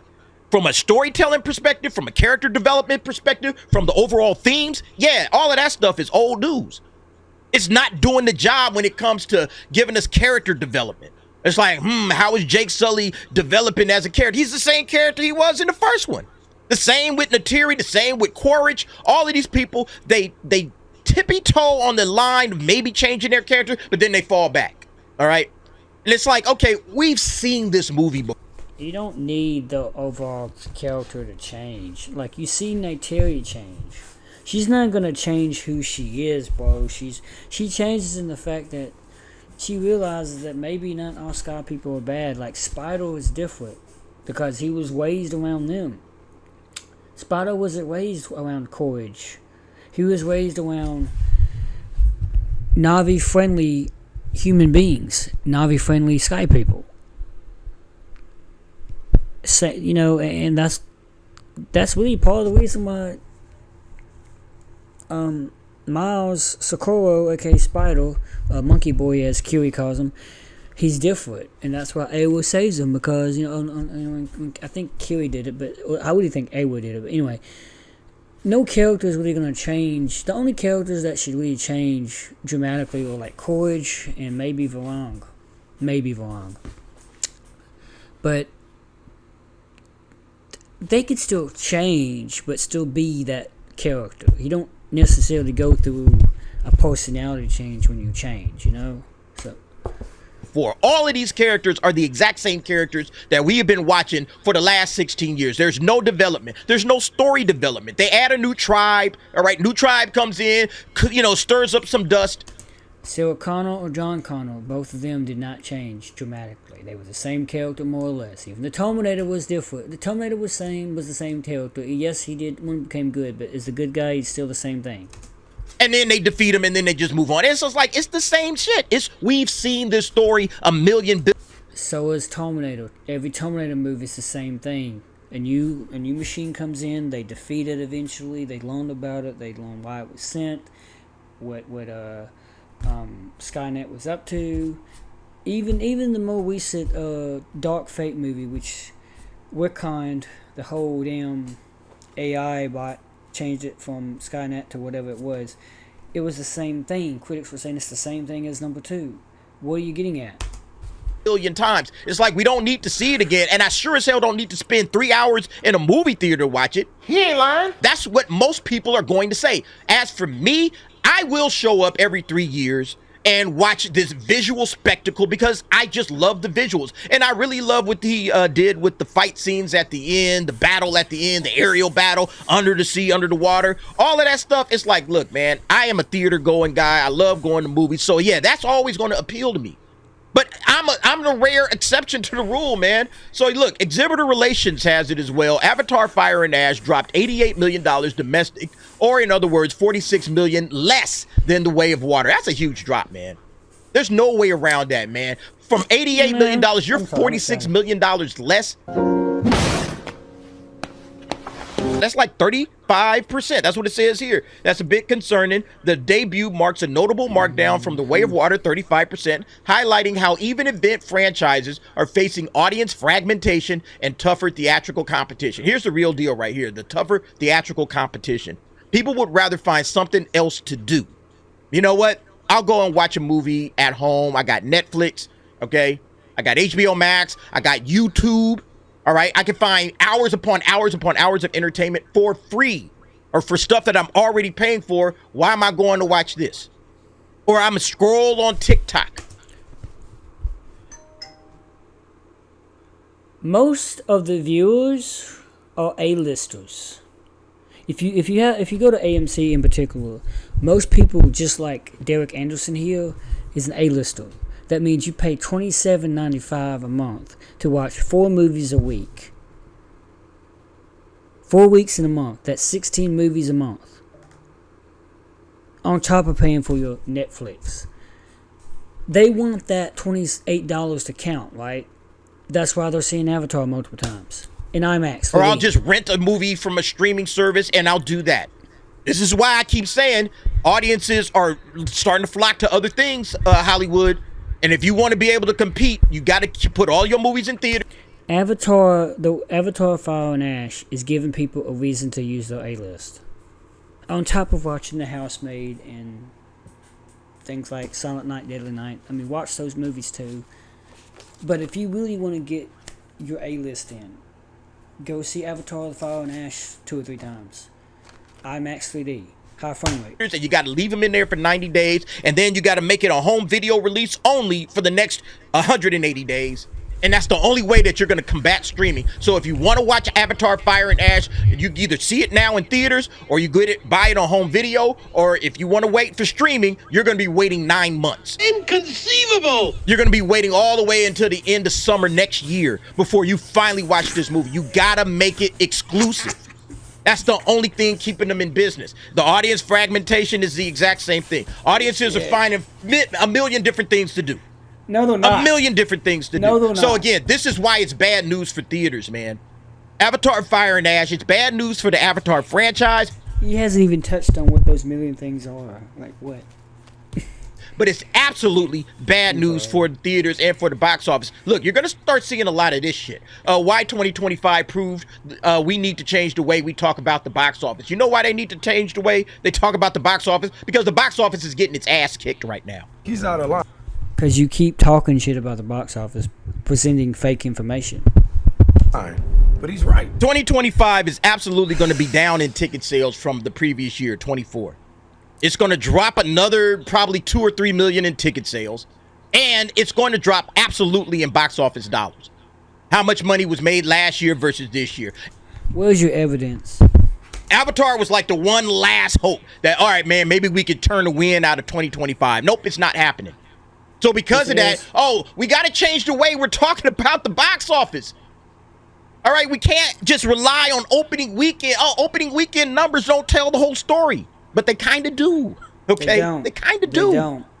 Oh, there's other metrics we need to look at when it comes to how we measure success in Hollywood. No, actually, the box office is kind of the biggest measurement of success. It's Hollywood, baby. That's where Hollywood, No, generally it's not. speaking, makes its most money. Sure, some films it's go on not. crazy runs afterwards, and they become cult classics. Look at Dune Part 2, man. Did anybody talk about the box office when that movie came out? No. Why is it that everybody only talks about the box office when a movie is doing bad? If you're saying it's doing bad, then it must be doing good. And people start picking them up later down the line. Yeah, but that's not the rule. That's the exception, all right?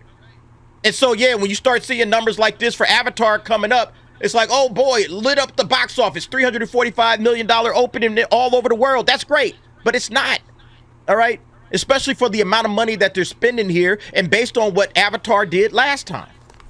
The box office and the theater owners and the exhibition executives, all of these guys are nervous as hell right now when they're looking at these numbers. Yeah, they're happy that there's money coming into the theaters, but they're also saying, yo, this is supposed to be one of the big dogs, all right? This is supposed to be like a $2 billion movie. And if this thing hits $1.5 billion at this point, I would probably say that's about as good as it's going to get.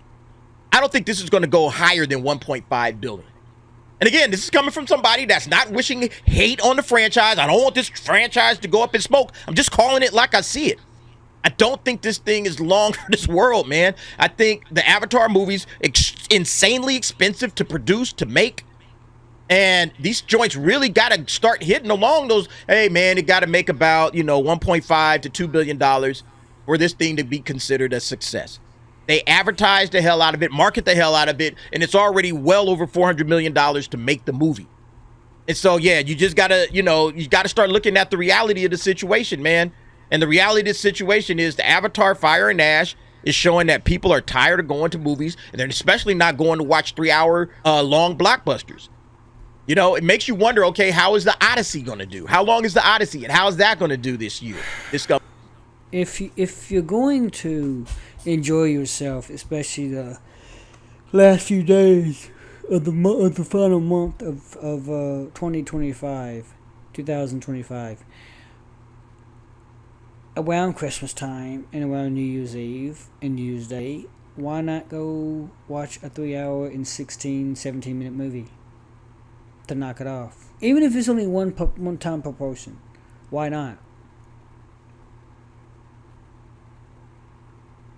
I mean, go out with the bang, man. That's what Avatar is doing. It's making 2025 go out with the bang. It is.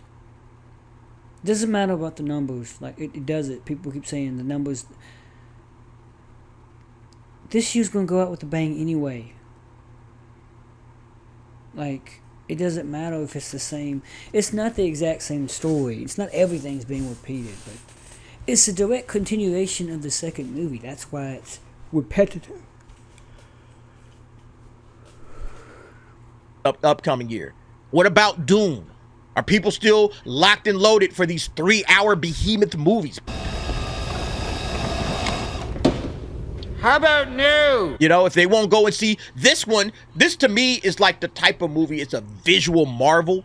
It's literally what IMAX was made for. All right, it's what Dolby Prime was made for. The sounds, the sights, everything. That's what it's made for. And if you're not going to the theaters to watch a movie like that, then it kind of tells me that audiences don't necessarily need to get that for their entertainment dollar any longer. And that's the reason why exhibition executives have been saying, yeah, we got about less than 20 years from traditional movie going as a viable business model. We're about done here, folks. It's almost over. It's all over but the shouting, and that's sad to see, man. Again, this is one of the reasons why they got to really work on them exclusive theatrical windows, because that's the one saving grace you got. Keep movies in theaters as long as humanly possible. Starve the streamers. If they let Avatar go to streaming, we got to let Avatar go to streaming. Okay, you're just cutting into all of this. Everybody's that was thinking about going to see Avatar Fire and Ash is like, all right, this thing will probably be on streaming in about, 60 days. Maybe for Avatar, because it's special, maybe they push it out to 90 days. I'll wait. But if it's like, well, shit, it's 90 days minimum, and it might be longer. And then it's going to go to home video. You're going to have to go and buy it on home video, and that actually helps the studio. It's just like, all right, cool, we can put that money in our pocket, and we're not sharing shit with the streamers. Again, those are avenues where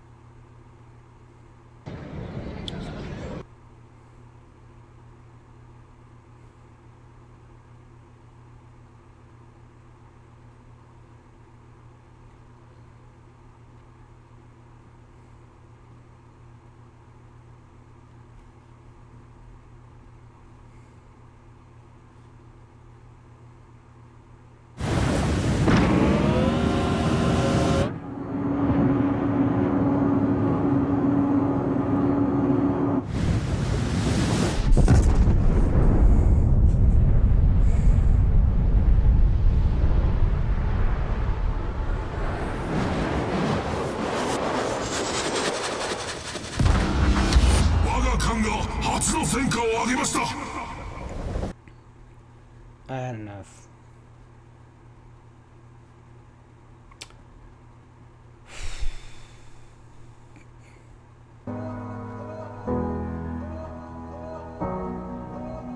The fuck is this?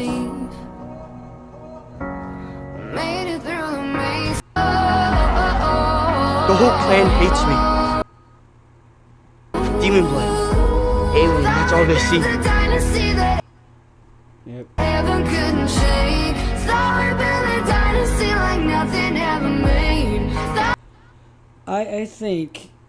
I think, I don't know why they did that.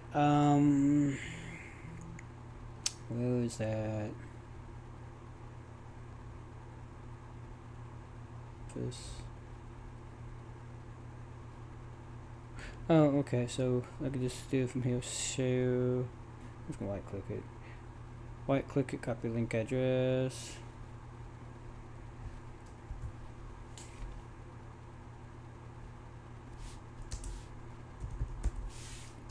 Just saying, man.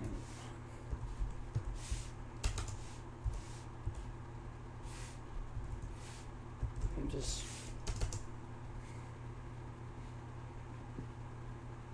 That's what you are, you're a fucking liar.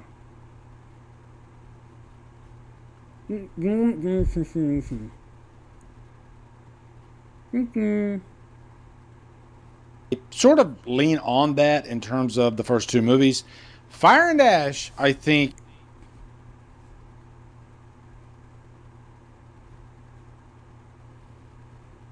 I'm gonna pin this.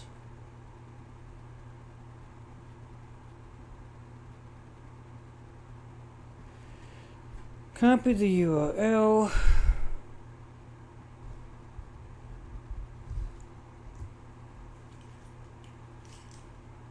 Oh, I have it.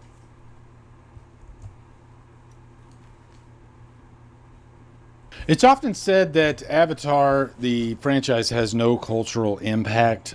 And I sort of lean on that in terms of the first. Ash, I think, ups the ante quite a bit into that in this review. So anyway, let's do this.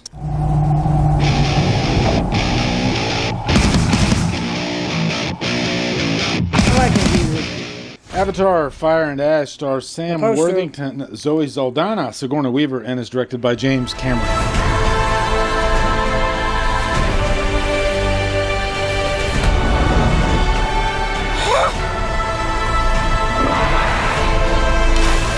You know, it's all.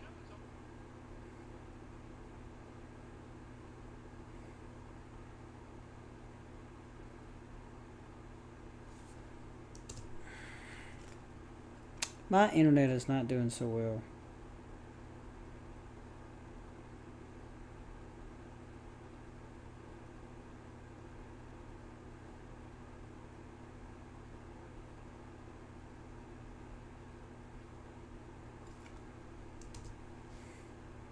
Always cool to review a James Cameron movie. I think still to this day he is one of the most influential directors of all time, really, and he seems to always be ahead of the curve, one or two steps ahead of the curve.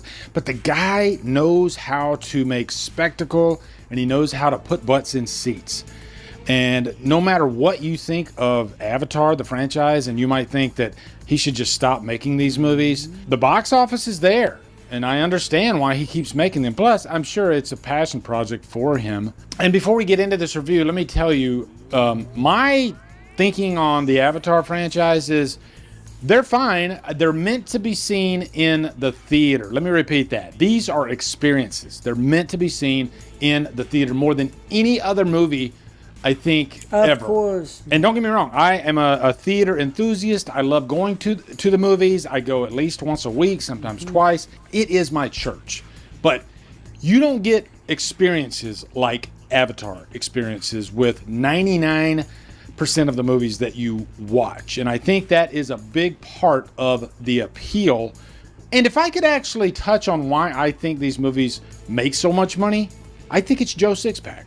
I think it's, you know, the guy or the gal that doesn't really get on X and have to post their every thought like we all do. I do it.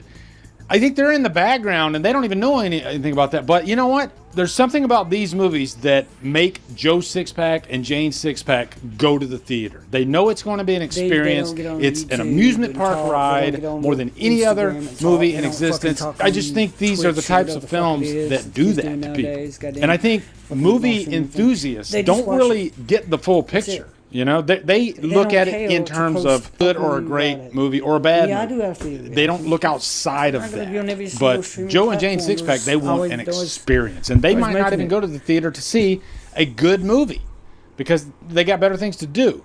But for some reason, Avatar pulls them in. That's why these movies do so well. They have a cultural significance. They grab everyone, you know? You might not remember the characters, and that's fine, but you remember the experience. That's what You're Avatar not is. So focusing anyway, on let's jump into a presenting quick evidence plot in front of you. synopsis You're for this denying movie. it. That's what This makes you takes waste place better. pretty much directly after Way of Water. It opens up with Loak missing his brother. His brother passed away in the last movie. And so at its core, this movie is about grief, which is kind of perfect for me because I just lost Levi. And those themes really leaped out at me when I was watching this movie.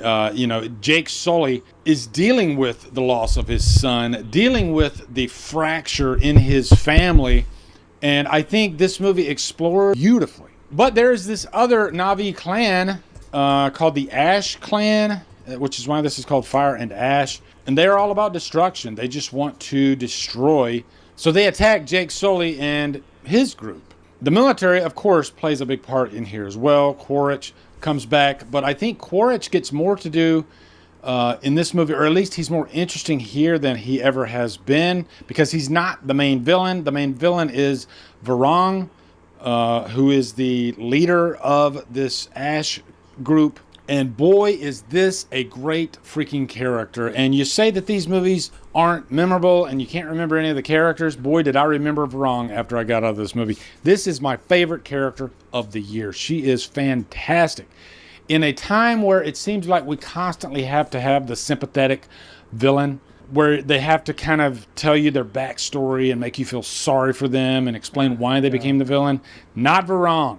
No. She is evil incarnate. She doesn't care. She wants to just cast bloodshed across the land. She's very manipulative. She is sexy. And she uses all those strengths against Quaritch. I could not take my eyes off of this character. She was just so interesting to watch. I think that's what this franchise really needed. I think they needed to introduce a new villain that was really interesting.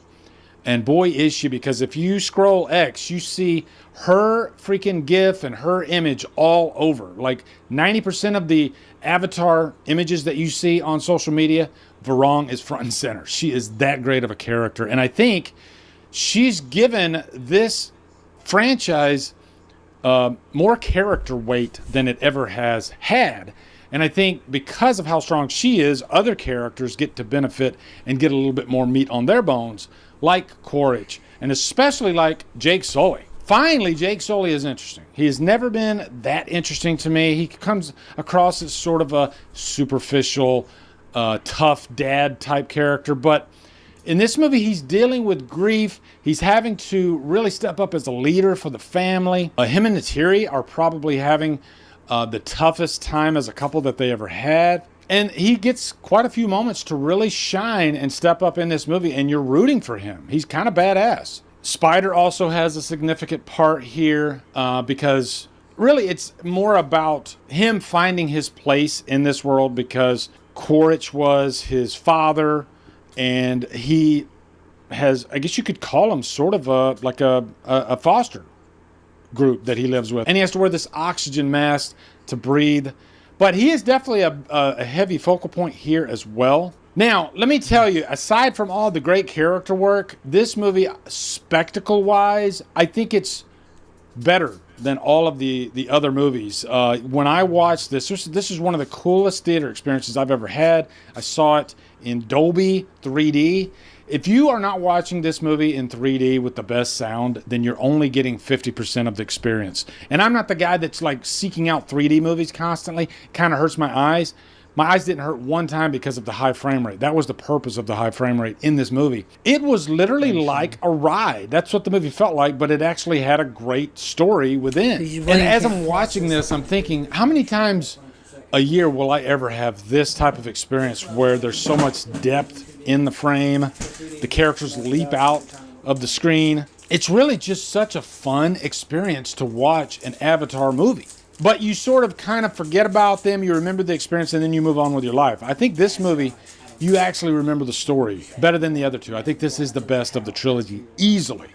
And it's no surprise that the box office is only dropping like 30% from last week. And I think this movie's going to have legs. James Cameron knows when to release a movie. And he always shoots for the December time frame because he knows that there's nothing really that big coming out until like March. So I think it was a smart play. And James Cameron waits to put movies out on streaming, you know, months still.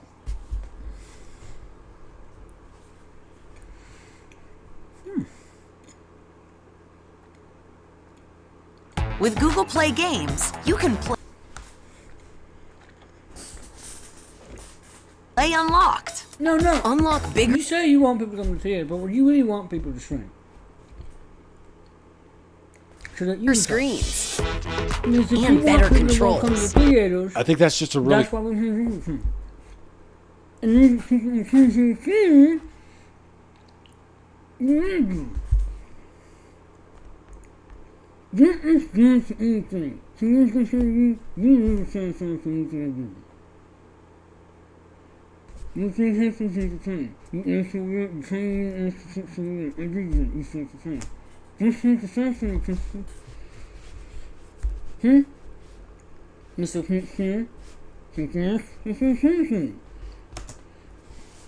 smart play. So yeah, this movie was fantastic. It's easily going to be in my at least top 10, maybe 15 of the year. Probably top 10. It's just really that great. And I kind of want to see it again, like really bad. So, Trapped on an Island. Yeah, and when I first saw the movie and I posted my Letterboxd review right out of the theater, I gave it like 4 stars, 4 out of 5. But it's really stayed with me. He keeps saying shit like people is putting butts in seats. So quit complaining. They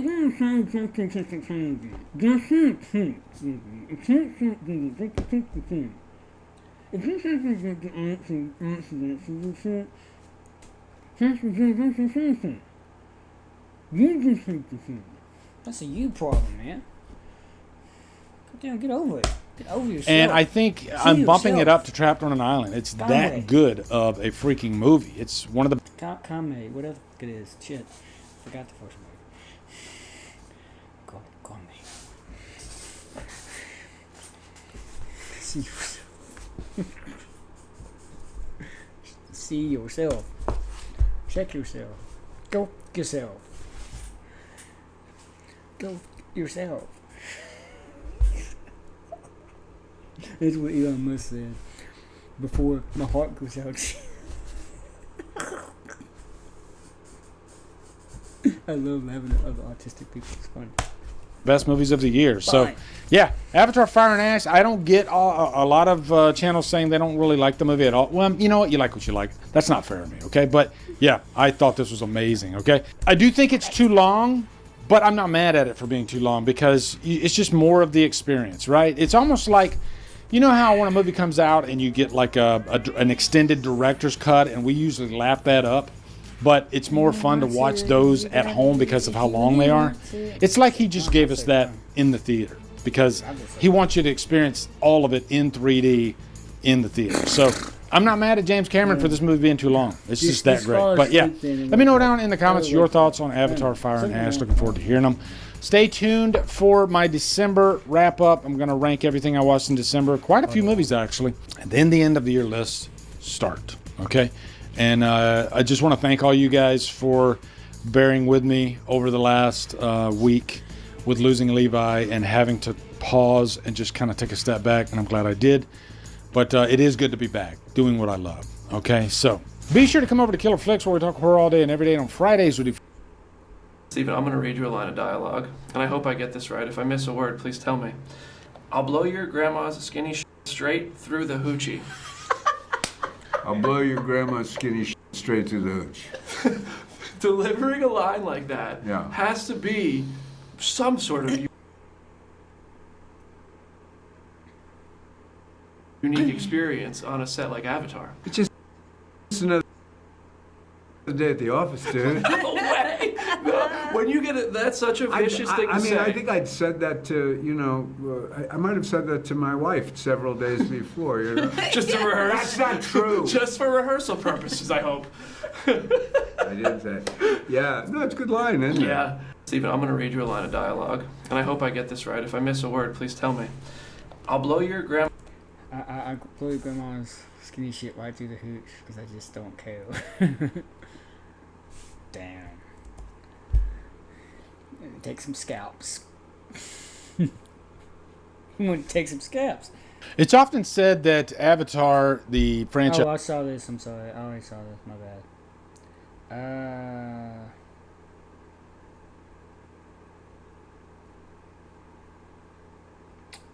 Damn.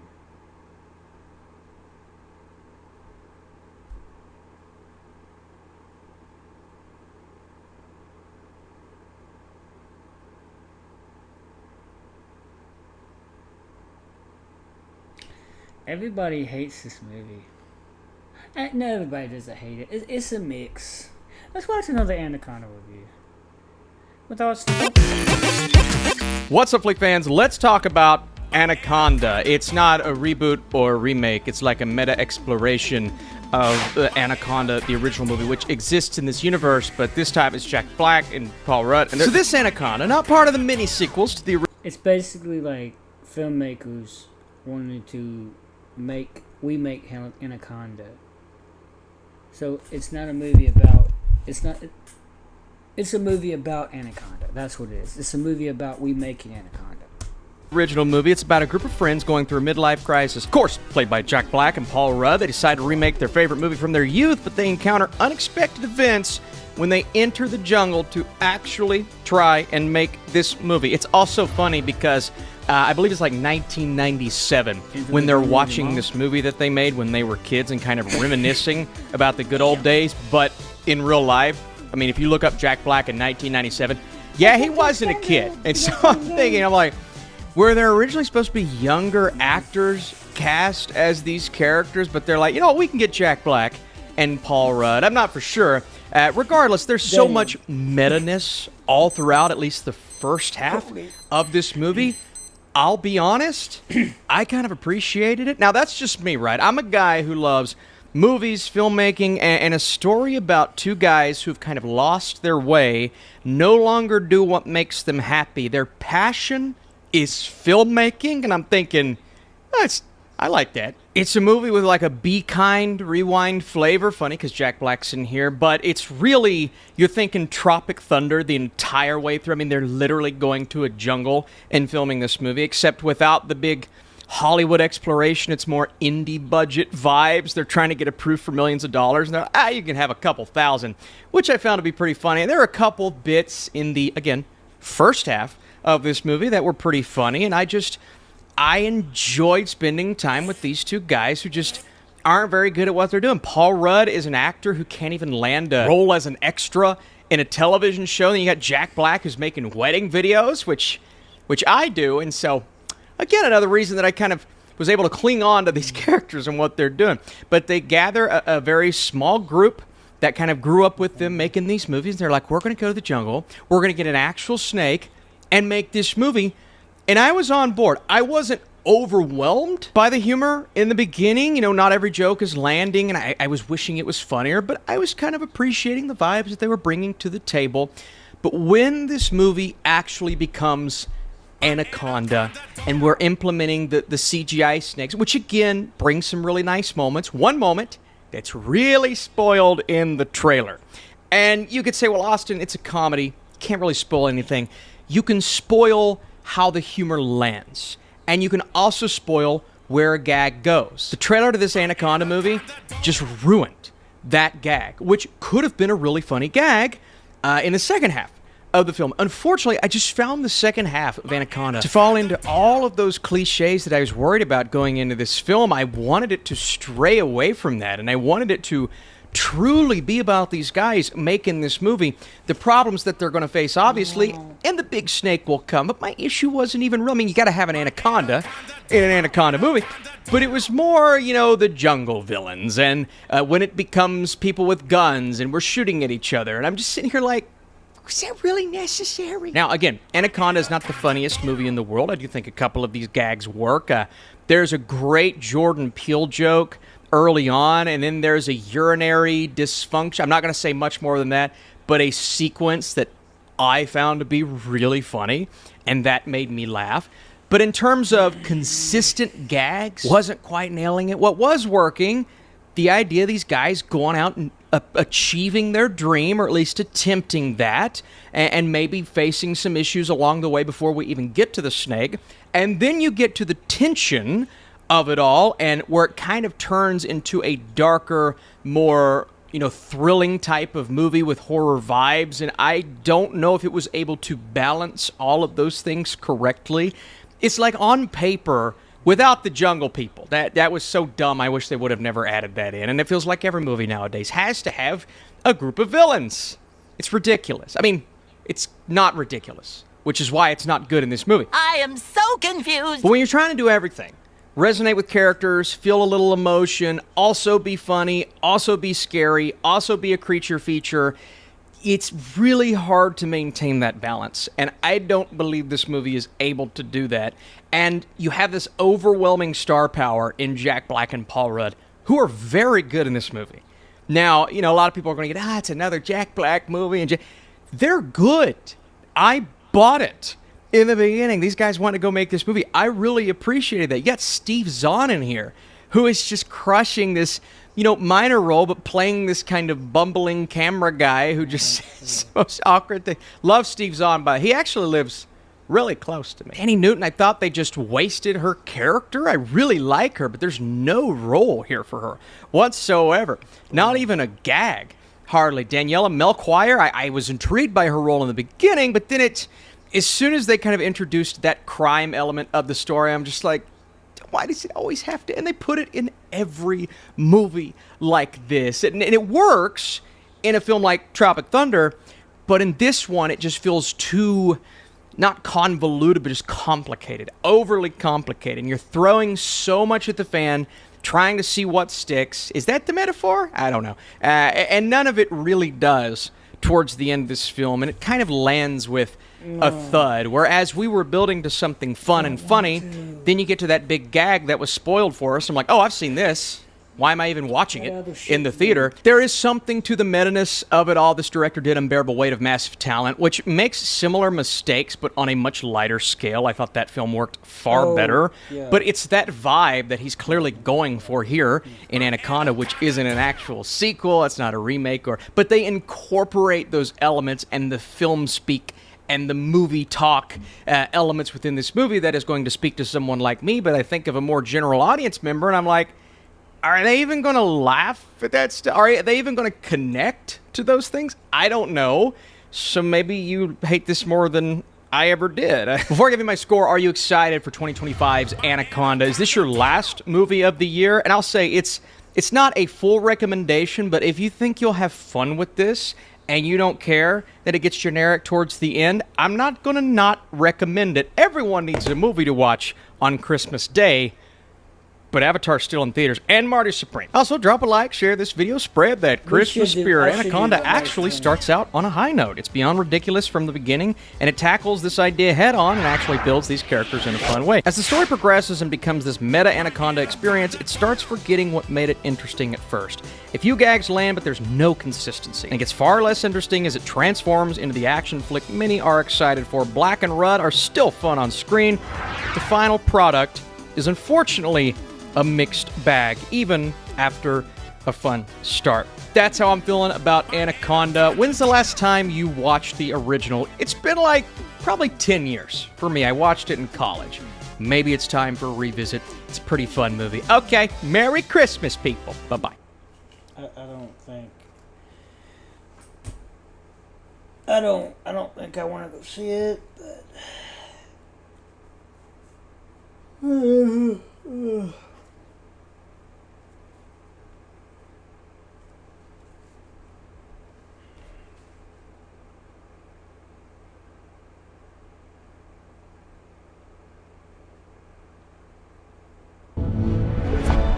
Get different channel lineups for every TV lover in your household in one place. Keep everyone happy.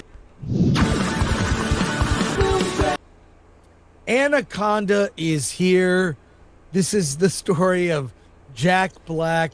Jack Black's character and Paul Rudd are childhood friends who made a little movie when they were kids. And Jack Black's character's having a birthday. Paul Rudd, who's an actor in Hollywood, he returns for his friend's birthday. He lives in Buffalo, New York, and they reconnect.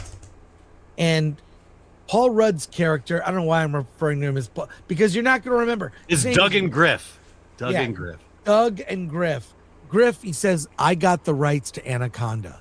Let's go reboot Anaconda. Now, if you've seen the trailer, unfortunately, I'll have to say that the trailer gives away a little too much of the movie, if you ask me. But they try to get a loan. They try to get money. They scrape together some money. They actually go to the jungle, find a real snake wrangler, Santiago Braga, played by Selton Mello, and they're going to make their own Anaconda movie. It's really cheesy. You hear the lines of dialogue. But don't forget the gold smugglers. Yeah, there are gold smugglers. Well, Steve Zahn plays the cameraman, Kenny, and Tandy Newton, childhood friend, plays Claire. She is the female lead of their reboot of Anaconda. Things get crazy when they encounter these robbers, these gold robbers, and other things in the jungle. I think my problem with this movie is the trailer gives away too much. But Alan, what did you think of Anaconda? Did I miss any of the salient? Yeah, I mean, I think the trailer pretty much just lays out the plot of the movie, and you kind of get it from. It doesn't pay off the third act, but yeah. Okay, but anyways, it was good, but I wanted more. The jokes, the comedy in this movie is so safe, and I don't want safe anymore. I'm just tired of safe. Safe means bland, and at the end of the day, this movie is a fairly bland movie. You're gonna have a good time, and then you're gonna forget this movie. There are only two things worth seeing in this movie, and it's the pig scene, and it's also who is it? Selton Mello as Santiago. That guy just steals the movie. His whole attitude. I just love this character. And it's such a well-written character. But Jack Black and Paul Rudd, they're essentially playing themselves in this movie. Jack Black is this overly enthusiastic, overly positive person who's way into teamwork, and Paul Rudd is the insecure actor who is just trying to make a name for himself. This is the state of comedy. The state of comedy is if the only thing you're going to remember about this movie is a pig strapped to Jack Black's head, that's comedy today. I want comedy to be offensive. I want it to push the boundaries of decency. I want to cross the boundaries of decency and come back. This movie is just so safe. You could take kids to see it. At least it's got that going. Kids love Jack Black. I think this movie will do well, but I am sad for the direction comedy is headed at the current moment. I even felt like Naked Gun was a little too safe. And so there you go. That's my thought. It's good, but it could have been great. Well, I'll disagree with you. I first of all, I'll agree with you and then disagree with your conclusion. Yes, most of the comedy was safe. What I loved about this movie and what sold me on it and why I'm going to recommend it is their passion for making movies. There's a documentary out there called Raiders about this group of high school kids that made their own version of Raiders of the Lost Ark, and they almost finished it, but they didn't do one scene. And they raised money to make the one scene that was left out of the movie. They make it as adults to make it complete. Steven Spielberg even commented on it. It was so crazy. It's like the passion for we don't know how to make movies, but we're going to make a movie anyway. There's a scene where you see Jack Black's character, Doug, he's writing the script and you see what's going on in his head. He's kind of in the zone. I related to that so much. He's sitting there writing, and it's like all passion, and they're behind this. I love movies about making movies. Okay, documentaries like that. It captured that aspect so well. The terrible choices, the like trying to shoot the scene where the snake is going right up to Paul Rudd's face, and what happened there. Like, it's just that I was dying with that stuff. What happened with the movie, like, and there's a twist I won't give away, like towards the middle, about while they're making Anaconda. Yes, I agree. The comedy may have been safe, but the subject matter and the idea behind they're like making this bad version of it's going to be bad, and they're kind of like, you see them making choices, like how they and you see them go down the wrong road. It's so fun. I just had a good time. Let me just respond to that point you're making. Sony spent $100 million to make a movie about independent filmmakers. Was the budget $100 million? Well, let's just say the budget is way more than an independent filmmaker could ever get to make a movie. True. That's true. And, I appreciate what you're saying, but the irony is not lost on me. No, look, I had a great time, and maybe my experience was a little different. I was in a theater in Burbank that was packed. Yeah, I was by myself. 12:30 in the afternoon on Christmas Eve. People were there ready to laugh, and everyone had a good time. So I recommend Anaconda. For anyone that's dreamt of making a movie, and also if you also like Anaconda. Although what's funny is I'm surprised that I think the snake stuff was not a big part of the film. Yeah. It comes in later in a bigger way, but it's more about the characters, Doug and Griff, their relationship. And there's a whole thing where Paul Rudd, in the beginning of the movie, he's got a really bit part in this medical show with one line, and he chews the scenery with that one line, and he's so bad. He's doing different, and there's like he ends up getting fired. He's got one line in a show, he can't do it. Then he was a minor character in a SWAT TV show. He's in 3 episodes of SWAT, and then they decided to go in a different direction. He's a failed actor, but you see that, oh my God, it's so, maybe it's too much inside baseball, but I appreciated it for that. Plus, I've always liked Steven Zahn, and Tandy Newton was really good. And I agree with you. Santiago, great character. So I don't know why you praise things about the movie, but then you come to the conclusion you don't like it. Because the reality is am I going to see this again? Is there this desire for me to, want to spend more money to watch it again? And I just again, it is the sad state of comedy nowadays, where the comedy is all in this pig that's on his head. There's just nothing that I just want to be offended. Can we just, even if you throw Asians in there and make racist Asian jokes, just do it. I mean, offend me. Well, I'm all for that, but I mean, I will point out it's less than half the running time of Avatar, and a great time. So I recommend it. I mean, I recommend it. It's just my expectations were a lot higher, and I know Hollywood can do a lot better than that.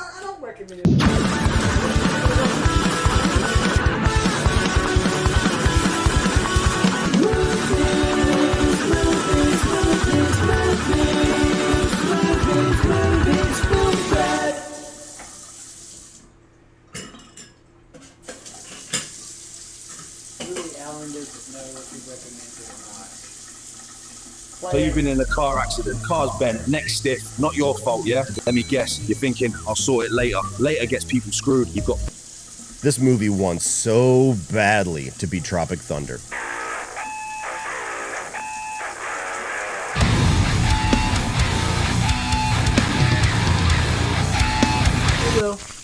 What is up, guys? Welcome to my review of Anaconda. This is a 2025 comedy slash somewhat horror action meta reboot of the 1997 Snake film. And this marks my final new release movie review of 2025. So the 1997 Anaconda film, a movie that I think has pretty much always been referred to as a guilty pleasure at best, certainly has its fans. I saw it once as a kid. I remember thinking it was okay. I've never really had the desire to revisit it or watch however many sequels they came out with. But when I heard earlier this year that they were going to be rebooting Anaconda and it was going to be led with Paul Rudd and Jack Black, I actually got really excited about that idea. Having like a hard R horror comedy with those two comedy talents at the front of it, that could be gold. But then it was made clear that the film was going to be PG-13, which certainly was disappointing, but still had some potential to be fun. And then it got all the more confusing when I saw somebody who works for Bloody Disgusting, who I believe was preparing like some of their most anticipated horror film list for the rest of the year, and Sony reached out and told them to take Anaconda's name off of the list because this is not a horror film and we don't want you marketing it to horror fans, which was confusing and concerning for a number of reasons. One, if you watch the trailer and if you've seen the original film, of course there's going to be at least horror elements there. Two, why would you not want horror fans who tend to like other genres to get your film marketed to them? And three, if you are serious that there is almost no or no horror in this movie whatsoever, what the fuck are we doing? But nonetheless, I still held out faith that this would at very least be a goofy, fun time right around the Christmas holiday. I like Jack Black a lot. I like Paul Rudd a lot. Even if their movies are bad, they tend to be fun. And having a giant snake attacking them, especially somebody like Steve Zahn, who's in here, who I've always found to be wildly underrated, it feels like it'd be pretty hard to fuck that up. Well, spoiler alert.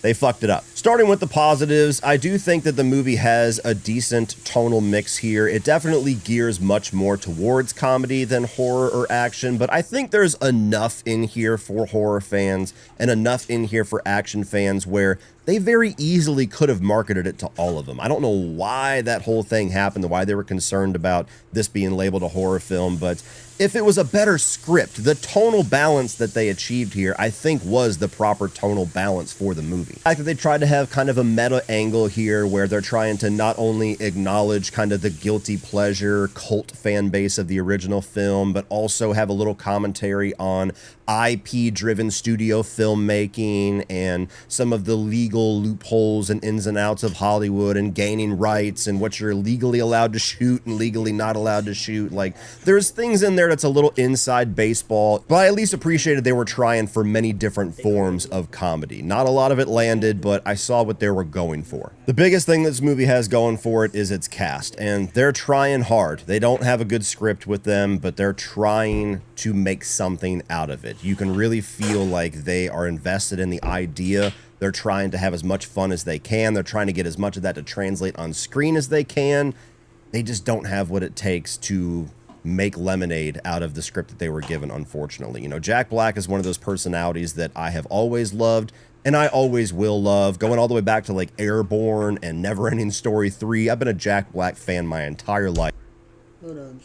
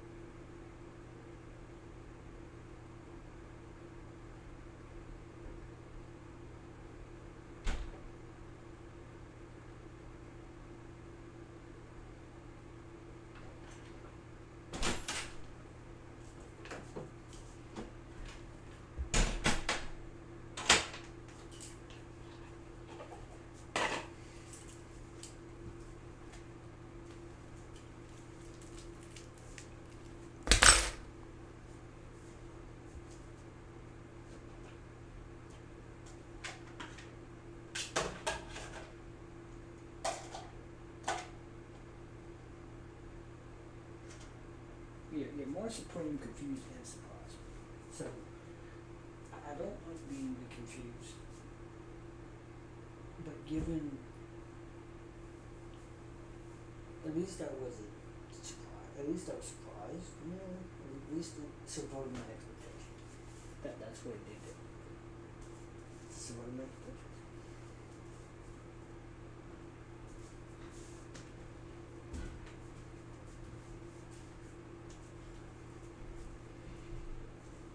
You know, I want to be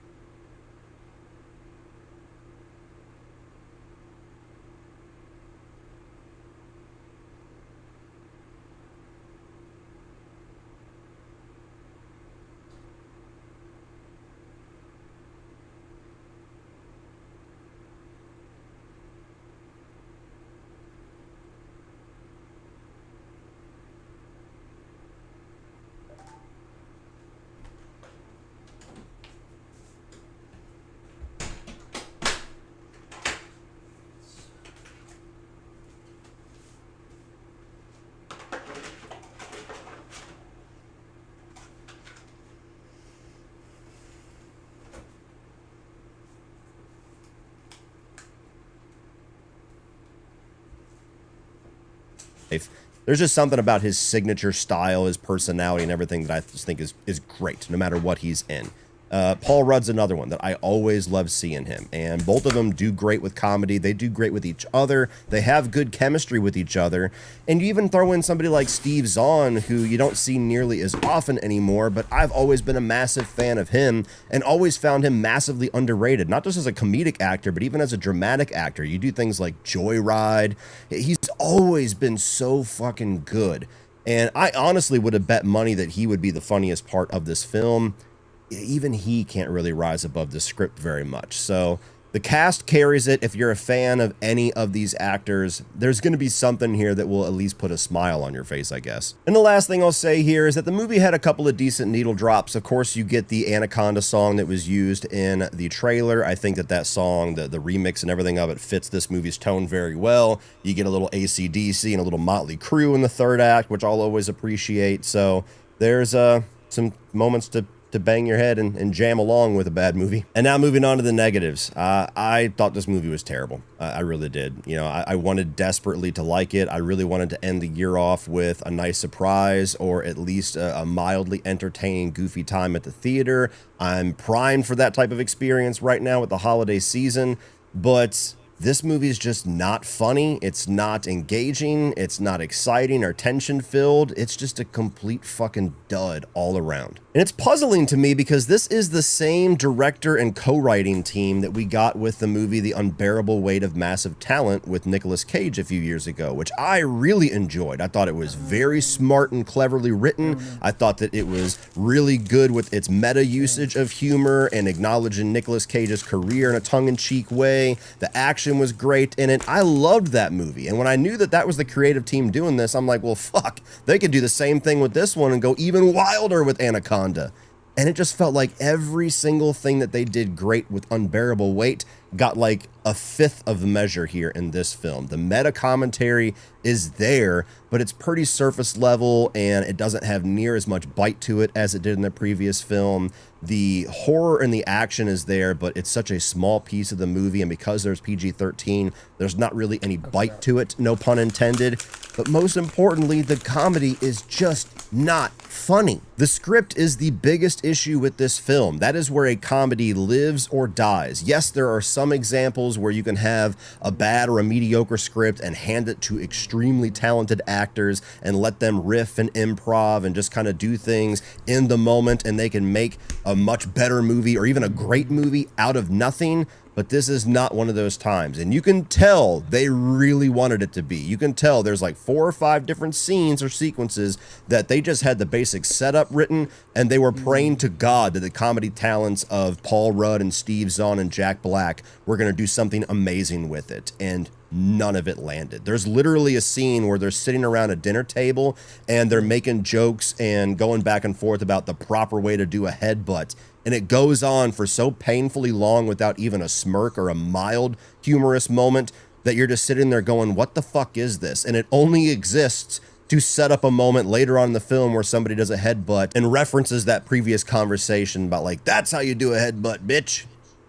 That's not funny. And the thing that's really frustrating about that is that the basic concept of this movie, having a bunch of amateur actors and filmmakers with little to no talent go out in the most dangerous setting possible to try to make a reboot of a movie that's pretty widely known as being bad.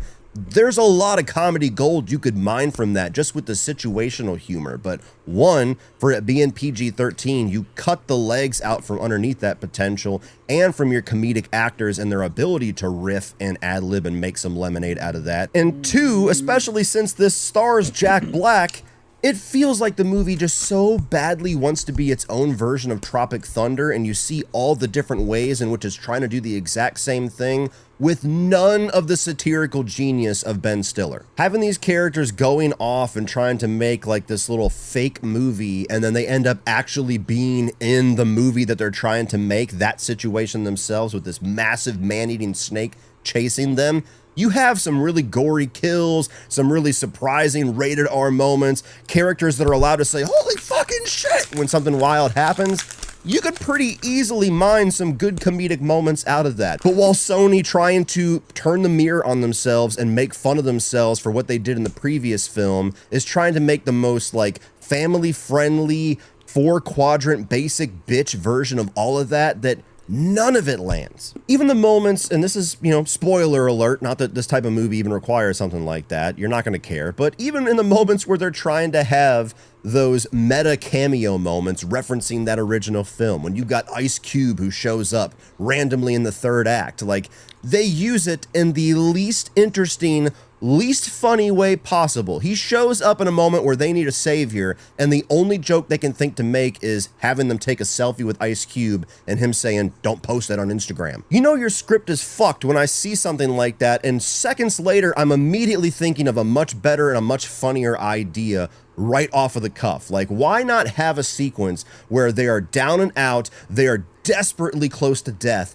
and then you have this huge triumphant heroic moment where somebody shows up to save them and it's fucking Ice Cube. You give him some badass one-liner like, let's go fuck up this bitch-ass snake, and then he gets like a Deep Blue Sea Samuel L. Jackson moment right when they feel like he's actually going to be their savior, and nope, you're back to fucking square one, bitches. Like, there's a version of that could have been hilarious. No, we get an Instagram joke. And even if you're willing to just accept the fact that comedy filmmaking in Hollywood is just painfully bad and painfully unfunny nowadays, and you're just there for some of the action and some of the thrills and maybe the little bit of horror, even that is just so watered down. I mean, when you have a PG-13 movie and you can't really have any kills, all of those moments are just a snake wrangling somebody with some really bad CGI that's darkly lit underwater. There's no actual, like, visible on-screen kills, which totally takes all of the tension and all the fun away from that. Again, just the complete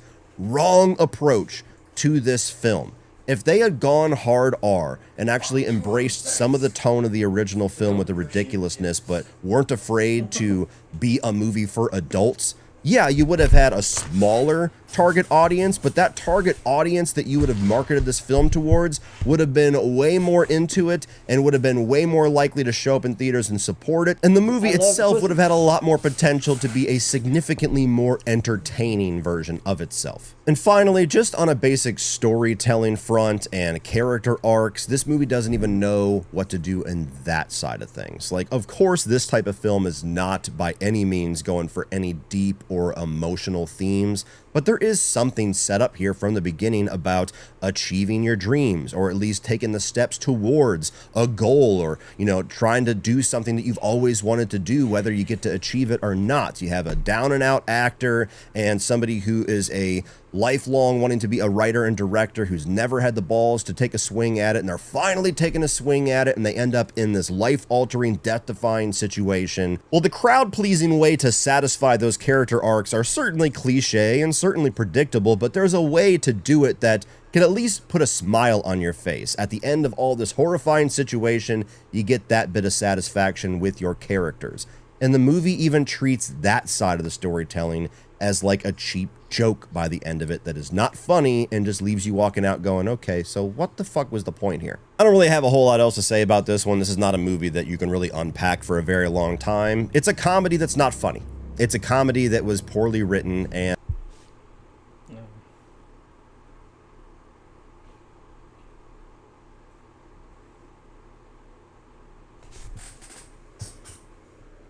My what?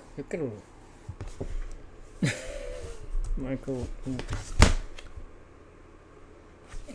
Okay, what's the name of this? I forgot what it's called. Oh my god. Sorry. Give me 1 second. I've got to play the video. Terrifier. Okay, she looks lovely. I think I've seen her.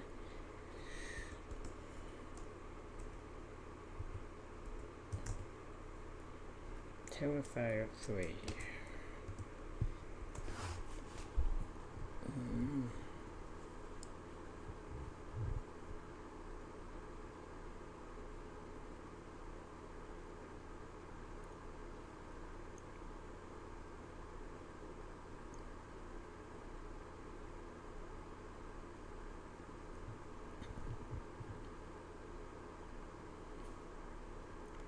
No, he doesn't speak.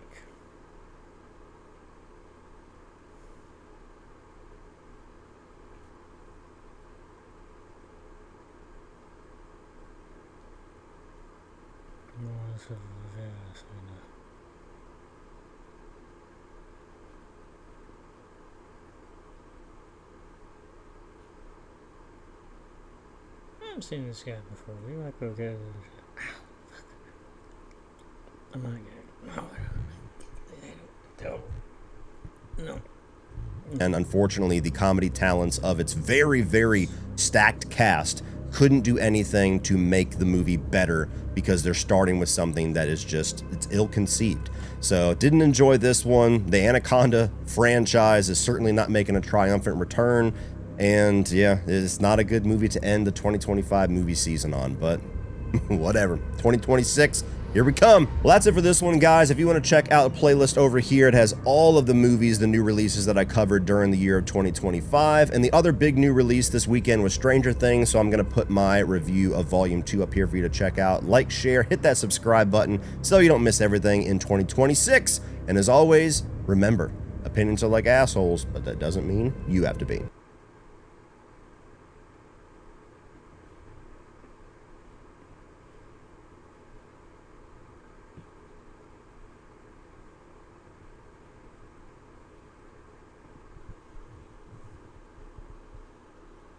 There are now 5 Anaconda movies. There's obviously the original that started it all with Jenny from the Block and Ice Cube. And of course, everyone's favorite, Anaconda, Trail of Blood.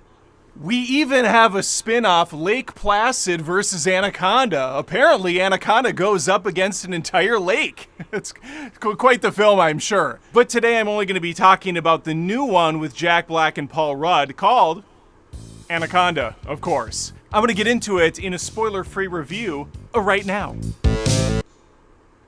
I don't know if there's much debate over whether or not the recon program is unethical, but think of it this way. You go to a planet simply as a contractor. You're there to get a paycheck, nothing more. Then you're somehow convinced to put your consciousness or quote-unquote soul into this drive so it can get transferred into an avatar body that is 100% owned by the RDA. Now you have no choice but to do whatever the RDA wants you to do because you're not technically a person to them anymore, and we all know how they treat the closest aliens that resemble you. It's like the unliberating version of what happened to Jake. Like, imagine if Wainfleet or any of the other recoms were like, you know what, actually, I don't want to do this anymore. I'm predicting that not good things would happen to them. And yes, for those wondering, I am seeing how long I can keep this image on the screen for. I don't know if there's much.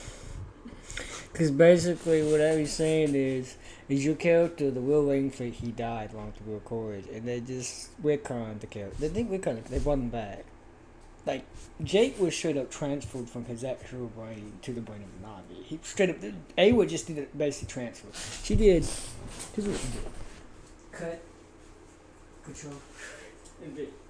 She cut it from the source and then pasted onto another source. That's what she did. She did some classic Windows operating, Microsoft operating system Windows shit of cutting pasting, not copy paste per se, but cutting paste. She just did a move file transfer. That's all she did.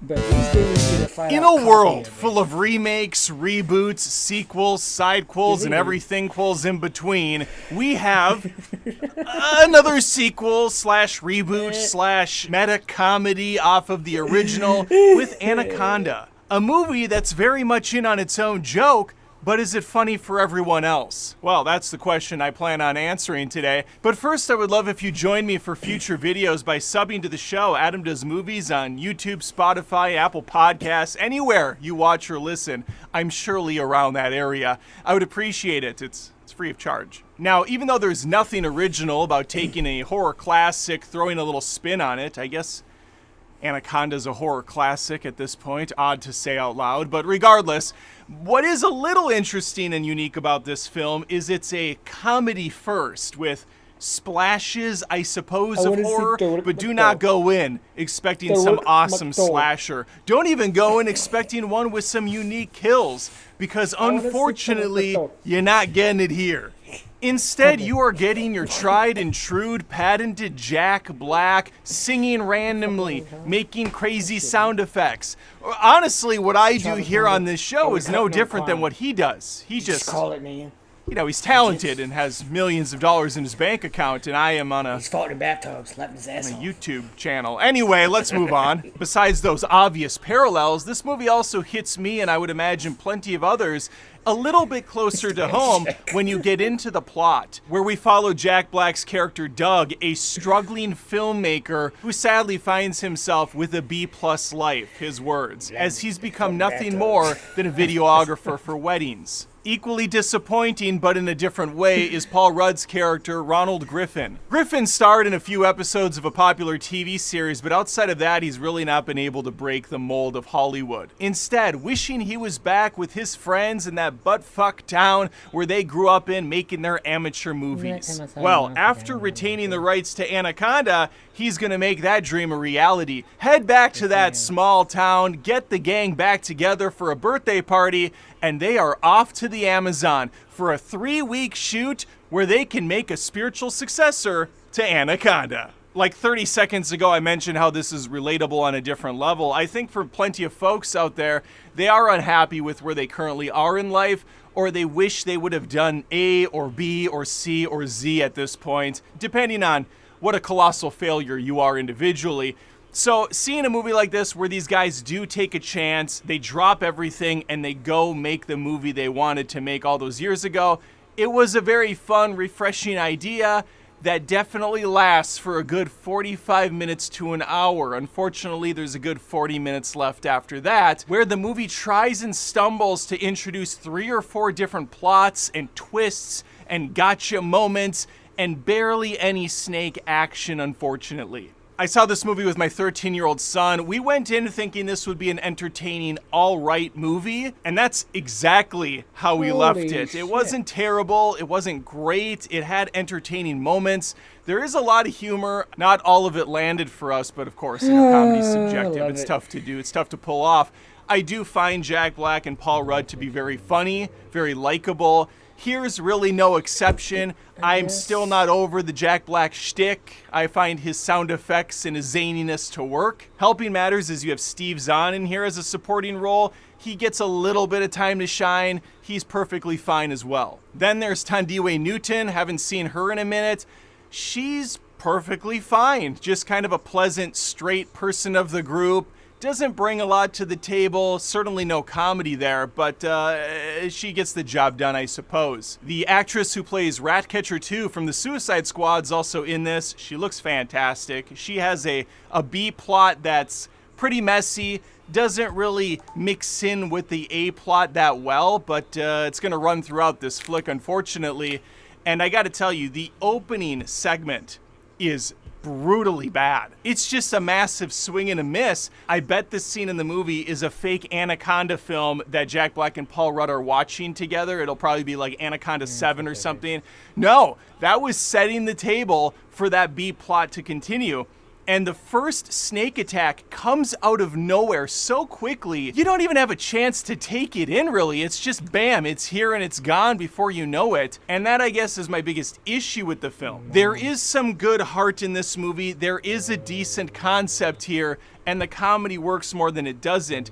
What does absolutely miss, though, is the snake kills. They're terrible throughout the film. Not helping matters is this is a PG-13 flick instead of R, which was a big mistake. You go R for a film like this. You ratchet up the swearing, you ratchet up the adult situations, and you absolutely ratchet up those snake kills. Instead, it's just a mediocre series of the snake wrapping people up and pulling them underwater. That's about it. I don't even have to watch the original Anaconda to remember the iconic kills in that flick. The movie's awesome. It's schlocky, the CG's terrible, but in a fun way.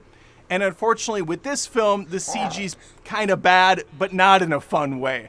Because the Anaconda's barely present until the final act of the film, and by the time it shows up in all of its splendor, I don't really give a shit. And for a movie that clearly is in on its own joke, there are several moments of the flick where they talk about how lazy it is to reboot another movie or make a soft sequel or whatever this thing is supposed to be. It still does all the same tropes we've seen in the last decade. The random slow pop song that gets infused throughout the film. The ignorant protagonists that don't really know what's going on behind the scenes.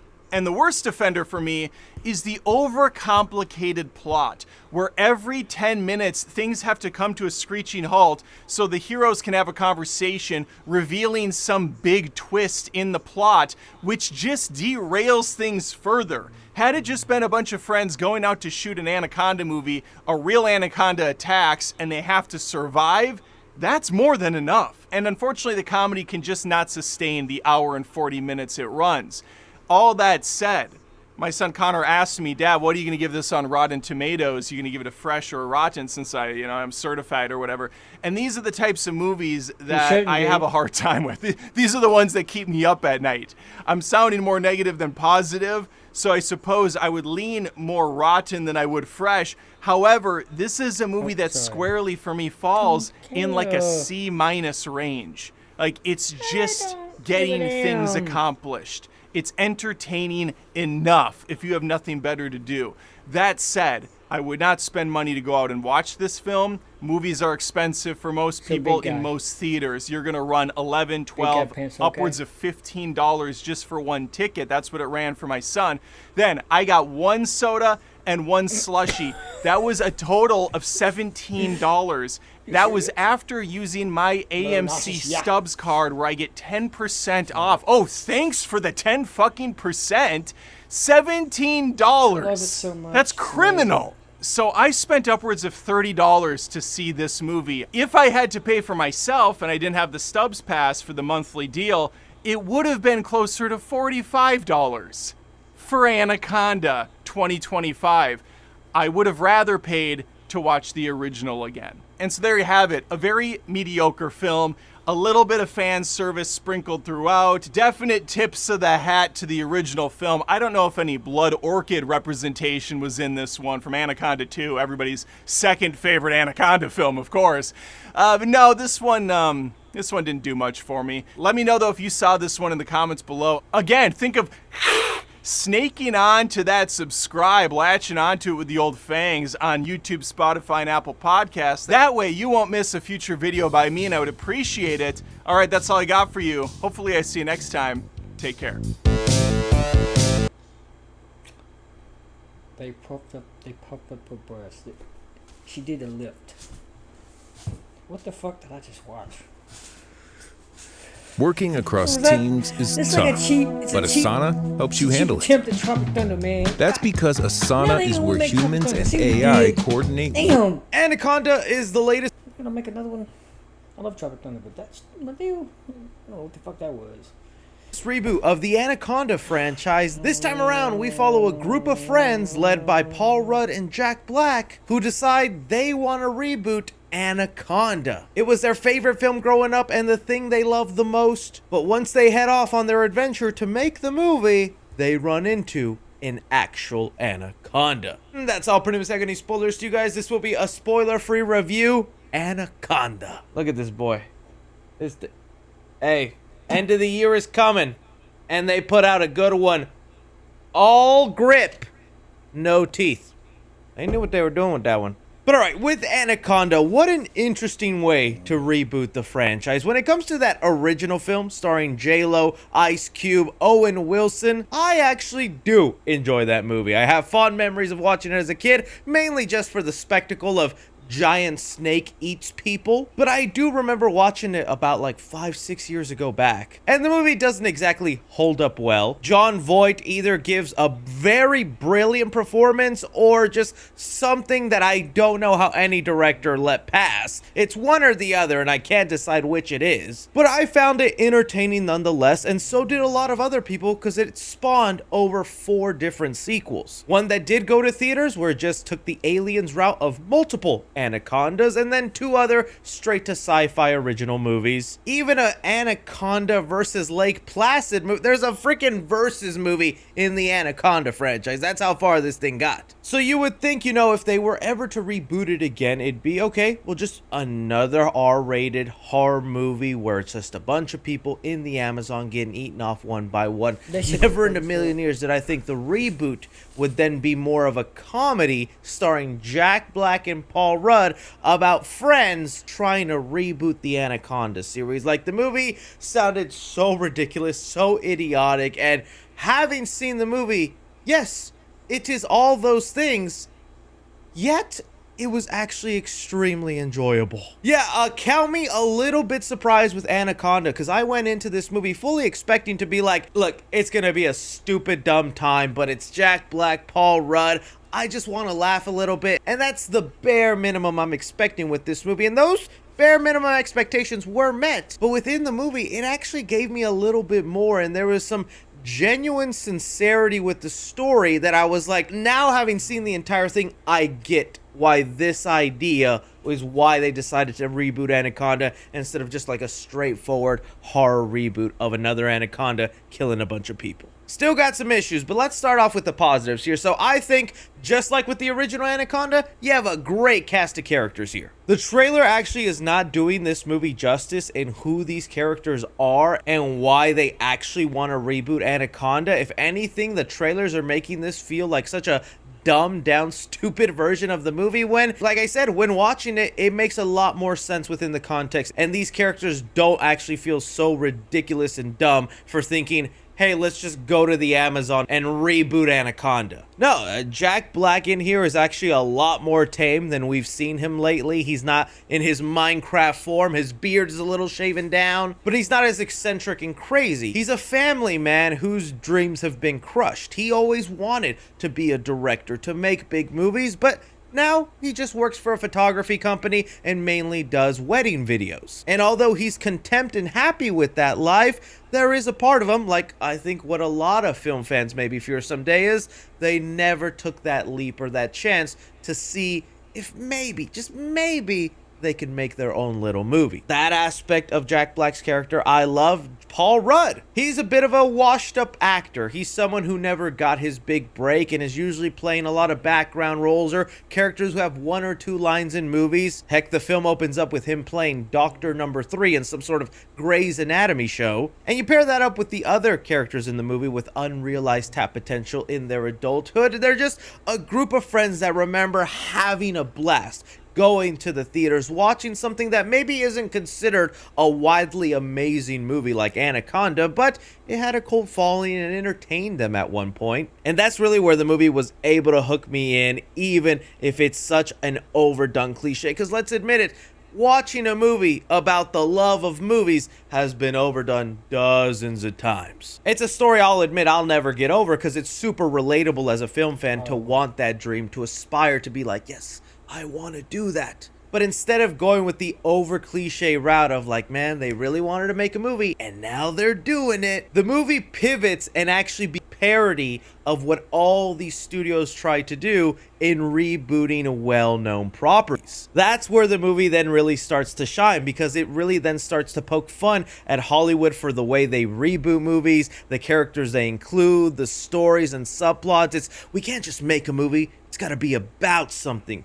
Themes, metaphors, ideas, and they play all into that, and that made it such a fun watch, and even more funny when the things they were writing down or planning into their movie ended up actually happening to them through their adventure, giving them a little bit of like a fourth wall break, and are like one scene away from just staring at the audience and going, "Can you believe this?" And that's really what this movie is. It's not an Anaconda reboot. It's not so much a comedy. It's a spoof and making fun of the way studios reboot movies and the little things they do to try and get the modern audience. That's honestly what made it so hilarious to me. I already talked about liking Jack Black and Paul Rudd's character, but the funniest character in this movie had to be Steve Zahn. He is such an underrated actor, in my opinion. I have always liked this guy, even before the Diary of a Wimpy Kid days, because I think that's really where a lot of audiences or younger ones would know him nowadays, as being the dad in the Diary of a Wimpy Kid movies, and he was great in that. Trust me, love all the crazy memes of him yelling. I knew that door had a lock on it! But no, I know him way back from one of his first times collaborating with Jack Black in a movie called Saving Silverman. That was just a movie about a group of friends where their buddy was about to marry a really evil woman and they just have to stop it from happening. But in that film, I found him so funny, and ever since he's appeared in anything, whether it's A Season of White Lotus, the Diary of a Wimpy Kid movies, and now Anaconda, he is so enjoyable. He was making me laugh the most out of everybody in the cast, and anytime he just opened his mouth or his actions, it really had me wheezing in the theater. And so that was really the stuff that made me walk out of Anaconda going, that was a lot better than I expected. I still don't think this is like the next best comedy or this is a 10 out of 10 movie, but from what the trailers were painting in an utterly ridiculous way to go about rebooting a movie, having it play out and in the context of the characters, the way it's spoofing Hollywood and the way they reboot things, I was like, this is actually a lot more clever and fun than I thought it would be. And I mean, even if you're someone going in for the Anaconda vibes, you're like, well, I love this franchise. I don't want to just be a random comedy. Tons of Easter eggs, big cameos, stuff that they've already ruined in a couple of trailers, but I won't bring up here in case you don't know. But it really was a fun time. So if I had to be honest now on some of the negatives or things that I thought held this movie back from being one of the next great comedies, I think one, going back to those fans of Anaconda, I mean, this franchise did spawn 4 sequels, had a dedicated fan base, so there is a horror group of fans that just like the Anaconda for the kills, the adventure in the jungle, and the characters. This movie is the farthest thing from a horror movie. Although this once was a horror franchise, it is not no more in this movie. Anytime the Anaconda kills somebody, gets rid of them, or has a somewhat horror moment, it's cut very short and it's not glorified. This movie is much more playing into its comedy aspects than its horror roots. So that might disappoint some dedicated horror fans of Anaconda. Although I was also really loving a lot of the meta elements and the way they were able to cleverly, you know, make fun of their own movie while making fun of Hollywood. Sometimes within that meta element, the movie gets lost in its own sauce. It goes almost too meta sometimes where we're just like, what's even happening now? Is this even still a real movie? And it ends up reverting back to that ridiculous point, but that's also what you were already expecting with this movie, is to it be ridiculous. There's also a subplot involved with Daniela Melchier's character, or Melchior, sorry if I mispronounced that. She played Ratcatcher in James Gunn's The Suicide Squad, and although she had good moments and was even funny at times, the entire subplot revolving her character and the group of men chasing her really felt like such an afterthought after some point in the movie, and that was kind of disappointing because it feels like it's something that's being built up in the film, and while there is like a climax and payoff to it, it in the end just felt like so out of nowhere and so just kind of shoehorned in. That might actually even be on purpose because, like I said, with this meta element, the movie in itself addresses how it's like, that just came out of nowhere. So it feels like it's part of the parody and the commentary on Hollywood and adding in unnecessary subplots and things, but it still came off as an unnecessary subplot. Build a website you love with Wix. For your words, But really, it was just those things there. Like I said, I walked out surprised. I was seriously thinking this might be a contender for like worst movie of the year. Like the trailers were really just making it look like such an odd way to go about rebooting a film, and the movie actually ended up being a lot more fun than I thought. So when it comes to Anaconda, I'm gonna give action 3 stars. I would have liked there to have been a little bit more action, or heck, I would have liked some of the surprising action moments to be taken out of the trailer. They give away a lot of things that would have been shocking if had not been ruined in the trailer. But the action comes and goes, and I'll also be honest, CGI on that Anaconda, not really good, but it wasn't even good in the original either. Comedy in the movie, I'm gonna give it 4 stars. I was laughing a lot through this film. Each character has a really great funny moment. A lot of dumb bits in there too, like a character who gets bit with a spider and what the characters have to do to help that character. But just again, Steve Zahn had me dying. So I do think it hits the mark of being a really funny comedy. Drama in the movie, I'm gonna give it 3.5 stars. Like I said, still not a mind-blowing story, but from what the trailers were painting, I thought the story and the plot were going to be the stupidest thing about this film, but it actually had a lot more heart, a lot more sincerity, and I was enjoying a good amount of the meta elements along the way, even if they went overboard towards the end. Suspense in the movie, I'm gonna give it 2.5 stars. Since it is leaning into that comedy factor, and it does have a bit of a lighthearted tone, you're not necessarily scared a lot for these characters and them being chased by the Anaconda. And horror in the movie, I'm gonna give 1 star, which honestly is disappointing for the horror fans that used to love this franchise for the horror roots. Crazy to think an Anaconda movie just wiped away all of that. When it comes to the 3 C's, while I think casuals will be able to still get a really good laugh and enjoyment out of the movie, I think it's most going to be the cinephiles because of all the movie references and the spoof to Hollywood reboots. That's where somebody's just going to most appreciate this movie, while critics will still be a little harsh on this movie for being silly and ridiculous at times. All in all, though, Anaconda did end up surprising me, and I will say this movie is worth watching in theaters. Again, that's just my opinion on the movie, guys. I'd love to hear from you if you were also kind of surprised by Anaconda. Did you find it stupid? Are you someone that's let down that it's no longer a horror movie? Love to hear all your thoughts. Don't forget to like, subscribe, follow me on Twitter at 3C Films, or on TikTok at 3C Films. But as always, I'm Chris.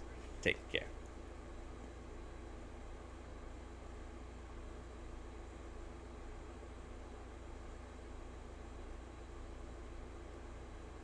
Why do we do that? Is she Jewish?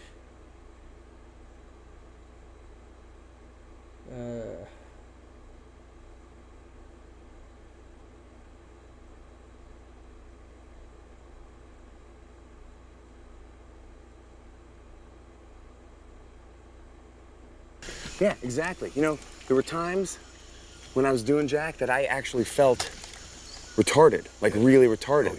I mean, I brushed my teeth retarded. I rode bus retarded. Damn. In a weird way, I had to sort of just free myself up to believe that it was okay to be stupid or dumb. To be a moron. Yeah. To be moronical. Exactly. To be a moron. An imbecile. Yeah. Like the dumbest motherfucker that ever lived. When I was playing the character. When you was a character. Yeah, I mean, as Jack, definitely. Yeah. Jack.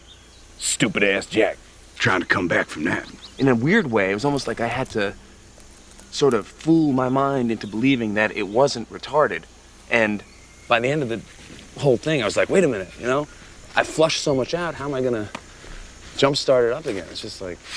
Yeah. Yeah, right? You was farting in bathtubs and laughing your ass off. Yeah. Yeah.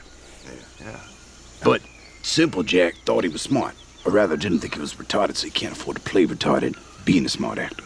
Playing a guy who ain't smart but thinks he is, that's tricky. Tricky. It's like working with mercury. It's high science, man. It's art form. Yeah. You know. Tricky. Playing a guy that didn't think he was retarded, so he can't. Yeah. But Simple Jack thought he was smart. Or rather, didn't think he was retarded, so he can't afford to play retarded, being a smart actor. Playing a guy who ain't smart but thinks he is, that's tricky. So he thought he was not retarded. So you gotta pretend to be you're a smart guy playing a dumb guy that thinks he's not retarded. Tricky. Actor. Playing a guy who ain't smart but thinks he is, that's tricky. Tricky. It's like working with mercury. It's high science, man. It's art form. Yeah. You an artist. That's what we do, right? Yeah. Yeah. Hats off for going there. Especially knowing that the Academy is about that shit. Off for going there. Especially knowing that the Academy is about that shit. Wait. About what? You're serious? You don't know? Everybody knows you never go full retard. What do you mean? Check it out. Dustin Hoffman, Rain Man, look retarded, act retarded. Not retarded. Count two picks, cheated cards. Autistic. Sure. Not retarded. You got Tom Hanks, Forrest Gump. Slow, yes, retarded maybe, braces on his legs, but he charmed the pants off next to him and he won a ping pong competition. That ain't retarded. He was a goddamn war hero. Right. You know any retarded war heroes? You went full retard, man. Never go full retard. You don't buy that? Ask Sean Penn, 2001, I am Sam. Remember? Went full retard. Went home empty-handed. You're supposed to have some type of balance. You're not supposed to ever go full retard. Ever.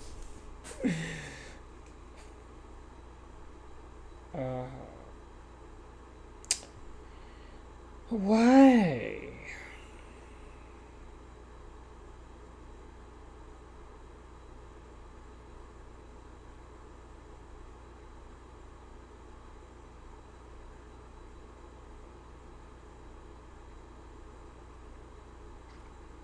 Death by fire, death by fire.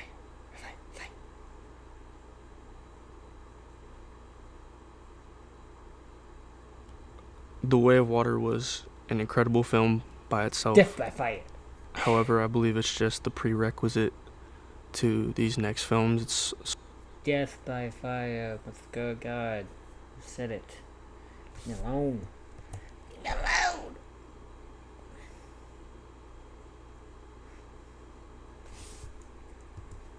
sort of the trailer in a way of what's to come. How incredible it was. No one can imagine how good they're going to grow and evolve into. Just as far as story wise, you know, the crazy things that are going to happen and all that stuff. But most importantly to me, which is character development for all the characters, and you really get to fall deeper into the world of Pandora and to the world of Loak and everyone else that is involved in the films. The Way of Water was an incredible film by itself. Yeah, he's good. Why was Una Chaplin the only one who didn't dare to zip up the front of her motion capture suit? No one realized she had to follow 3 rules set by director James Cameron. In Avatar 3, Una's portrayal of the villain Varang fascinated countless viewers. However, behind-the-scenes footage revealed that her special effects suit was different from the others. The front zipper was open, and there was a white strap across her chest. Everyone else's suits were normal. In fact, Cameron set 3 rules for Una's performance. First, Una was very unfamiliar with the Na'vi, and Varang is a very flamboyant character. To accurately portray her, Cameron required her to learn Na'vi body language from Zoe, and to perfectly integrate CGI with live performance, she had to wear the strap across her chest. This placed enormous psychological and physical strain on her. Second, before Avatar 3, Una had taken a break from Hollywood for several years. But for the success of Avatar 3, she accepted Cameron's invitation and participated in multiple promotional activities, gaining the love of countless viewers. Finally, Una is only 39 years old, while Varang is already 60, facing such a Go back. She accepted Cameron's invitation and participated in multiple promotional activities, gaining the love of countless viewers. Finally, Una is only 39 years old, while Varang is already 60. Facing such a huge age gap, Una had to lower her voice while delivering lines to reduce the youthful tone of her natural voice. This is truly admirable. Why was Una Chaplin the only... I didn't know that Varang was 60 years old. I thought she was, what? 30s, I guess? Maybe, but 30s. Because Neytiri looks like she's...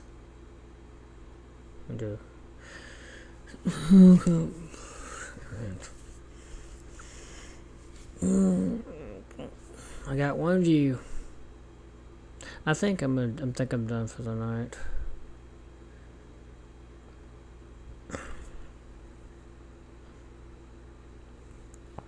Oh man, stop.